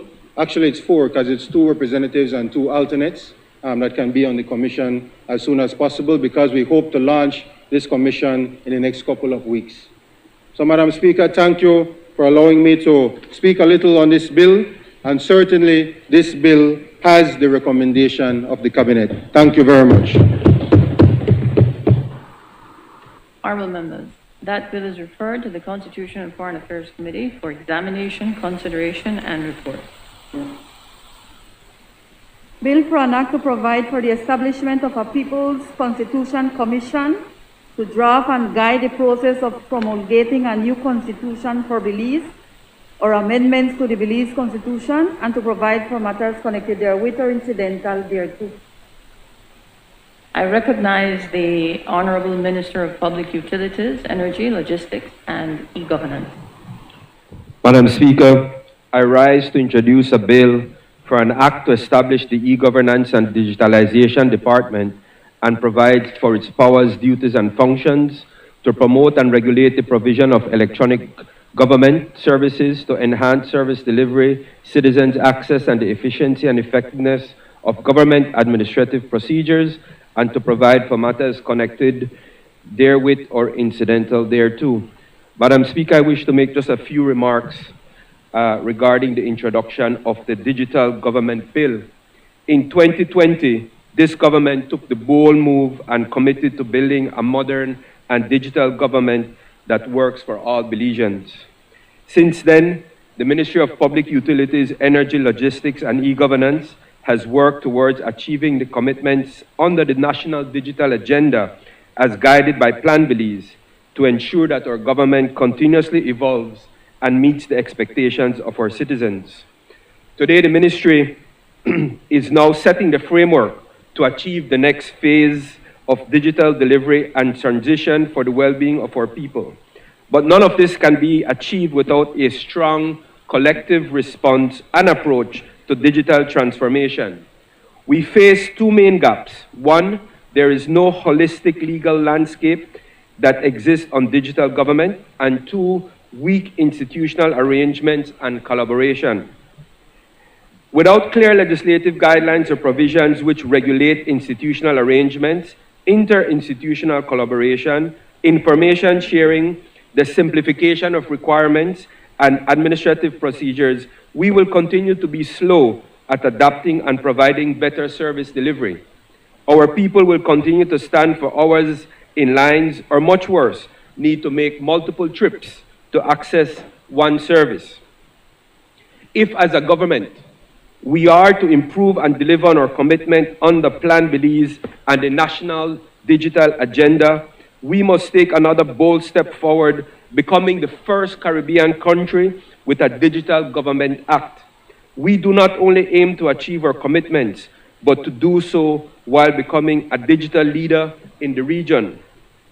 The Digital Government Bill provides a comprehensive framework for developing digital services across the government and the interoperability of the supporting system. This bill will provide the fundamental principles and tenets to promote and facilitate the digitalization of public services and the utilization of ICT as a core element of Belize's public administration. It sets the requirement for simplifying procedures, interagency information sharing and collaboration, and access to high-quality information. This bill also introduces the once-only principle, where no data will be requested twice, reducing the burden on citizens and businesses when accessing services. It sets the stage for the delivery of an e-services portal, a single window for all government services online, which is a project already in the design phase. Madam Speaker, our goal is to create public value for our citizens and businesses by providing the necessary tools and mechanisms for government to provide standardized, high-quality, and safe online services. To enable effective leadership in digital government, the bill provides for establishing the e-governance and digitalization department within the Ministry of E-Governance. This digital government bill will also build trust and confidence in our citizens and investors as we prioritize and incorporate digital as part of our DNA. This comprehensive bill was developed with the support of the United Nations Development Programme Belize Office and with the participation of various public and private sector stakeholders. Madam Speaker, together we are closing these gaps and addressing the pressing issues faced by our people. The Digital Government Bill presents us with an opportunity to take collective action for our people. We can wait no longer to achieve this digital transformation. Madam Speaker, this bill has the recommendation of the Cabinet. Thank you. Honorable members, that bill is referred to the Public Service, Labor, Industry and Trade Committee for examination, consideration, and report. Bill for an act to establish the e-governance and digitalization department and provide for its powers, duties, and functions to promote and regulate the provision of electronic government, e-government services, to enhance service delivery, citizens' access, and the efficiency and effectiveness of government administrative procedures, and to provide for matters connected therewith or incidental thereto. Motions relating to the business or sittings of the House. I recognize the Honorable Minister for Education, Culture, Science, and Technology. Madam Speaker, I move that at its rising today, the House adjourn to a date to be fixed by the Speaker. Honorable members, the question is that the House at its rising today adjourn to a date to be fixed by the Speaker. All those in favor kindly say aye. Aye. Those against kindly say no. I think the ayes have it. Announcement by the Speaker. Honorable members, it has been agreed that the motion and bills listed below pass this day. One, Government of the Republic of China Taiwan loan commitment under bilateral cooperation program, US $75 million loan motion 2022. Two, Public Sector Emoluments and Allowances Reduction Amendment Bill 2022 and Mutual Administrative Assistance in Tax Matters Amendment Bill 2022. As you are well aware, under Standing Order number 74, all proposed legislation, messages, petitions, motions, and other matters relating to the subject mentioned under the title of each standing committee shall be referred by the House to such committee for examination, consideration, and report to the House. The only logical way for this to be done, other than by suspension of standing orders, is for me to suspend the sitting to enable the Finance and Economic Development Committee to examine, consider, and report to the House on the motion and the bills. All those in favor, kindly say aye. Aye. Those against, kindly say no. I think the ayes have it. The sitting is therefore suspended until the Finance and Economic Development Committee has concluded its business.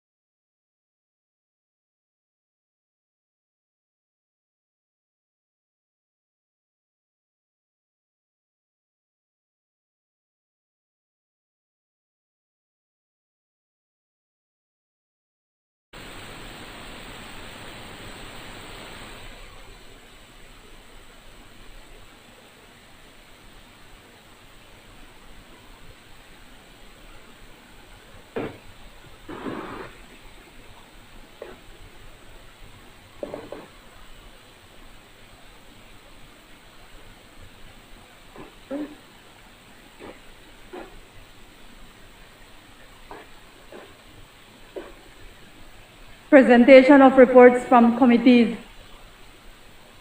I recognize the Honorable Chairman of the Finance and Economic Development Committee. Thank you, Madam Speaker. Madam Speaker, I rise to lay on the table reports number HR 118/1/13, report from the Finance and Economic Development Committee on the Government of Republic of China, Taiwan, loan commitment under bilateral cooperation program, $75 million loan motion 2022. Number HR 119/1/13, report from the Finance and Economic Development Committee on the Public Sector Emoluments and Allowances Reduction Amendment Bill 2022. Number HR 120/1/13, report from the Finance and Economic Development Committee on the Mutual Administrative Assistance in Tax Matters Amendment Bill 2022. Thank you. Honorable members, those reports are ordered to lie on the table.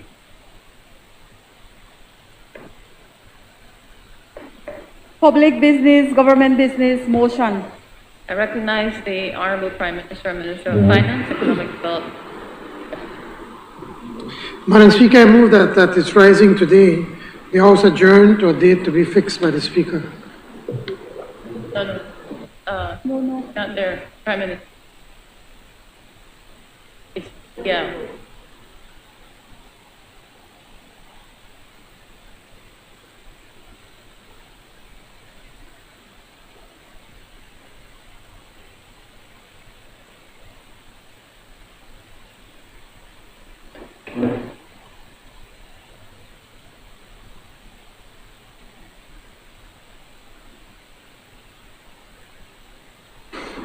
I guess we're all getting tired, Madam Speaker.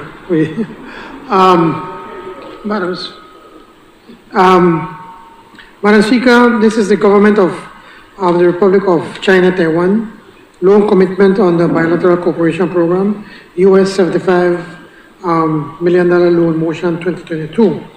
With your permission not to repeat the recitals of the motion, I move now, therefore, be it resolved that this Honorable House, being satisfied that the loan proceeds would be utilized for the purpose stated above, approves and confirms that the government of Belize may enter into a loan agreement with the Export-Import Bank of the Republic of China, Taiwan, on the terms and conditions set out above, and further authorizes the Minister of Finance to execute and deliver the said loan agreement on all other documents and agreements connected therewith. Honorable members, the question is now therefore be it resolved that this Honorable House, being satisfied with the loan proceeds, would be utilized for the purpose stated above, approves and confirms that the Government of Belize may enter into a loan agreement with the Export-Import Bank of the Republic of China, Taiwan, on the terms and conditions set out above, and further authorizes the Minister of Finance to execute and deliver the said loan agreement and all other documents and agreements connected therewith. All those in favor, kindly say aye. Those against, kindly say no. I think the ayes have it. Bills for second reading. I recognize the Honorable Prime Minister, Minister of Finance, Economic Development and Investment.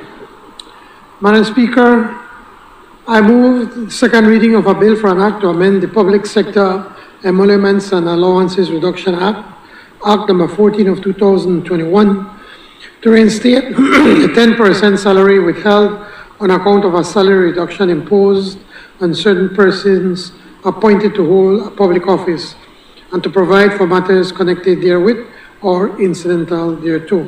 As I explained earlier, Madam Speaker, this is simply, we are returning the 10%, in salary cuts that we had long discussions with our partners, the public officers, the teachers, the BDF, the police, but we have worked very hard on trying to see how best we can return this 10% to our public officers. It does not mean that we are out of the woods. We wish we could take, I think it's amongst about $5 million more per month. And that $5 million could go a long way in providing other social programs and so forth. But this is important, that we can return back these monies to them 2 years in advance.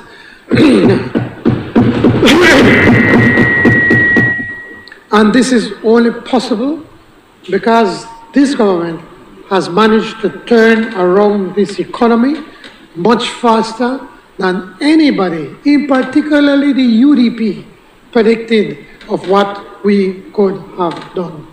I ask the support of this honorable House, of both sides of the House, to support us returning this 10%. And please don't tell me, oh, don't ever make a cut, because you had no money. But thank you, Madam Speaker. I recognize the Leader of the Opposition. Thank you, Madam Speaker.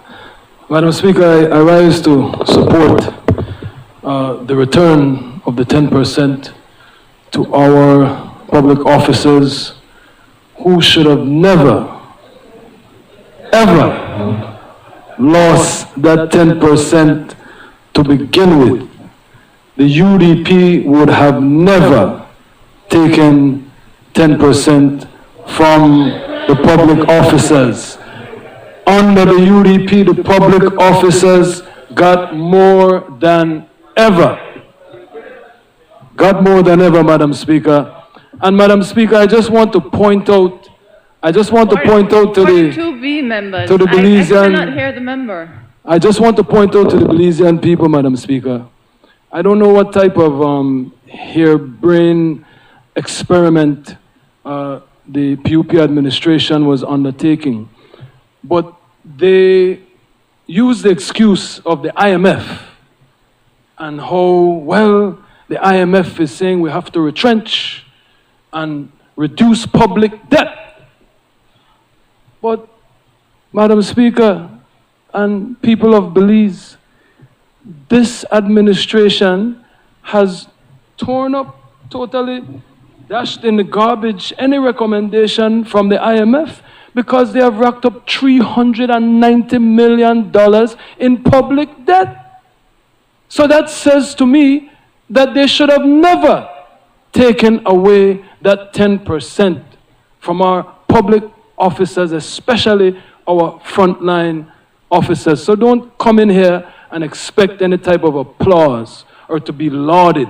You should be loathed for having taken that away in the first place. We should be here giving raises and giving more to the public officers, not giving back what you took or should not have taken in the first place. Thank you, Madam Speaker. I recognize the member for Toledo, right? Speaker, I rise to give my full support to the Public Sector Emoluments and Allowances Reduction Amendment Bill 2022.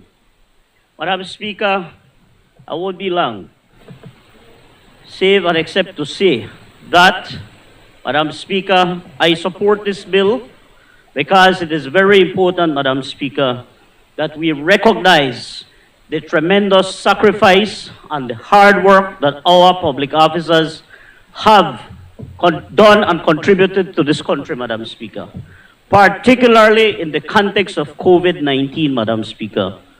We know that our frontline public servants, our doctors, our nurses, our policemen, our BDF, and all the other healthcare personnel, Madam Speaker, sacrificed long hours to ensure that as a nation, together, we could have contained and fought COVID-19. And to them, Madam Speaker, we owe our gratitude. And this is one way in which government's commitment to reinstore back the 10% is certainly being done in good faith, Madam Speaker. Madam Speaker, it is important to note that when this government took office, Madam Speaker, and we had to make this very tough, difficult decision, the Prime Minister was the first to say to the nation that whilst at the time the recommendation was for 3 years, that as soon as the government would find itself in a better fiscal position, that we would restore back that 10%. And today, this is the proof that our government is committed to the people. I listened to the leader of the opposition, Madam Speaker, speak about the people want this and they want that, and that they would not fire public servants. Well, Mr. Leader of the opposition, your government, your party is on record for firing over 897 public servants 2 weeks before Christmas in 1996, Mr. Leader of the opposition. That is the history that your party and your government has, Mr. Leader of the opposition. You can't rebut that. That is a fact. If it was left up to the UDP, we would have already collapsed. We would have already collapsed, Madam Speaker. But no, we work together with our people, with the Belizean people, to make this very important decision to save our country. And that is why I want to say that with all the challenges that we met and all the problems that were left by the UDP, we are growing this country, we are growing this economy, and we are moving forward. Don't shake your head, Mr. Leader of the opposition.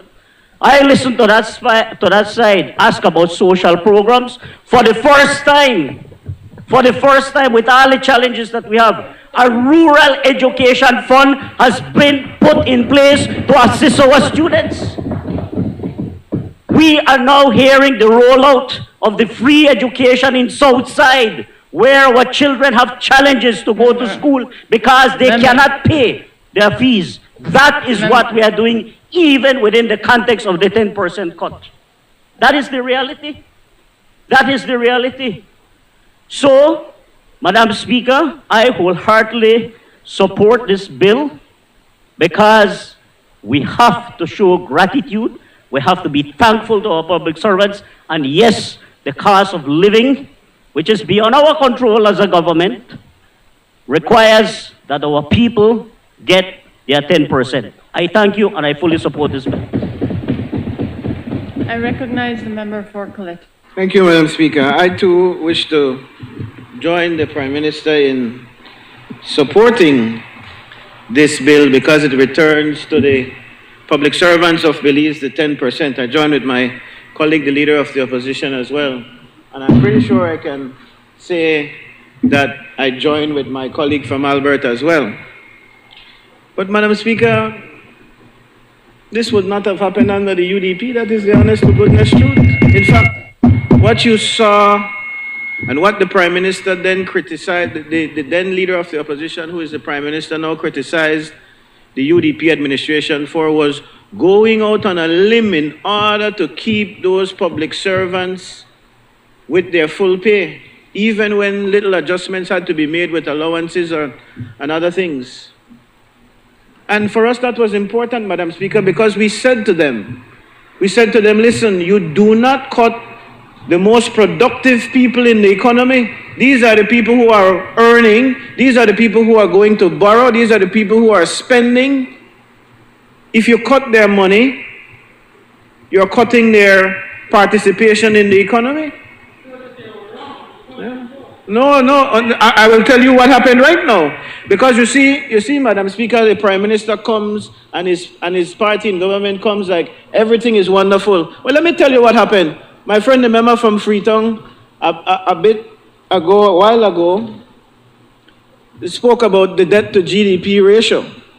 I think he said, correct me if I'm wrong, member, that it's at 89% of the debt is the ratio. And that it had come down from 120 something. Well, the truth of the matter is, Madam Speaker, that when the blue bond was introduced, when the debt was restructured, the debt to GDP ratio was all the way down to 60 something percent.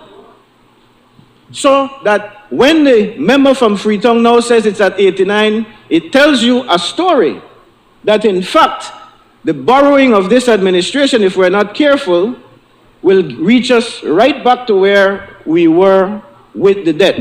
the super bond. What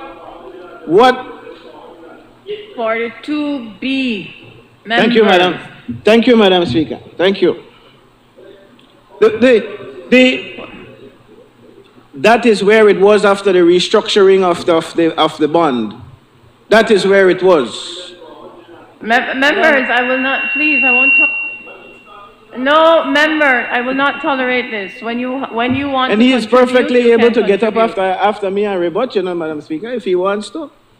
That's exactly what I just said. Can you continue? Thank you. So, Madam Speaker, what has happened is that the Prime Minister and his government utilized a process that was already in the pipeline.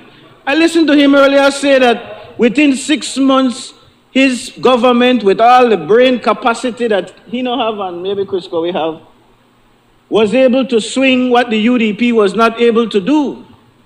And that in fact, it was his administration in 6 months that brought the Blue Bond to fruition. I remind him, Madam Speaker, you know, he says that quite often. In fact, during the whole process of the debate about that Blue Bond, he came here and he vowed that it was his administration. They get up one by one over there and they vowed that the UDP had nothing to do with it, that in fact it was a dead fish in the water. When he gone and signed the thing over there, wherever he gone, he said, alongside the lady, and the lady in the interview, Excuse me 1 second. I just want to make sure. We are on the public sector emoluments and allowances reduction amendment bill. Can we tie that in, please? We are on that bill. Madam Speaker, the point that I am making is, I'm trying to get to why is it they can give back the 10%? So when he stands here to beat his chest, it is because they have regained the fiscal space because of the Blue Bond that was brought about by the red. That is the case. What I was saying, Madam Speaker, which was why the UDP would never have cut the 10%, because we know that brighter days were coming, because that entire Blue Bond, I maintain, was negotiated. I'm sorry sometimes that Crisco is not a part of this house because I would call him to task, but I'll still do it. To tell the truth, to say that people like Steve Duncan and Carla Barnett, who were the movers and shakers in the UDP who was getting it done, the good Secretary General of CARICOM that you supported, so you know that she's a lady of integrity, called Crisco and the key players, because you remember that a lot was going on and your party had dubbed Crisco the economic czar, or one of the two economic czars that had to deal with the issues. You remember? And Carla Barnett and Steve Duncan and the other players on the government side lined up Crisco. And the people who are on your side, you know why they did that? Because as a responsible government, the UDP thought that this is not something that we should be playing politics with. All of that gone through the door when this administration came in. They started playing politics. They wanted to take ownership of something that was good. You know, Madam Speaker, I sat here all day and I listened to all of their things that they mentioned.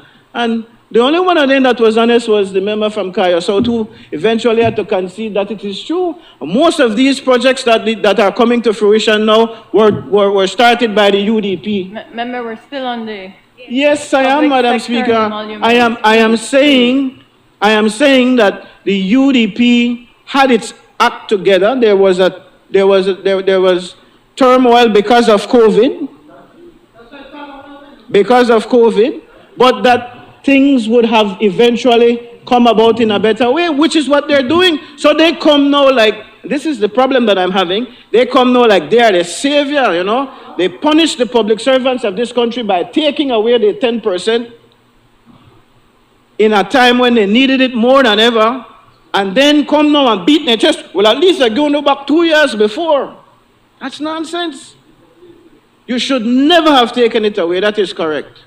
And so, Madam Speaker, while we stand here today and we support this, it can go no other way. But we will not stand here and listen to this administration who clearly all they do is piggyback on projects that the UDP started and then claim they're so smart and brilliant.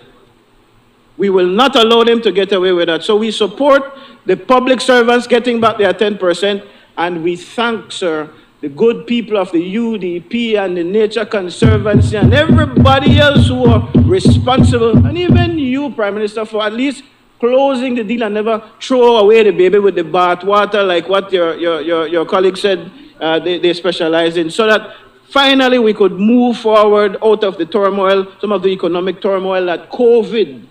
And that's the other thing. That's the other thing.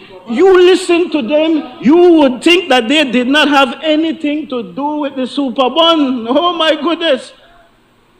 You would think that it is the UDP that created the super bond. You would think that it was Bear Stearns that said that the UDP disappeared $200 million. But that's for another time, Madam Speaker. But you are not to take any credit. Keep it on the bill. Happy that the public servants are getting back their 10%, Madam Speaker. It is long overdue. Again, it should never have happened. Thank you. I recognize the member for Lekai.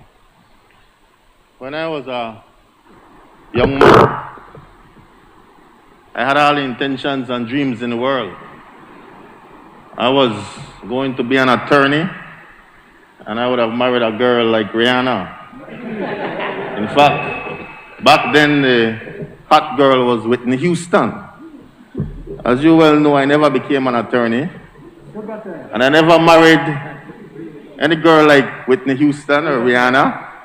I'm an old man now, sir. But that was my intentions. What you had, sir, were intentions. You did nothing. You did absolutely nothing. What you did was leave us in a hot mess. Left the Belizean economy like a burning house. You were borrowing $1 million a day to pay salaries. You left us with GDP at 135% debt to GDP ratio. 135%. We could borrow no more. The IMF said to us, you need to fire 3,000 public officers and teachers. The IMF said to us, you need to raise GST to 19%. But we are the People's United Party government. We are not the UDP government. That is what you would have done. That is your history. That is what you did in 1990-something. And that is what you were going to do once you had won. I didn't hear your interview, so I won't attribute what my other colleagues said to you. What I want to say, Madam Speaker, is that you had intentions, but you didn't do it. The truth of the matter is that when you hear about the blue bond, you shouldn't try to take praise for something you never did. You should actually genuflect to those of us on this side for the wizardry. For the wizardry that resulted in blue bond. The people all over the world are inviting our Prime Minister to testify on what he did to deliver the blue bond. They're not asking for the former Prime Minister. They're not asking for the former leader. They're asking for the present Prime Minister. The present Prime Minister, right? Don't come and tell me about pre-2008, sir. You want 13 years of elections on that. You can't possibly want to bring the same up in a 2022. Can't possibly. Right? So, make a left for the gentleman. Madam Speaker, that is so, sir. Madam Speaker, I am pleased that we are delivering on a promise. I am pleased that we are not keeping this 10% salary adjustment any longer than we needed to. A year ago, when we met with the teachers and public officers, we asked them to enter the burning house of the Belizean economy with us. And we asked them to sacrifice with us, to take a 10% salary cut. We promised them that we would review the numbers every year, annually, so that if we reached our targets, we would restore the 10%. And the fact of the matter is we're not keeping this thing any longer than we need to. We are restoring the 10%. So we thank you for the support. Of course, They were under no illusions. The unions and the teachers and the public officers were under no illusions. They knew exactly who caused the trauma. They knew exactly who were responsible for this hot mess that we found ourselves in. And they did the patriotic thing. They sacrificed for everybody in this country. It was a sacrifice that we welcome. It is a sacrifice that we celebrate. Because it says something to us as a people, that when we are done, we are able to come together and make sacrifice for and on behalf of the people of Belize. It's a wonderful thing we did. And you know what? We have to say it publicly. This has been a tough year because we asked them to make this sacrifice in a most inopportune time. Inopportune time. Fuel prices all over the world started going through the roof. Inflation, the twin evil of rampant inflation came upon us. In the US, inflation is at the highest it's been in 40 years. 40 years. Everybody in here over 40, right? So, but Kevin probably is just only toddler. 40 years. In the UK, in Europe, inflation also is at the highest it's been in that many years. Then when you add the fact of the war in Ukraine, and you add all the shipping issues that has been hampering shipping for the last everywhere in the world, you end up with the highest prices for commodities we've ever seen in modern Belize, we've ever seen in the modern world. 40 years of incredible prices. But that doesn't matter to the average man and woman. And it shouldn't. Because the woman who cannot feed her children 3 square meals a day don't want to hear that this is happening all over the world. Don't want to hear about the reasons. They want it to be fixed. So all over the world, people are upset with governments. Even new governments who've inherited this problem, who have nothing to do with the problem, they have to suck it up. So you're starting to see all over the world that some governments are cracking. Fortunately for us, we had a little test the other day, and instead of cracking, we came out. How much, Minister Oscar? 148 to be precise. I said 143 this morning. 148 to how much? 23. 23. Well, that was almost perfect. That was, except for one. So, it says something. We're on the right path. But I think we have to thank publicly all our teachers, all our public officers who made this sacrifice, because 10% for a lot of them, losing that meant real pain. And they struggled and held our hands through the last year. And so we're really pleased on this side, Madam Speaker, to be able to fulfill our promise, to be able to deliver this 10%. So Madam Speaker, we have to support this. Thank you. I recognize the member for Albert. Thank you, Madam Speaker. I rise and I will be brief. Member for Toledo West. Not as brief as you, but I will be brief. Madam Speaker, I rise to place on record my support for the public sector Emoluments Allowance Reduction Amendment Bill of 2022. And in doing so, Madam Speaker, I wish to also recognize the sacrifices made by all public officers, or law enforcement, or teachers, or administrators.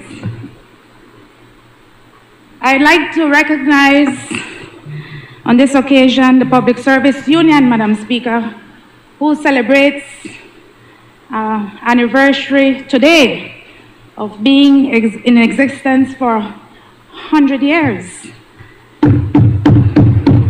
And I ask my colleagues on the other side to join me in congratulating them. as I understand it, we have the distinction, Madam Speaker, they have the distinction of being the second longest serving public service union in this region, second only to Jamaica.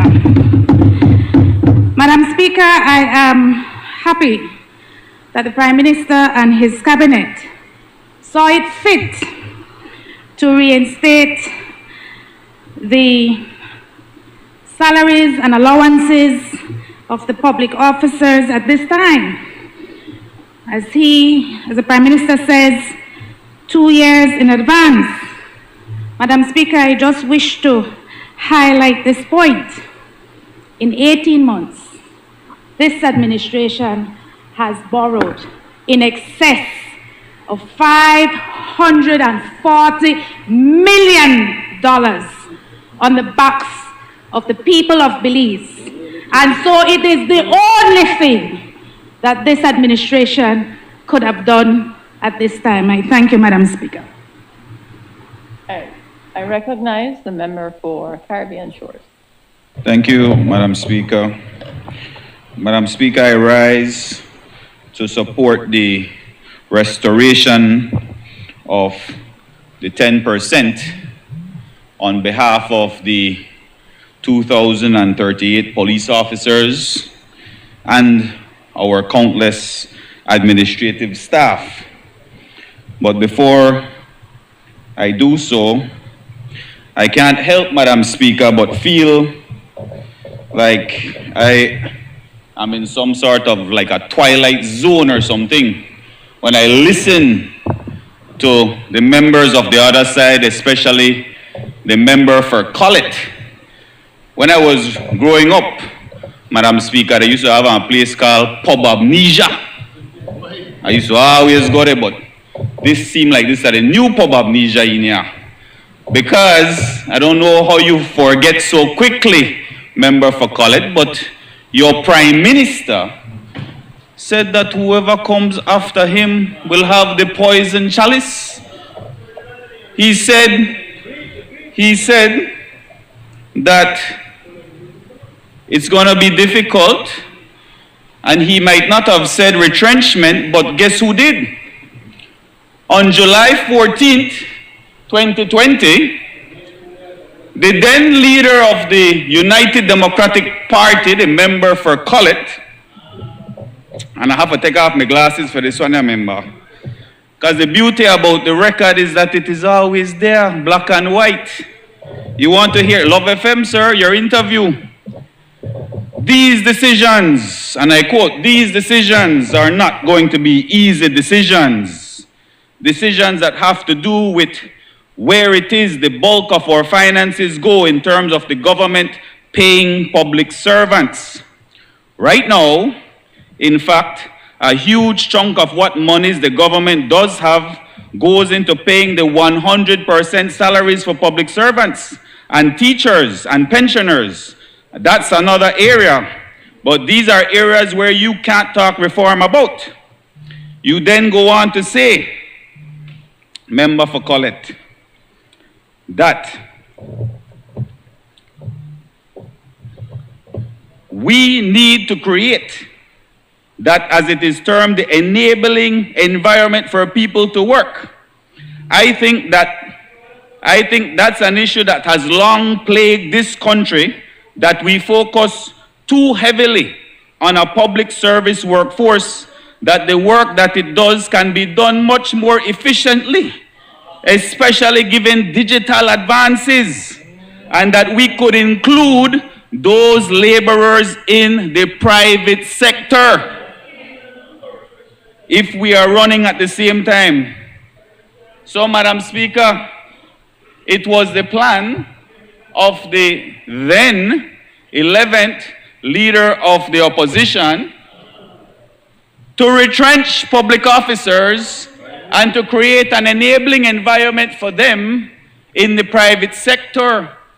Because with all the digital advances that we're having, we don't need public officers. Those were his words, Madam Speaker. So to listen to him today, it really is as though he is the manager of pub amnesia. You seem to forget a lot, member for Collett. So how then people may end up to the private sector if you know may retrench them? Transition, what that the word they use? Transition, guys. You know may transition into another life. Transition. Madam Speaker, as the Deputy Prime Minister mentioned, the payroll calendar is real. Those of us who depend on it know that the 15th and ending payday cycle for public officers and the police hit bank accounts at midnight yesterday. This is the first paycheck, Madam Speaker, in 28 paychecks that will see the return of a 10% restored and a promise kept to public officers. Madam Speaker, I walked through the office of the Professional Standards Branch just yesterday. There was a female officer who was huddled over a white envelope. The look in her eyes was pensive. She had used the staples to divide the letter-sized envelope into 5 pouches. Each compartment was labeled light and water, gas, the kids, groceries. She shared with me, Madam Speaker, her challenges during the time of the 10% cut, COVID and world rising prices. With hindsight relief, she recounted that during the 10% cut, she was left with only $87. This would have to last her and her 4 children for 2 weeks. Her fortunes took a further hit, Madam Speaker, when a cruel medical emergency swallowed her entire salary. Making ends meet was an unnerving challenge. Madam Speaker, when it comes to our police officers, at times our eyes stop at the uniform. We look past the person living in that uniform, their lives, their feelings, their hope, their pain, their humanity. The reinstatement of the 10% is a badge of success, not just for a government who made a tough love decision and was strong and bold enough to make sure we had the chance to rebound, but it is a testament to how resilient our people are. Madam Speaker, we must collectively acknowledge the sacrifice of our police officers. A constable is on pay scale 11, and an inspector is on pay scale 7. When you do the math, you will realize that for the average police officer with at least 10 years service, the COVID pay cut was about $288.21 less per month. But that $288, Madam Speaker, was a significant shortfall. I remember another officer sharing his experience. He was empathetic to the plight of other officers because he confessed he neither drank, smoked, nor partied. For him, it meant he could not take his family to Chetomal, and that his tradition of taking his wife and kids to eat pizza and ice cream after grocery shopping. We have a point of order. Sure, Madam. Whole presentation there, Madam Speaker, he should debate the issue. I didn't hear him ask you for permission to read it. He's reading off a whole script there. Madam Speaker, with your permission, if I may refer to my notes, these are testimonials from actual police officers. Maybe he doesn't care about police officers, but I do.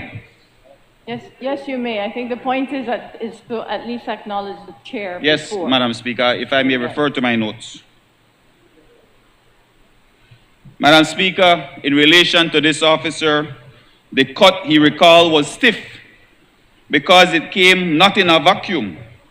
Most honest officers would try to work special duties to bridge the financial gap but COVID restrictions had taken away public events like concerts, nightclubs, and fairs.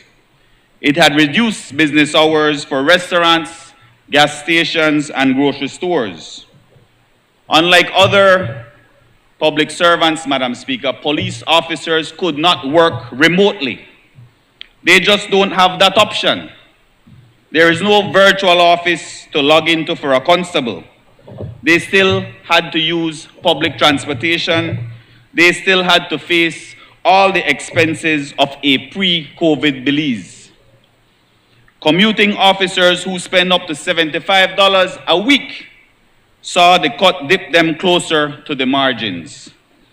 10% less meant borrowing and budgeting, grin and bearing. But, Madam Speaker, their trust and sacrifice has allowed the country breathing space to fight off the threat to our dollar. We were not penny wise and pound foolish, and for that the children of future Belize thanks us. They thank their mothers, they thank their fathers, they thank their loved ones who stood valiant and bold, proud and strong so that Belize could rebound at 41. Madam Speaker, as I wrap up, police officers and public servants, Belize thanks you for your sacrifice. We see your spirit. We had to do right by you and do right by your confidence that we would keep our promise. The restoration is one step, and all is not well in the world without COVID, wars, and rising costs of living. But we are marching, Madam Speaker, in the right direction. The 15th and ending payday, be proud. We are on our way. It will be okay. Thank you, and most importantly, you deserve this 10% return because you earned it. Thank you, Madam Speaker. I recognize the member for Corozal. Thank you. Thank you very much, Madam Speaker. I rise in support of this bill. Madam Speaker, when we first entered the office in November 2020, we were all full of great ideas, all excited of all the things we're going to do, what's going to happen. Then we got the first information of the financial situation. I must say, my heart really felt like, wow, what are we going to do? It reminds me of an anecdotal story of a general fighting in Burma in World War II, where he had limited resources, limited material, and his soldiers were fighting, and so he went to the soldier trying to encourage them, and he said, at least be thankful. It's not raining. 30 minutes later, it started to rain. How do you continue? Well, that's how we felt, Madam Speaker, in our ministry, being the supervisors of the BDF and the Coast Guard. We came with all these bright ideas. We're going to do this, we're going to do that, because we have a pretty good feel as to what needs to be done. As well as the commanders of both organizations, they know what to do. But 30 minutes later, it started to rain. We had to now go and tell them, we're taking your 10% of your salary. I am truly grateful to all the soldiers and all the sailors in our organization, Madam Speaker. Why? They do not work 8 to 5. They don't go to work on Monday and return. They don't have a weekend on Friday. When they go on patrol, it is full time. They sleep in the jungle where they patrol. They have to face all the elements, so there is no clock where, all right, it's 5 o'clock, I go home now, I get a good meal at my home. No. When they're out on patrol, they're out there until it's done. Sometimes they don't go just for 1 week, sometimes they go up to 3 weeks, Madam Speaker, as well as our sailors who are patrolling our waters. So, luckily for us, the discipline, the training that these soldiers and sailors have, they held the fort, they held the line for us in these years, this 1 year that we had with the 10%. And I want to thank them from the bottom of my heart for in no way giving us second-rate work. I am sure they complained. We didn't get any, at least I didn't hear any. I am sure they complained. I'm sure they probably, spoke a lot of negativity. But they never wavered in their work, Madam Speaker. So, in their name, I want to say I support this bill, Madam Speaker, and at the same time, thank them for the very hard work that they do, because they are also criticized by a lot of people. The other day we got some foolish person saying that they're not patrolling and all that, which is absolute, I use a different word, but absolute foolishness. I'll leave it at that, but it is much stronger, no? All right? But it's just to show how some people don't appreciate the work that they do, Madam Speaker. So I really want to thank the soldiers, I want to thank the sailors for never wavering in the professionalism of their work. Today, as well, Madam Speaker, I have public officers in the ministry, and I remember one day I needed something with one of the officers, and I believe it came from the heart. It really came from the heart. When the person just come to me and say, Minister, I feel this 10%. What do I tell the person? I didn't know what to tell the person. I wish I could say, yeah, no worries, sooner. At the time, we never know. At least I never know when it's going to clear up. Luckily now, I can say thank you very much for holding it, for making the sacrifice. Yes, 30 minutes afterwards, it is raining. But as we say in the military, if it ain't raining, it ain't training. Thank you, public officers. I recognize the member for Orange Walk. I rise to support the Public Sector Emolument and Allowance Reduction Amendment Bill. And of course, I will be brief because I know we are running late. But Madam Speaker, I think we all know COVID had a great impact on our society, and including our public servants and our frontline workers.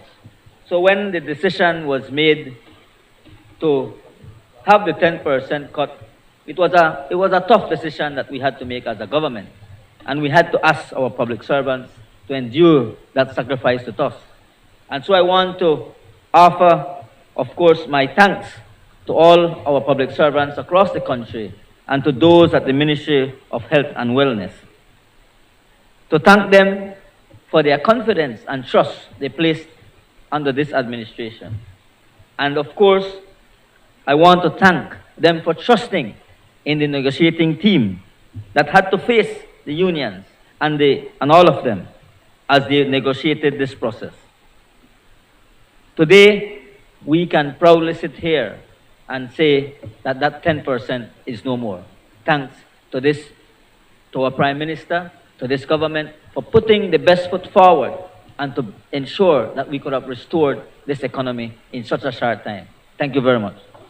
I recognize the member for Orange Walk.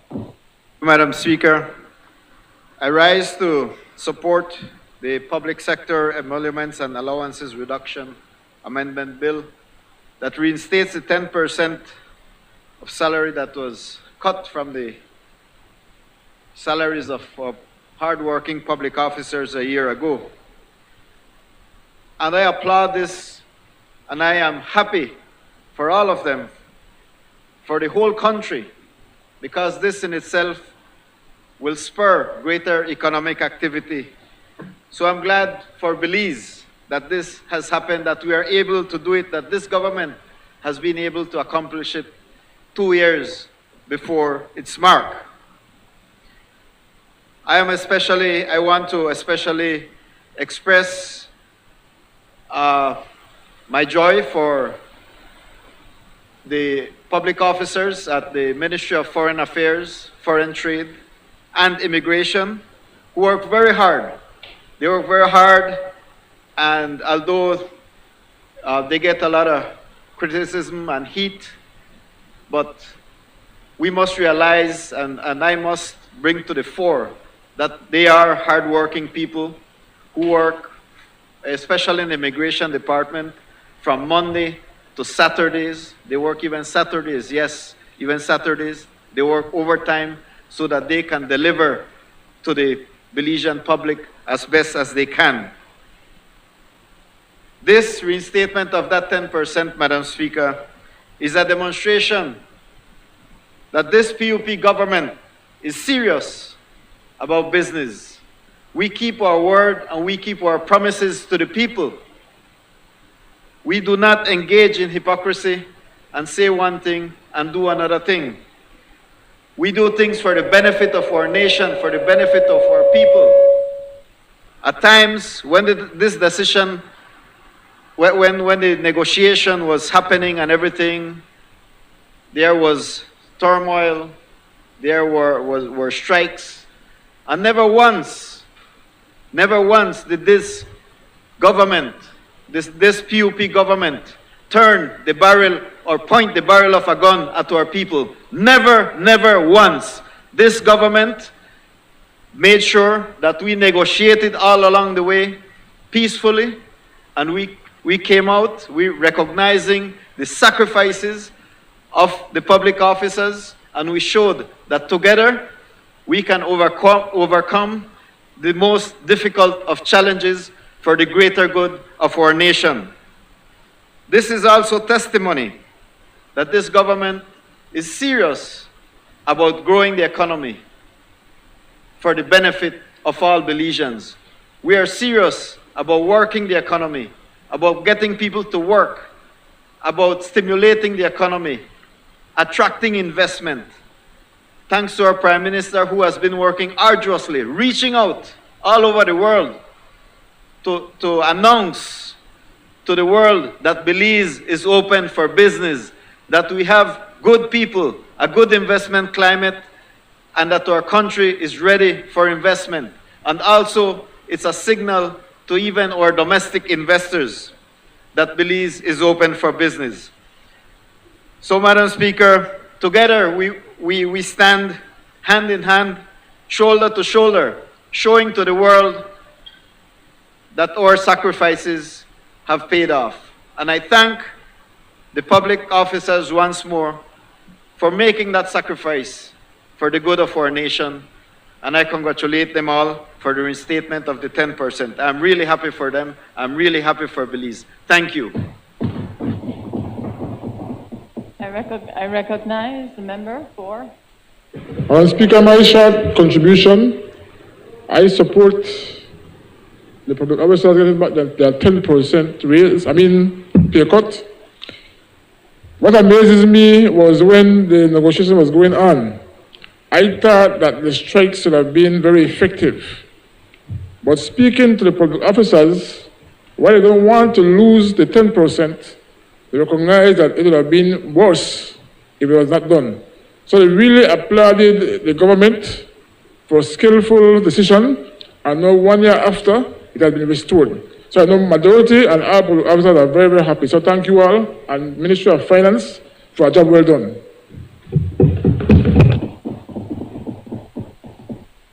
I recognize Prime Minister.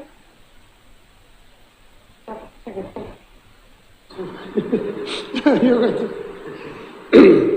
Madam Speaker, I'll be short. I just want to thank everybody. I don't too late for the choir, we have people over the next side. So the important thing is that everybody supports this 10%, the return of the 10%.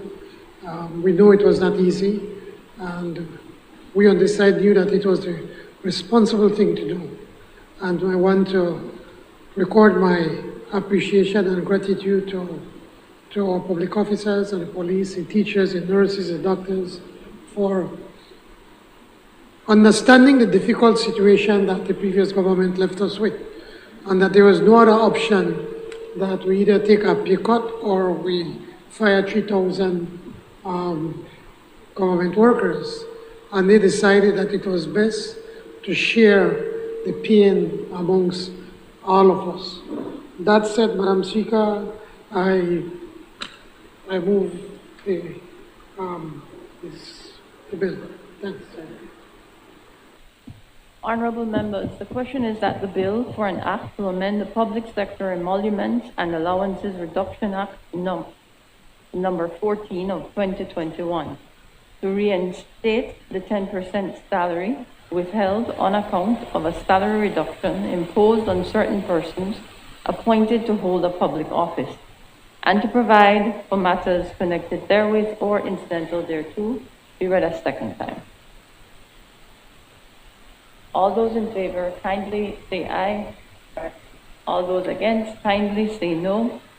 I think the ayes have it. Bill for an act to amend the Public Sector Emoluments and Allowances Reduction Act, Act number 14 of 2021, to reinstate the 10% salary withheld on account of a salary reduction imposed on certain persons appointed to hold a public office, and to provide for matters connected therewith or incidental thereto. I recognize the Honorable Prime Minister and Minister of Finance, Economic Development and Investment.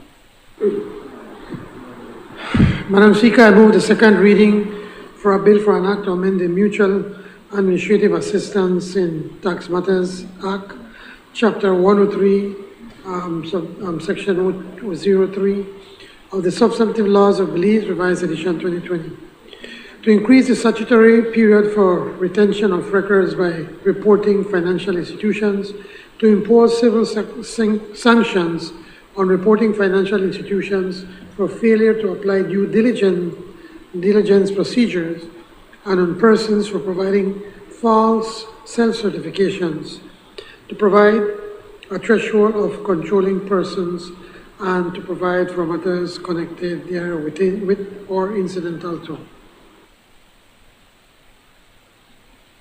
I recognize the member for Albert.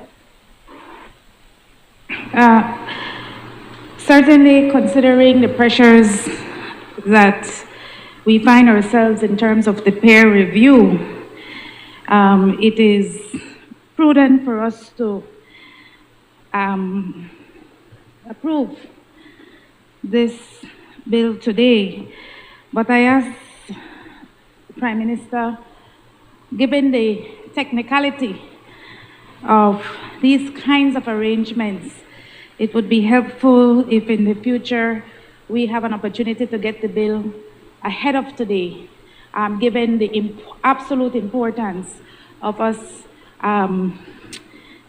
being compliant with the EU Code of Conduct and also the new guidelines that are issued by the United States of America. But outside of that, Madam Speaker, I support the bill.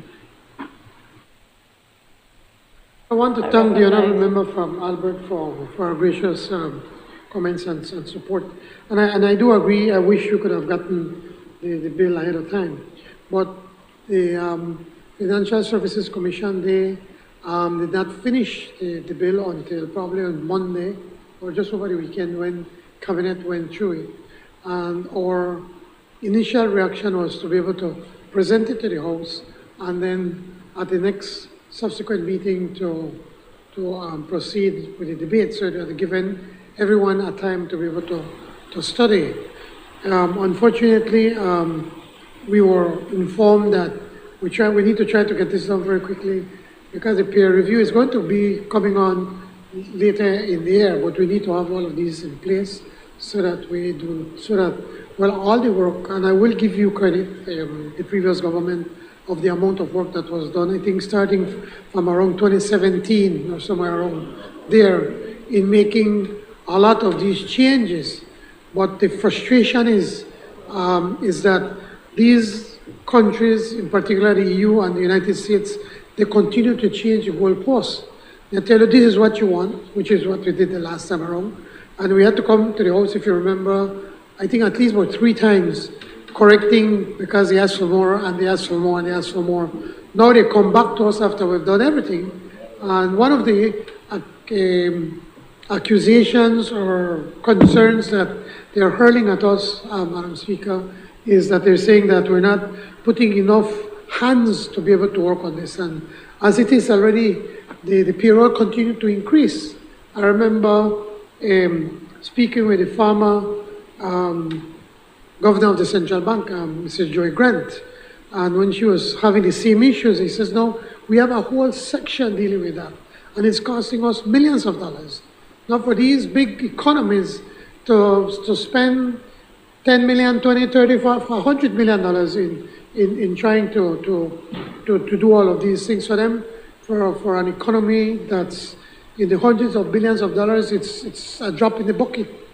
But for small economies like us, not only in Belize, but also in the Caribbean, and to a less extent in Central America, it is putting a huge toll on us, financially, and also in trying to get the people with the technical expertise to be able to do this. It's difficult.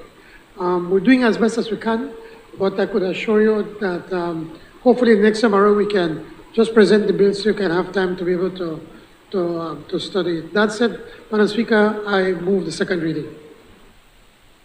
Honorable members, the question is that the bill for an act to amend the Mutual Administrative Assistance in Tax Matters Act, Chapter 103 of the Substantive Laws of Belize, Revised Edition 2020, to increase the statutory period for retention of records by reporting financial institutions, to impose civil sanctions on reporting financial institutions for failure to apply due diligence procedures on persons for providing false self-certification, provide a threshold for controlling persons, and to provide for matters connected therewith or incidental thereto, be read a second time. All those in favor kindly say aye. Those against kindly say no. I think the ayes have it. Bill for an act to amend the Mutual Administrative Assistance in Tax Matters Act, Chapter 103 of the Substantive Laws of Belize, Revised Edition 2020, to increase the statutory period for retention of records by reporting financial institutions, to impose civil sanctions on reporting financial institutions for failure to apply due diligence procedures on persons for providing false self-certifications, to provide a threshold for controlling persons, and to provide for matters connected therewith or incidental thereto. I recognize the Honorable Prime Minister and Minister of Finance, Economic Development, and Again, thank you, Madam Speaker. Madam Speaker, I move the second reading for a bill for an act to amend the Belizean Nationality Act, Chapter 161 of the Substantive Laws of Belize, Revised Edition 2020, to provide for an amnesty program for irregular migrants and to provide for matters connected therewith and or incidental thereto. Madam Speaker, when I introduced this bill, I gave a lengthy explanation, but I just want to touch the last part, the important part, Madam Speaker, is that under the Amnesty 2022, irregular migrants who satisfy any of the 8 qualifying criteria, which I want to repeat so that everybody knows what are the criteria for you to be able to qualify, that would be entitled to get permanent residence in Belize, are the following, Madam Speaker. One is asylum seekers registered with the Department of Refugees before the 31st of March 2020. 2, a person who has been continuously in Belize from before 2017. 3, a person having at least 1 child born in Belize on or before 31st December 2021. 4, a person married to a Belizean for at least a period of 1 year. 5, a person in a common law union with a Belizean. 6, a person who has completed primary, secondary, or tertiary school in Belize. 7, a person who has been in continuous employment in Belize for at least 5 years. And 8, a child referred to the Director of Nationality and Passports by the Ministry of Human Development as a minor or a minor victim of human trafficking. It is important to stress that successful applicants would have to wait at least 5 years before they can apply to become citizens. Permanent residents are not eligible to vote in the general and municipal elections. In effect, I'm assuring the Belizean people and the opposition that basically what we need to do is, it's a humanitarian gesture that needs to be done, is to ensure that all of these people that are living in Belize illegally, that we can regularize their status in Belize, and that then they can move towards eventually 5 years from now, after the next election, apply to become a Belizean national should they wish to. This can allow them to become more productive citizens. It protects them from exploitation, because there are many instances when these men are put to work and they're told they're going to be paid so much, and then they pay them far less. They can't do anything about it, and they don't have a social security card. Many women, in many instances, are exploited sexually, and again, because they don't have any rights, they don't have any protection, they cannot go to the courts. Madam Speaker, it is important for us to be able to get this done, to remove the politics out of it, and to do what is right. Madam Speaker, I move the second reading. Honorable members, the question is that the bill for an act to amend the Belizean Nationality Act, Chapter 161 of the Substantive Laws of Belize, Revised Edition 2020, provide for an amnesty program for irregular migrants, and to provide for matters connected therewith or incidental thereto, be read a second time. All those in favor kindly say aye.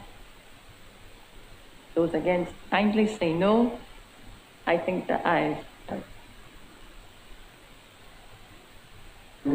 Bill for an act to amend the Belizean Nationality Act, Chapter 161 of the Substantive Laws of Belize, Revised Edition 2020, to provide for an amnesty program for irregular migrants, and to provide for matters connected therewith or incidental thereto. I recognize the Honorable Minister of Education, Culture, Science and Technology.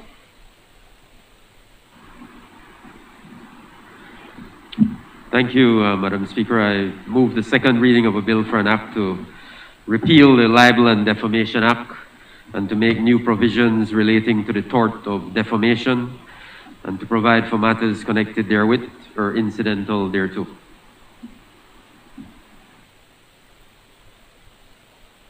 Honorable members, the question is the bill for an act to repeal the Libel and Defamation Act, and to make new provisions relating to the tort of defamation, and to provide for matters connected therewith or incidental thereto, be read a second time. All those in favor kindly say aye. Those against kindly say no. I think the ayes have it.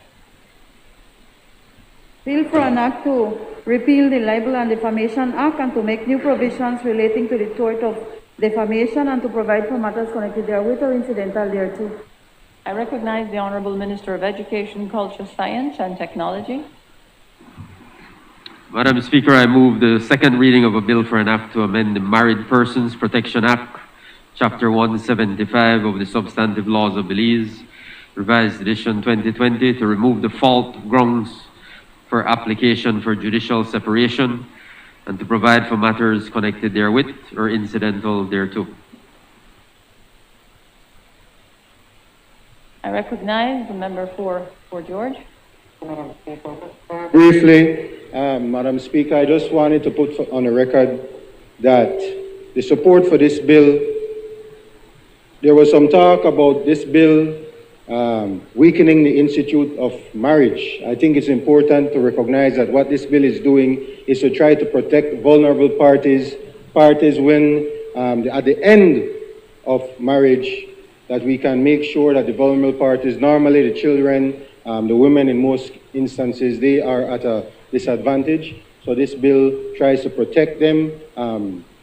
We all know when, well, those that have practiced in the family court would know that is very acrimonious when you have these types of situations going in there, and you know, they almost become like enemy combatants, having to accuse the other side of certain situations. So by removing default provisions, Madam Speaker, I think it's important to recognize that we're trying to protect or to prevent that type of situation and protect the vulnerable parties where that is concerned. And notwithstanding the voice that the church has in the Senate, Madam Speaker, I think in the lower chamber it's important that we state that for the record. Thanks.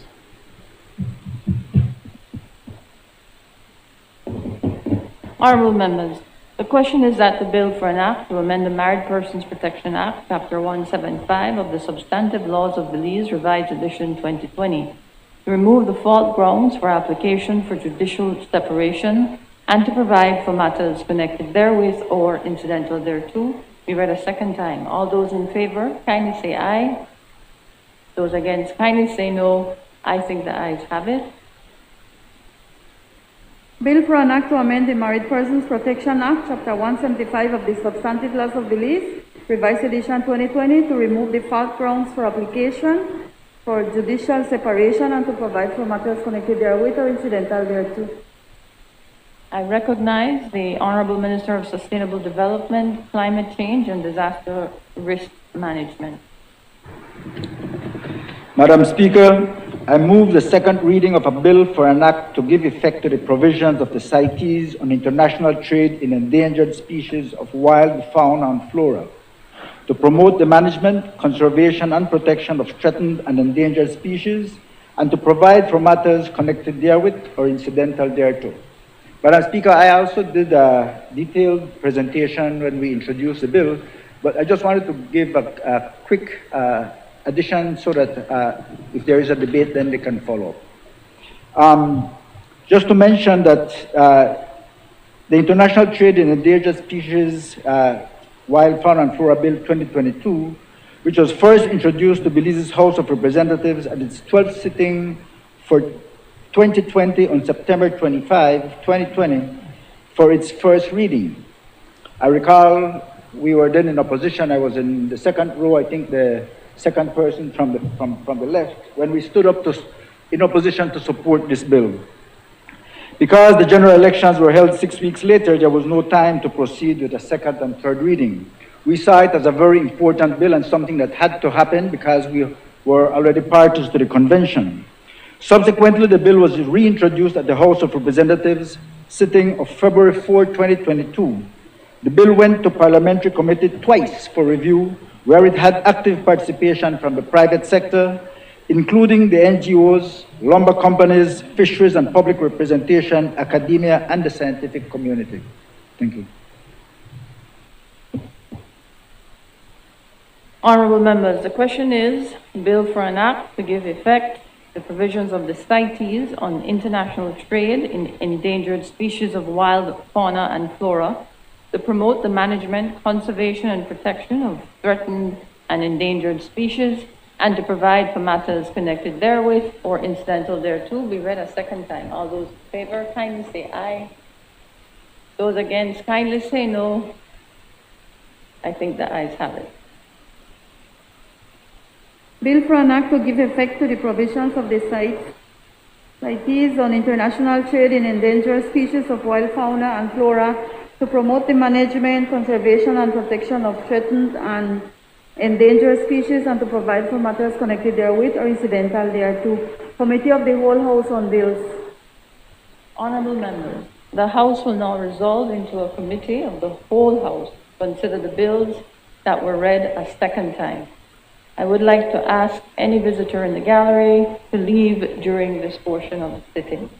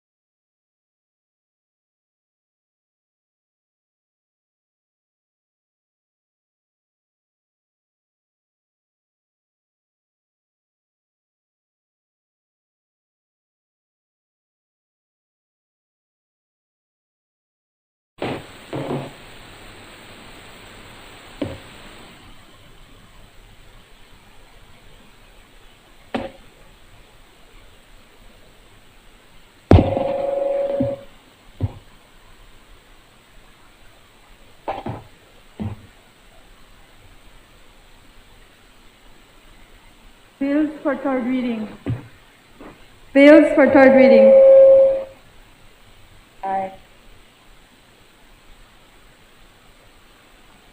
I recognize the Honorable Prime Minister and Minister of Finance, Economic Development and Investment. Madam Speaker, I move the third reading for a bill for an act to appropriate further sums of money for the use of the public service of Belize for the financial year ending on the 31st day of March 2023.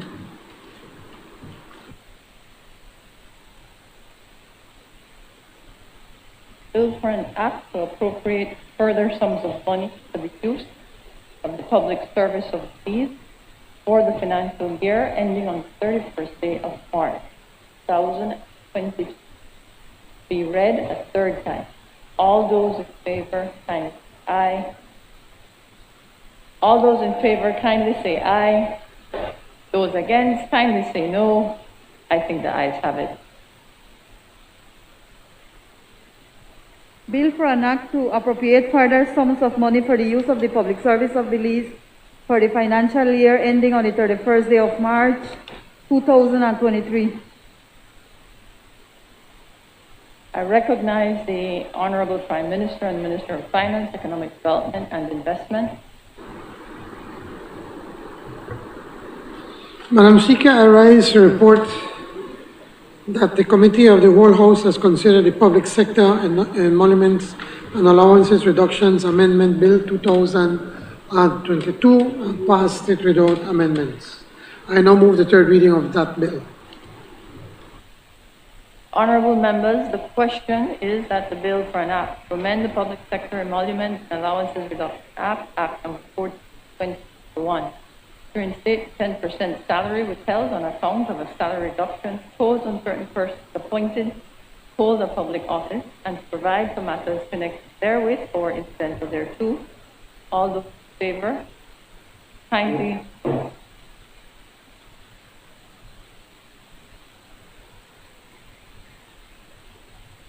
connected therewith or incidental thereto be read a third time. All those in favor, kindly say aye. Those against, kindly say no. I think the ayes have it.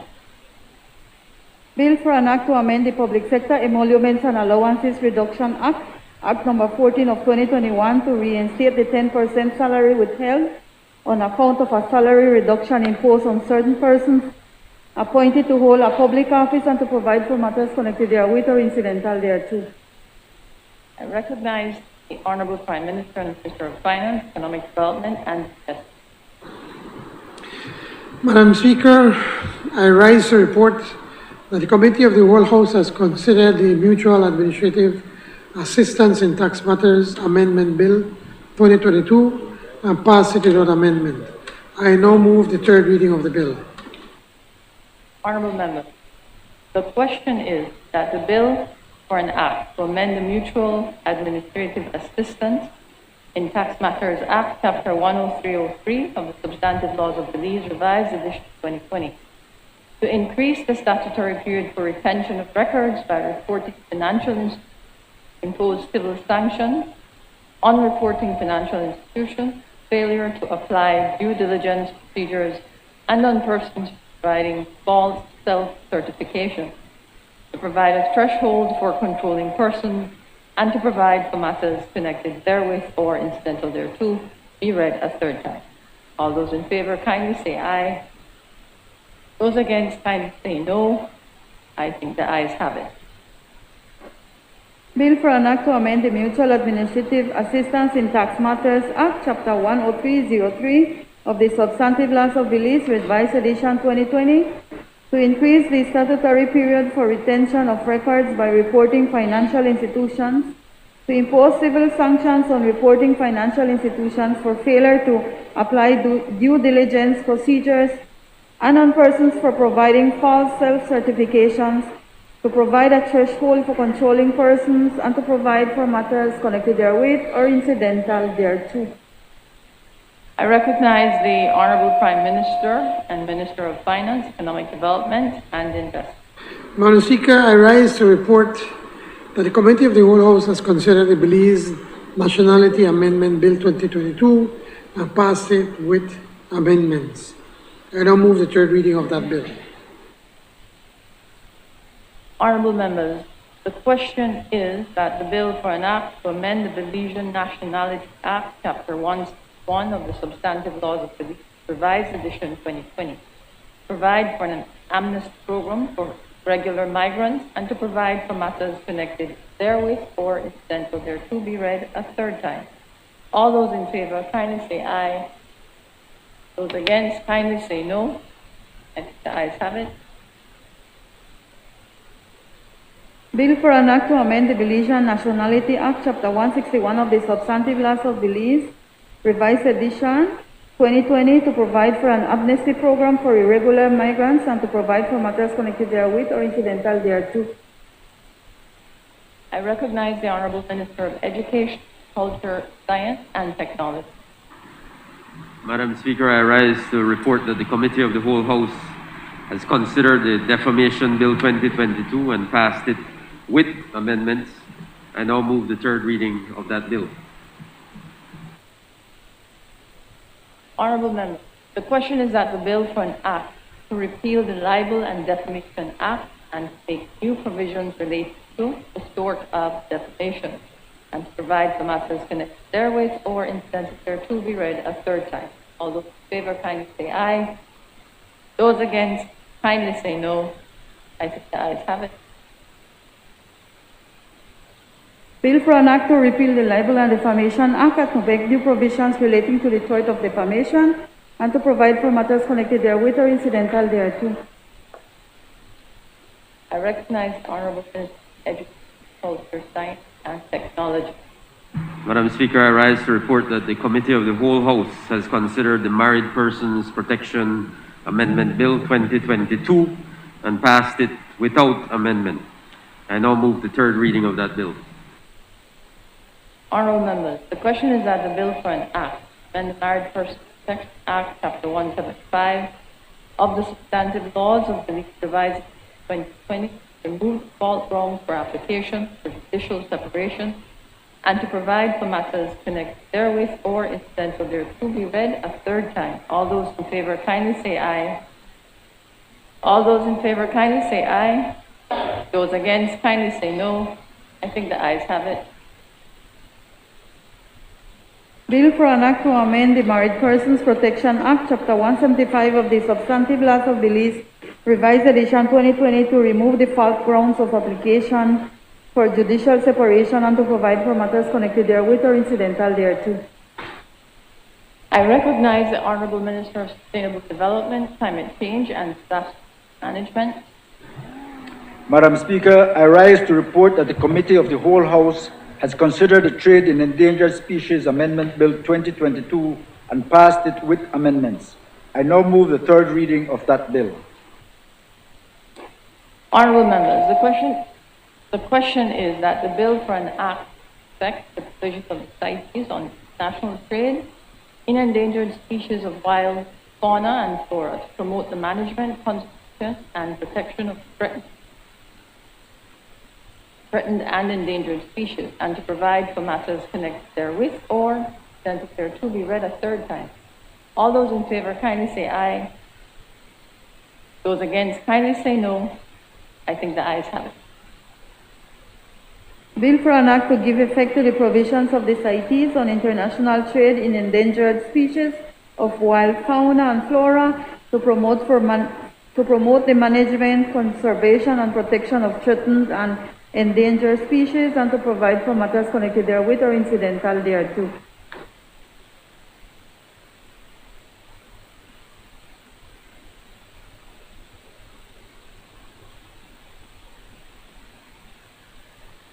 I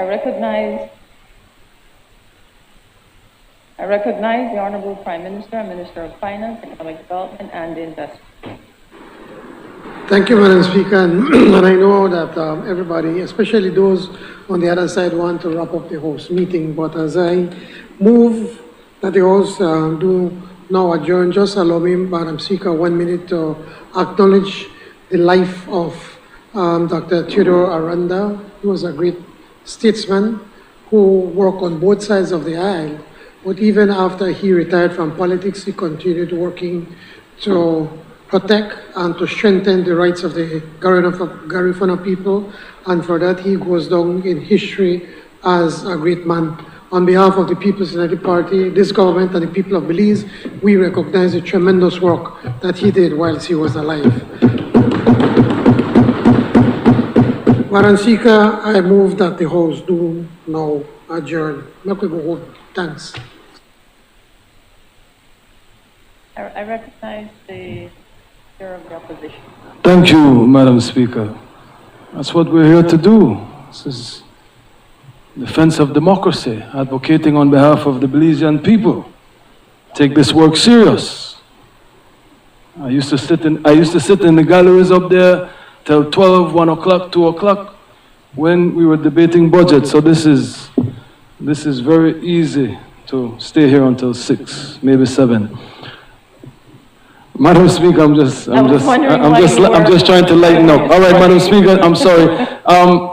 I would like to talk about the continued rise in gas prices and offer a solution to the Prime Minister for him to consider. But before I do that, I would like to join with the Honorable Prime Minister, the Honorable Member from Collet as well, and all members on this side and the government side in acknowledging Dr.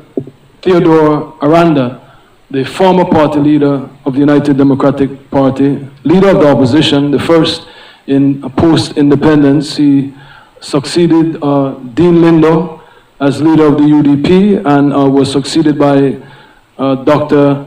Manuel Esquivel, and he went on to be a minister for the People's United Party, winning his seat for the PUP in Dangriga, as the member from Collet stated, and he was also a Garifuna activist. Yes, well, self-proclaimed like this, like I do my LOO 14 or 15, remember how I used to do it? I got a little Garifuna blood in me, so maybe the man is my relative.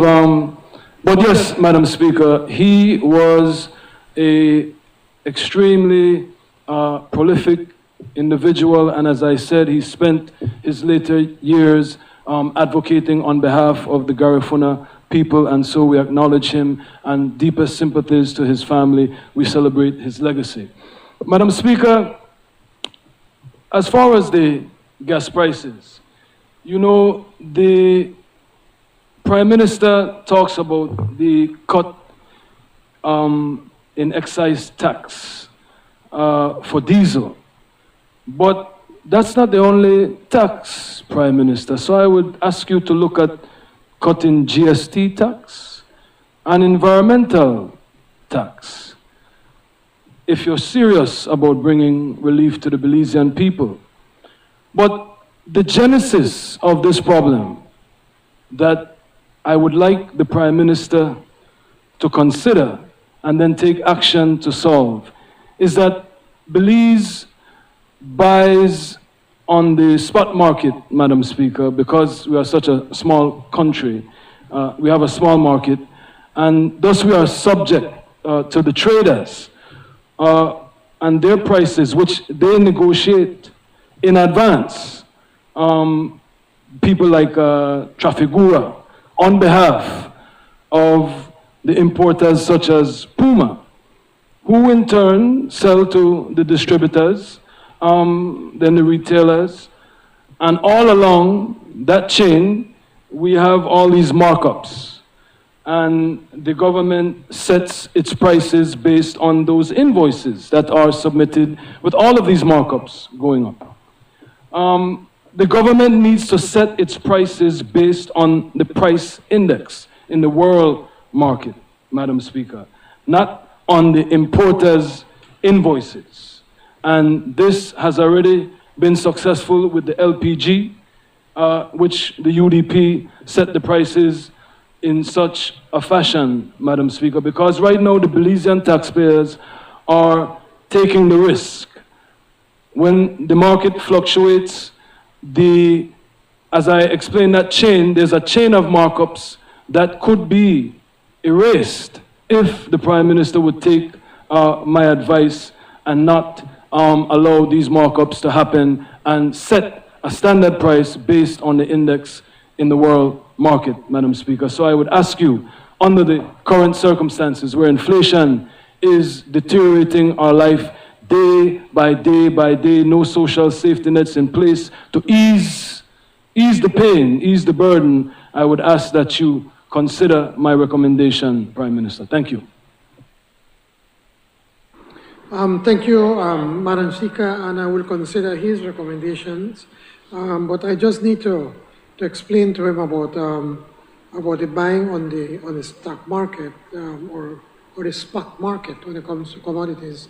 Trafigura buys on the spot market, and then they deliver to us. The same way with the LPG. The difference is that the company here, they buy directly for themselves. And so and then they buy when they need, they can buy ahead of time. And likewise, because they will not have the storage space. What they help with the LPG is because they buy in a much bigger bulk as opposed to when the other smaller companies would buy on their own before. In our case, Puma is the sole importer at the moment because they control the tanks, and Trafigura is their parent company. And Trafigura, being a bigger company, can buy in bigger bulk, and by extension, that can also help Belize in reducing its price somewhat. Now, maybe what we may need to do is not to look closer at what Trafigura is doing, to see if they are passing that savings on to us. So it's something that certainly we can take a look at. Actually, we've discussed it before, but now we need to follow through. So I accept that. On the also what we're doing as it is right now, we're negotiating with the with Puma to remove a few cents on the dollar, on the gallon on their throughput cost. We're also negotiating with the wholesalers to see if we could take off a few cents from them, and we're also negotiating with the retail stations. So I want to make it clear, my brother and I, we deal with the retail station. When I sell at retail, and our margins is controlled by the government. It's set from before, so it's not as, because the price go up, you make more. So I just want to clarify that, because you said something slightly different. But the point is that we're trying to cut every step of the way in trying to hold down the price as best as we possibly can. We have reduced the diesel to 1 cent, and also the regular, we've reduced the tax from regular down by $3 already from before doing with the previous government. But we still have to find that balance. I wish we could have just get rid of all the taxes, but we just to give $5 million right now a month to public officers in giving back their salaries. So thanks for your recommendations, and we will take a look at it and see what best we can do to be able to reduce the price as much as we possibly can. Thank you very much. I recognize the member for Albert. Thank you, Madam Speaker, and I do promise to be brief. PM, at the onset of your administration, sir, you and your cabinet took a serious look and reassessment of the safety net programs and mechanisms that were in place to help the Belizean people cope with COVID. We still are grappling with the impacts of COVID, and we're now, in addition to the impact that COVID had on our local economy, dealing with the reality of world inflation and the rising cost of commodities. It is my understanding, Prime Minister, based on an interview provided by the member from Caribbean Shores and reinforced by you, sir, that the issue of the food pantry program, grocery bag, that program had been reinstated. The member, Madam Speaker, from Caribbean Shore, referred to the fact that in his constituency, he has been the beneficiary of the people of Caribbean Shores have been the beneficiary of 150 grocery bags a month. It's absolutely important, Madam Speaker. There is a severe challenge that many families are facing simply to survive, and the hopelessness it is creating in our society. We see that manifesting, Madam Speaker, in not only the escalating cost of commodities, but the escalating incidences of crime. Madam Speaker, I am asking the Prime Minister and his cabinet to consider a more equitable distribution of the grocery bag program. Because as far as I am aware, the 5 constituencies on the opposition side of the House, Madam Speaker, are not recipients of not even a third of what the member from Caribbean Shores referred to. And in his rebuttal to the press, he was hoping that that number can be increased given the severity of the situation on the ground for those families that are living on the margins. You know, a lot has been said, Madam Speaker, about who is responsible for those living on the margins. And we have done a great job, both political parties, at both political administrations, pointing fingers at each other. But the truth of the matter is, Madam Speaker, is that we are at a crisis state with something as basic as food. And while I heard the Prime Minister criticize his colleague in CARICOM, I think that the model that I have seen used by Barbados can easily be adopted here. The Prime Minister of Barbados brought not just solutions from the public sector, but also solutions from the private sector, Madam Speaker, to make sure that food is made more accessible to those living on the margins. It is a difficult time, and if the member from Cayo South had listened to me carefully when I made my intervention on the General Supplemental Appropriation Bill, I was clear that we cannot wholly hold this administration responsible for events that are taking place in the world that has had major impact on the way we live our lives. But I do think that this administration, Madam Speaker, has an obligation and a responsibility and a duty to come up with the solutions.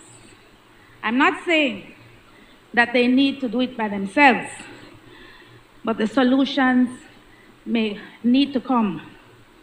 And so, Prime Minister, and I'm asking via this honorable House for some consideration to be given to the members on this side, and not to us as the member from Caribbean Shores so corrected me. The people who live in Mesop, and the people who live in Corozal North, and the people who live in Collet, and the people who live in Queen Square, and the people who live in Albert, Madam Speaker, the gap is widening, and the people bear the burden of not being able to put food on their tables. I thank you for the consideration, Prime Minister. Thank you, Madam Speaker.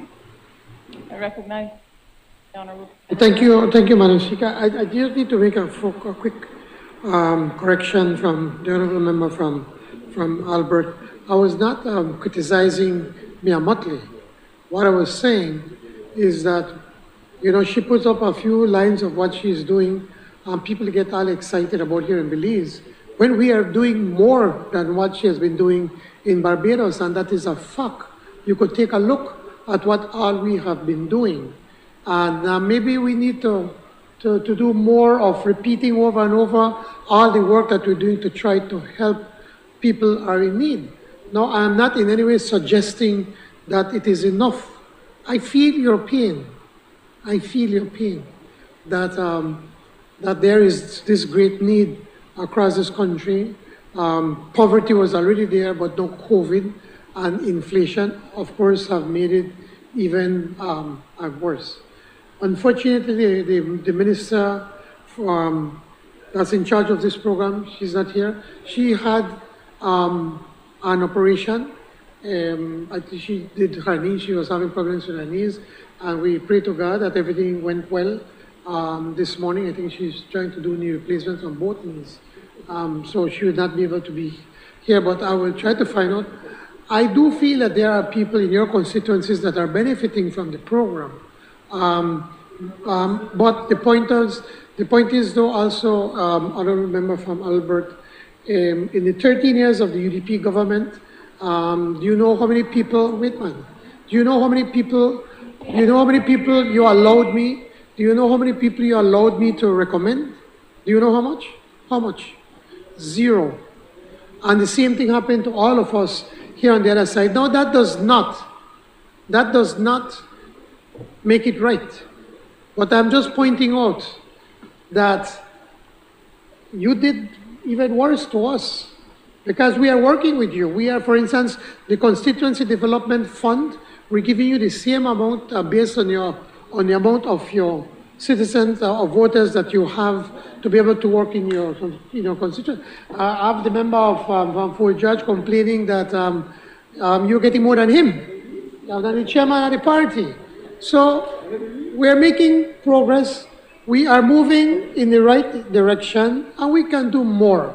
But I can assure you, I will speak with the minister to find out what is it that she gives, and to see how best it can be worked, and to try to have a little bit more of equity in the system. Thank you. I recognize the member for Collet. Thank you, Madam Speaker. I wish to speak on the matters having to do with education.